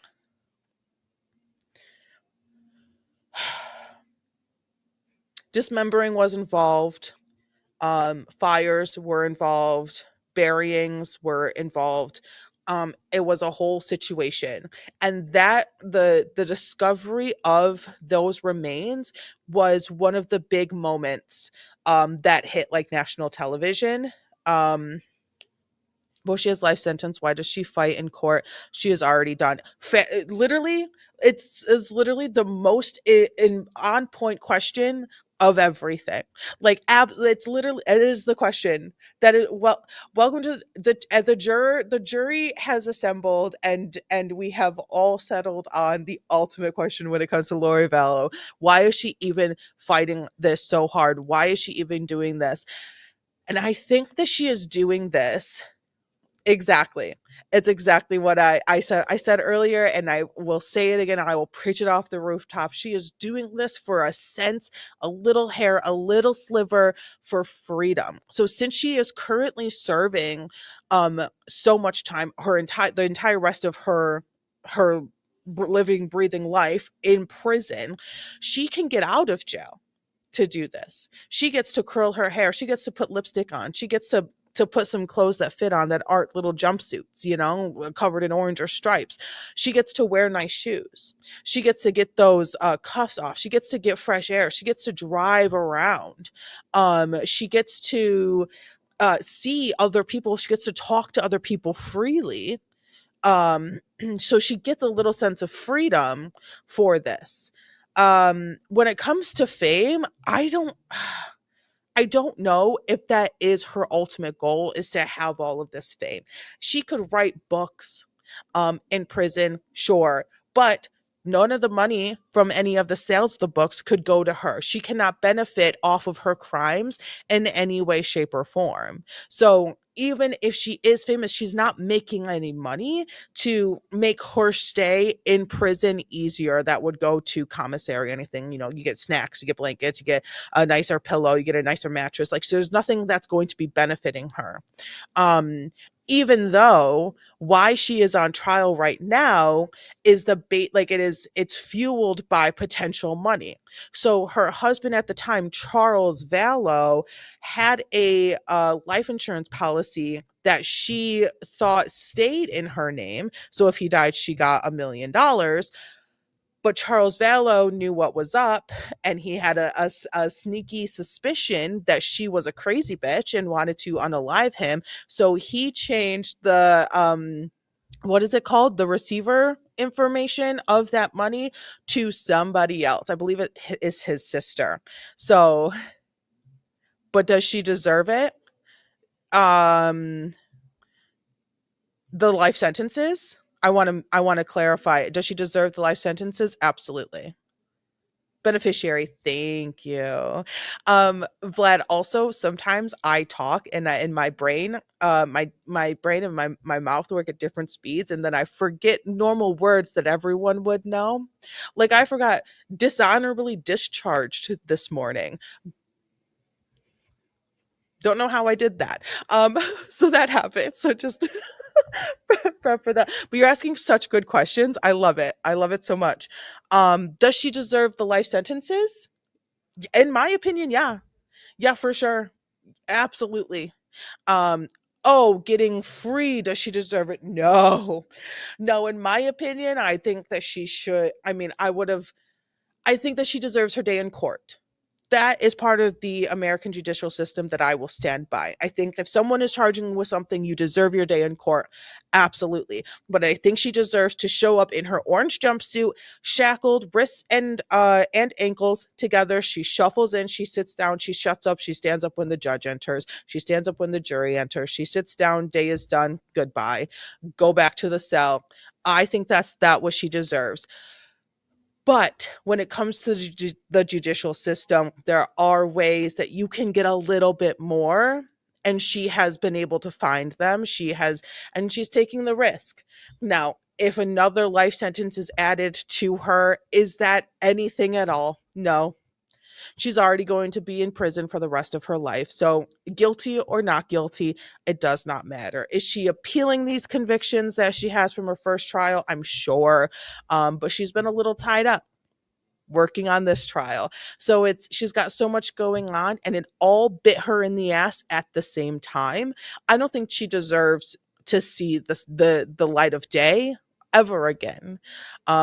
Like she deserves water, nutrients to stay alive, and to suffer in a cold cell, to shower with hundreds other people. You do not get a door for your toilet. You can't poop in peace. When you go to jail, it's a great motivator to not go to jail. You like pooping in peace? Don't go to jail. Because guess what? You can't do it. You can't poop in peace. God, Vicky, don't do it. So yeah, I don't think she deserves this little bit of freedom that she has in the courtroom. Um, just so you know, I'm Romanian and English is my second language. Well, from what I've seen, your second language is fantastic. Um, that's awesome. Romanian. That's very cool. That's very cool. English is my first language and I have problems a lot of days. So that's really awesome. Thanks for being here. That's so cool. I'm sorry if I'm ever talking too fast also, please tell me to slow down. I mean, just like a lecture, like in college or so in like high school or whatever, if they're going too fast, just be like, "Can you repeat that? Can you slow down?" Yes. Absolutely. I will talk forever. I can talk forever. I have been talking for about 4.5 hours. I love talking. English is so difficult. English is one of the most difficult languages, and um people underestimate how difficult English is because what do you mean? The word I could say bear and it could mean so many different things. I could say there and it can mean it's the sounds and the written and it's all oof, it is a very difficult language. Um and it is hard for me sometimes. I have a hard time. Poop in peace. Why did she get life and Chad got the death penalty?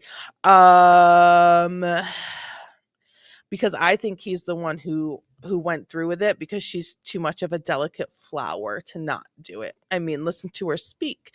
Everything is so slow and she barely moves her top lip. She could never. I think he did it. But I would also need to go back and really dig deep into the trial of it. I did try to avoid it because seeing two grown people sitting in a courtroom and knowing that there are two children who don't get to see that age because of them is really hard for me. And I was not in the right place to take that all in as it was happening. I think that he just played more of a role in getting them there, keeping them there, making the lies stronger, going forth with making it so they are in that condition. She is great at making people believe and do things for her. No, I talk fast too, or type. I love it. I love it. I love it so much. All right, we only have like 2 minutes left of her opening statement, which is pretty good. What should we do next? We did it, y'all. We got And through they it. Well, directed us almost. that they would contact us in about 3 weeks after their supervisor passed off their reports, and Alex could go to the police station and retrieve his gun. The evidence will show that the last thing I heard from Chandler Police Department until June of 2021, 2 years later, when I received a grand jury indictment from them for this alleged crime. Yep. The evidence will show that Chandler Police treated this incident as self-defense. A lot of bad things that have happened within multiple families derived from her brain. Yes. And object to that? Objection sustained. The jury should disregard that last statement. The evidence will show you that my brother, Alex Cox, passed away on December 12th, 2019, almost exactly 5 months to the day after Charles, my husband, passed away. The evidence will show that Alex passed away from a blood clot in his lung. Objection. Again. What are we doing here? I'll sustain the objection. It's not relevant for this matter. Wow. That was a moment. Her trying to say why another person died.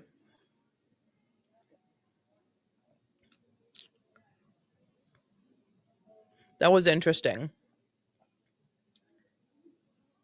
I wonder if I know the jury is not supposed to hold on to that. And this is not evidence. None of the opening or closing statements is considered evidence within a trial. It's everything in between.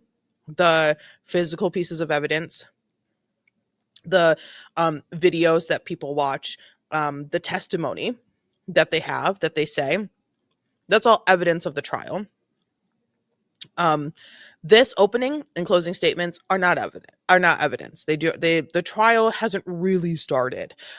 It started, but it hasn't really, they're just doing a trailer essentially for what's to come in the trial.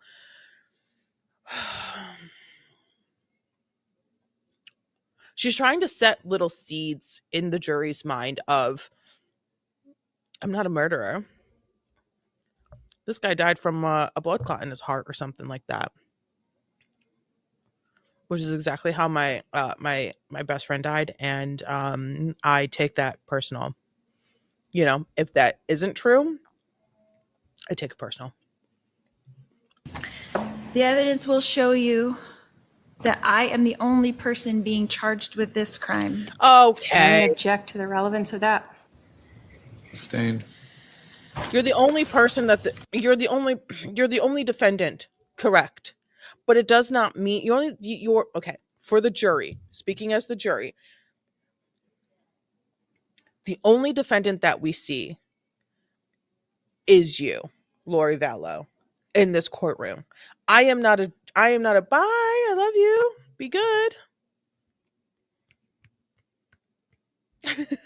I am not a juror in another case. So it is not for the jury to know if there are other cases involving this one instance, this one death. That doesn't matter to them. That's not needed.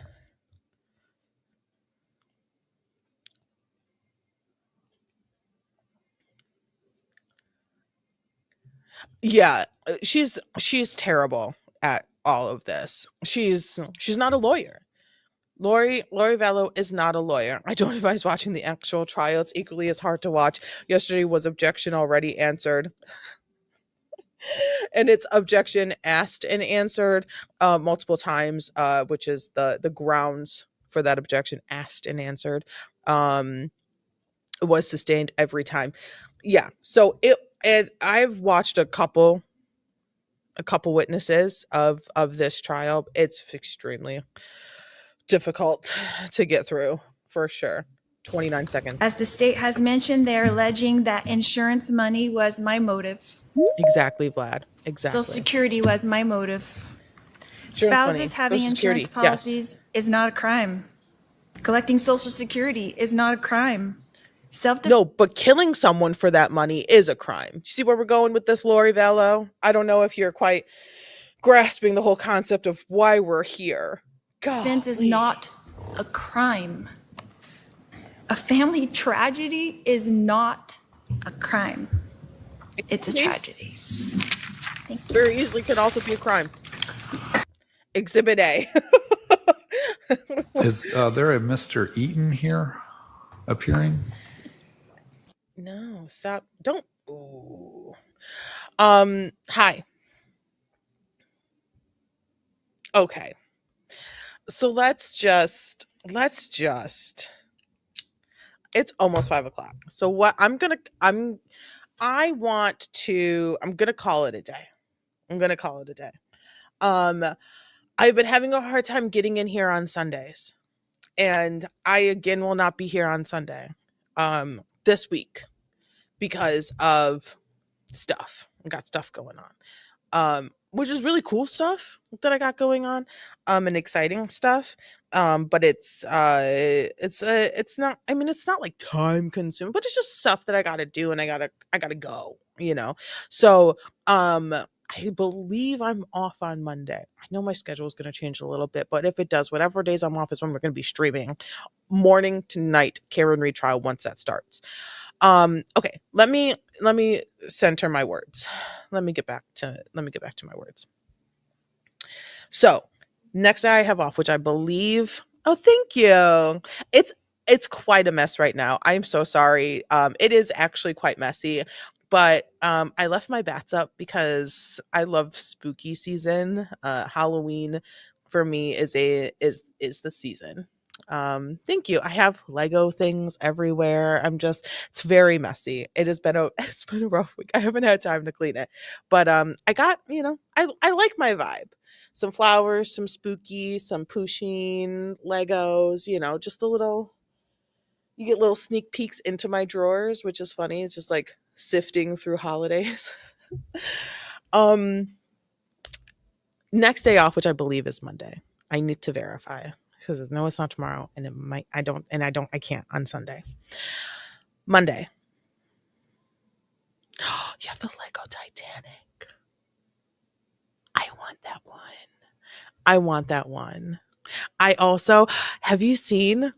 Oh my gosh, I love people who love Legos. Like it's so much fun. It's coming out. I don't know if it came out or if it's coming out soon. The the T-Rex fossil build from Jurassic World or Jurassic Park or something. It's like a big one. I'm gonna get that one. I'm gonna get that one. I'm so excited. Took 3 days to build it. That's actually really good timing. It would probably take me like a week to build the Titanic. It took me 2 days, well, two separate days of working on it for a couple hours. The Lego typewriter back here, the big one. It took me like 2 days. I did not like an all day situation, a couple hours here and there, but 3 days is really fast. 3 days is quick. Yeah, I want the big T-Rex fossil. It is correct. I know. I'm gonna save it up for it. I'm really excited for it. I mean, I didn't like pre-order it or anything, but when it comes out, I might have to take a trip down to the Lego store and snatch it up. Very expensive. But I think it would be cool. I think it will look cool back here.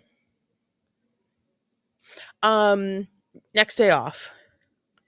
What do we want to do? Because it will not be Karen Reed case yet. So Vlad, you kind of popped in and I would love for you to like follow and so I'm on Twitch and on YouTube, whichever one you like better. You can I would definitely say follow. We are going to be starting a trial from the very beginning. I will so what I do Oh, you want police body cams? I love it. What I do is I don't have every day off. Like I don't do this for a living yet. So tell all your friends to subscribe and follow so I can.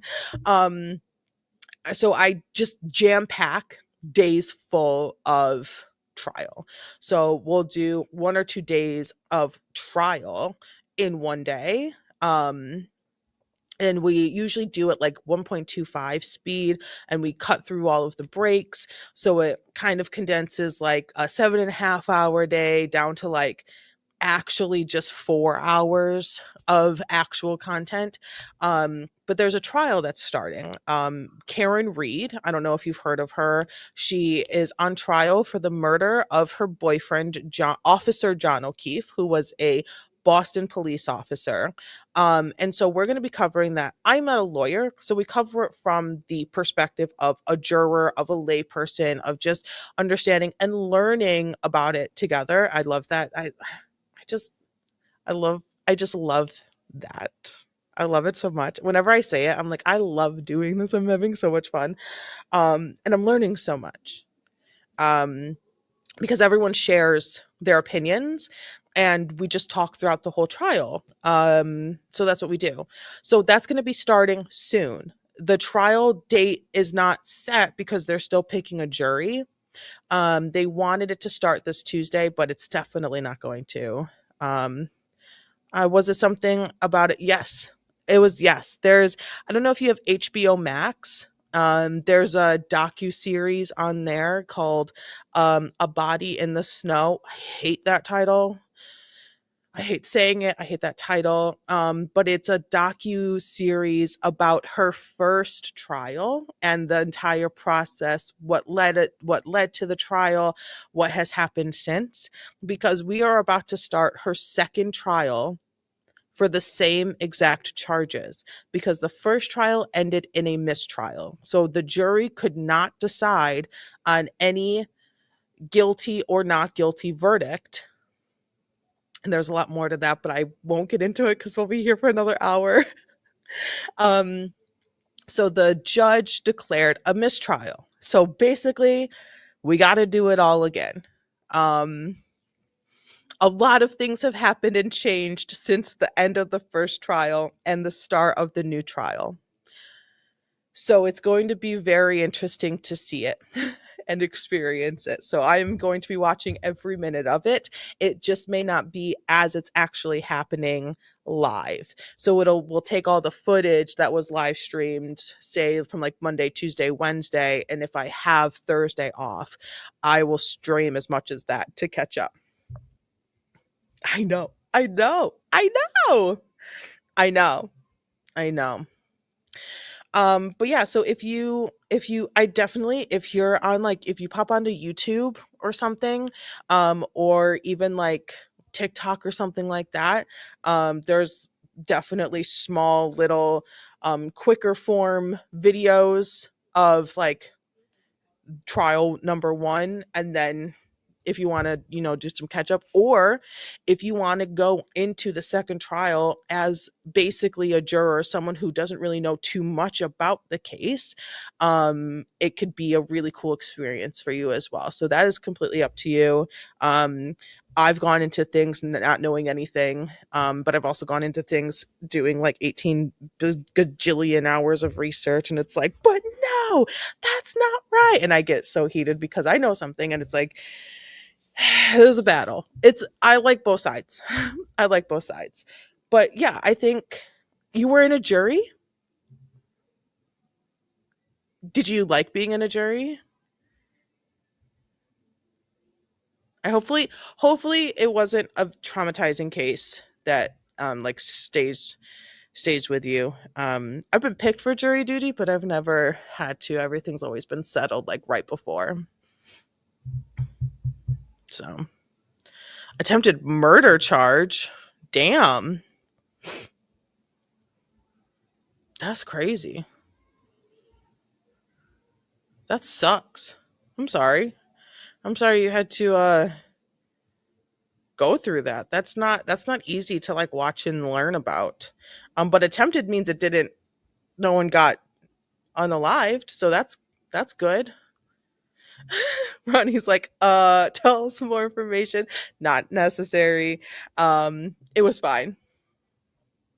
How long was the trial?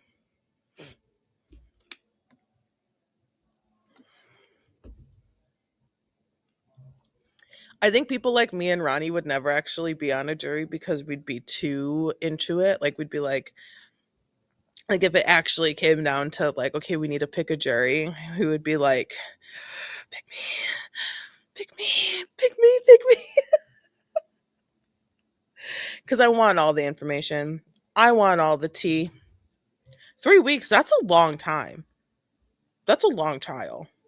I mean, it's not like long. First Karen Reed's first trial I think was 10 weeks. I want to be on a jury so bad, but I don't think I'd ever actually get picked for it. Cuz like a lot of questions on like jury things are like, do you think cops are like good? Long for attempted? Yeah.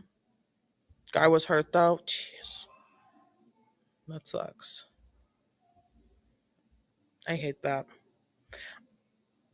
I hate it. I hate that the bad things happen, but the judicial system, like the whole process, like the trial process is so freaking interesting to me.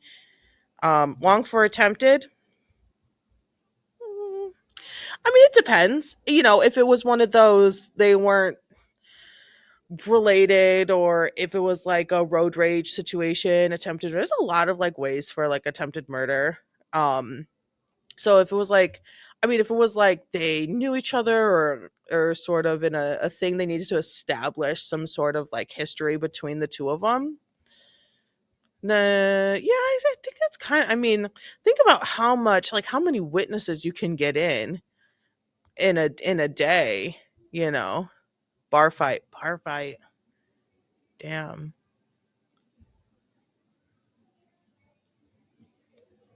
he was found guilty at the end. That'll get you what 15, 20 attempted murder. That'll get you a good chunk of time. It's probably a really good idea to not try to kill people. Probably a good idea. Or do anything that could be as viewed or interpreted. 15. Yeah. Interpreted as attempted murder, Like, don't do it. Don't do it. I've seen a lot of road rage stuff lately. The road rage has increased immensely. Um, around here in particular where I live, and I've seen a lot of road rage, a lot of unnecessary brake checking, a lot of I'm going to jump to 65 in a 45 and then have to slam on my brakes because the person in front of me just simply wants to make the next right hand turn, and that makes me upset, so I'm going to then follow them, pass them illegally, and brake check them. So it's very interesting, and like I myself would consider that attempted murder, like that could be taken to court as attempted murder, with a deadly weapon, cars. So yeah, so be careful out there, folks. I need to go install my dash cam. I think I need help with it. I'm like really nervous. Um right, so more body cams. We can definitely do some body cams. Um Bye, Vlad. Have a good rest of your day. Thanks for popping in. I enjoyed our conversation. I appreciate it. Hopefully we'll see you in the next one or one or an upcoming one soon. Thanks so much, Vlad. Appreciate it. You as well. Be good out there. And don't forget, kindness goes a long way. Um, let's see. What are we going to do next time? Well, we'll just have to figure it out. We'll just have to figure it out. I wanted to do, there was a video I wanted to do a while ago. It was like wild court moments. Should we do on Monday worst witnesses from the first Karen Reed trial? Ones that maybe we think we'll see again. Like Guarino. Like the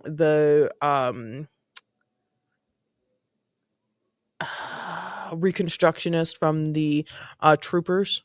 I forgot what his name was. Proctor. Jen McCabe. Should we relive some moments in preparation for the next trial? I think that'd be kind of fun. Just be like, oh my god, I remember when all of this happened. We could do that. Oh my god, what is this? Australia's Next Top Model star Lucy Markovic dead at 27. Why?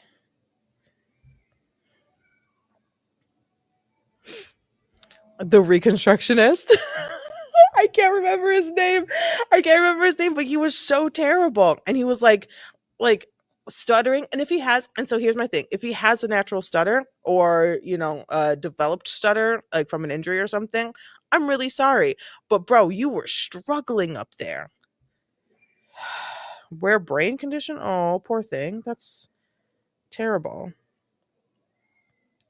Oh, oh, oh, oh, oh. Wait, don't. Okay, give me 1 second, Ronnie. Don't go anywhere.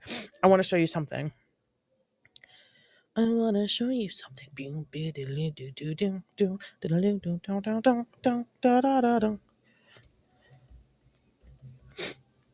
I want to show you something.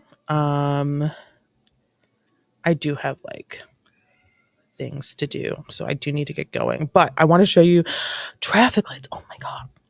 I am a person. I am not a robot. I don't know if that's a traffic light or not. Okay. Okay. Okay. Okay. Okay.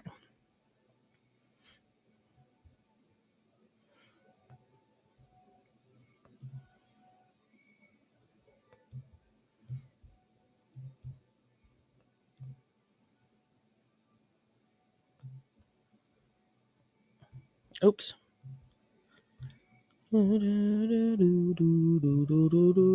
Okay. Okay. I'm getting there. I'm getting there. I'm getting there. Okay.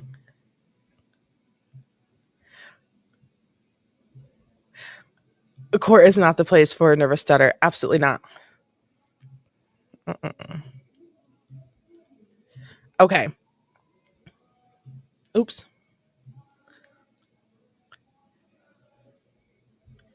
I made a t-shirt, but it's like a little V-neck.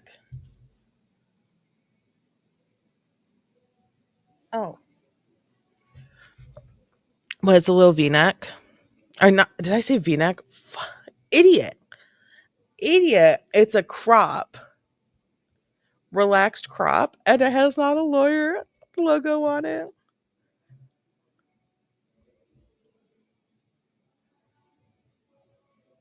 It's so silly. I have to order some. Oh, I also made a sticker.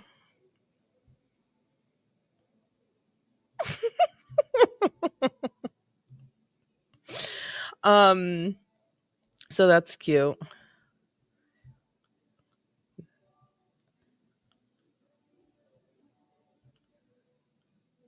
I need to get one.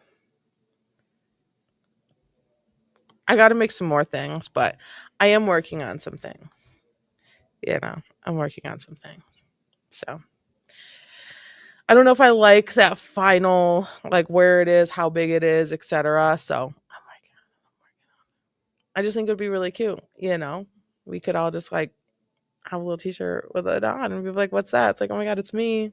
And this is where we talk about legal things. All right, I have to go.